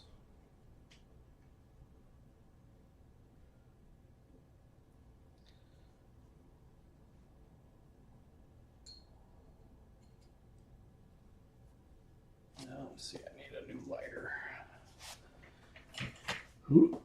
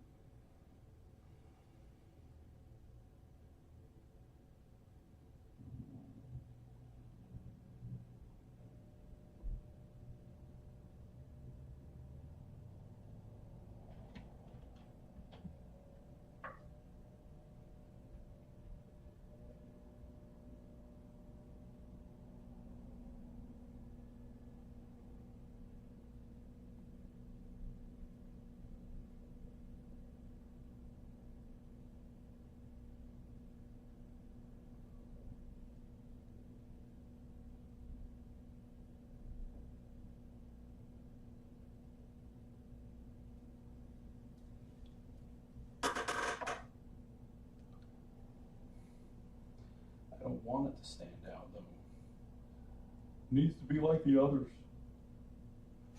You're part of a team.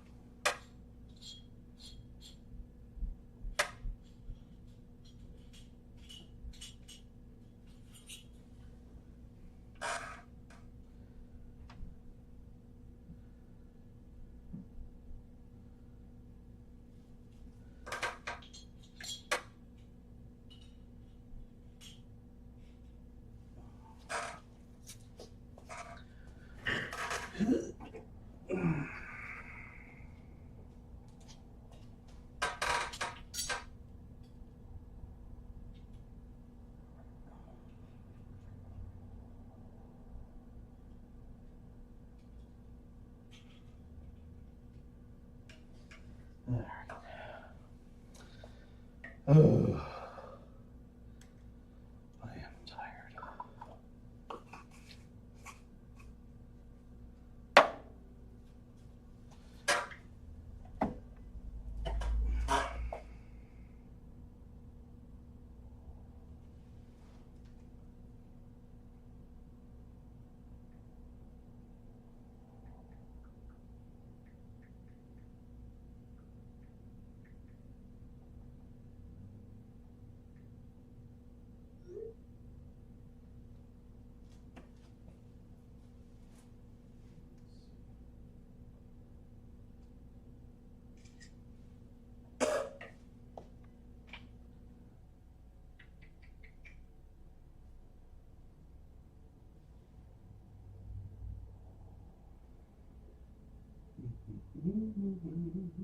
Wish I could, let's see. I can't add a picture, can I?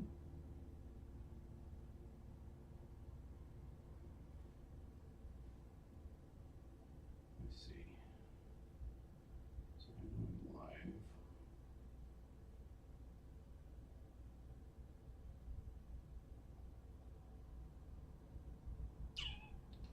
New.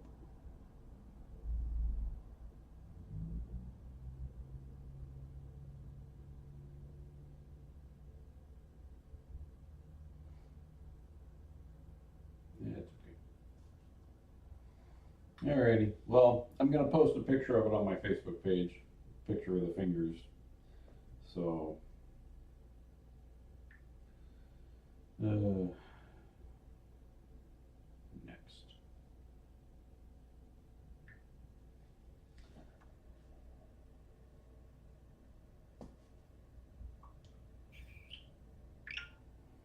Okay.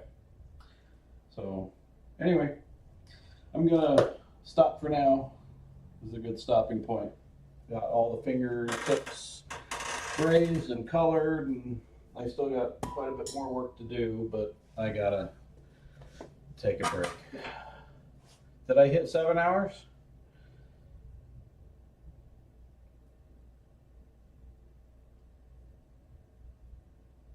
Yes, I did. So, anyway, that was a good run.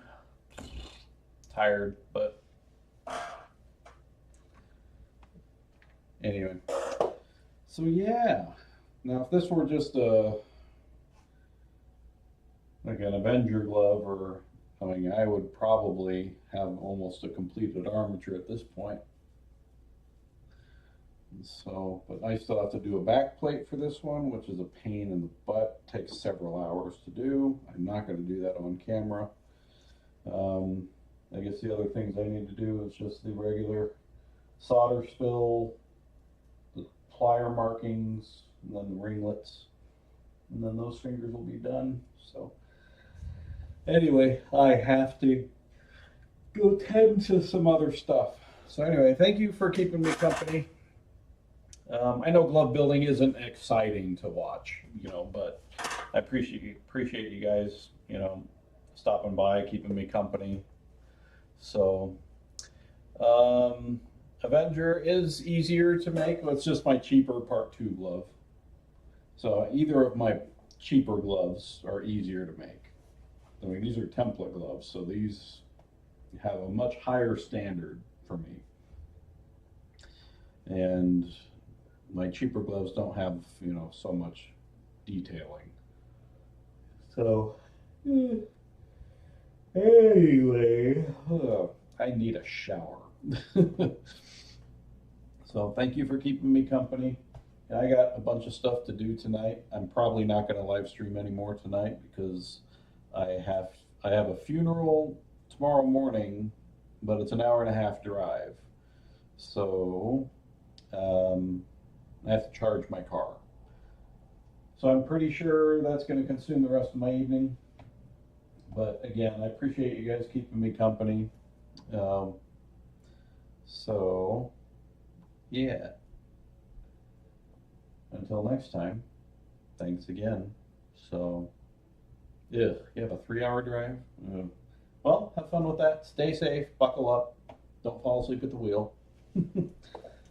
So, thanks again, and I will talk to you guys later. Shoot me any private messages if you have any questions or anything like that. So, take care.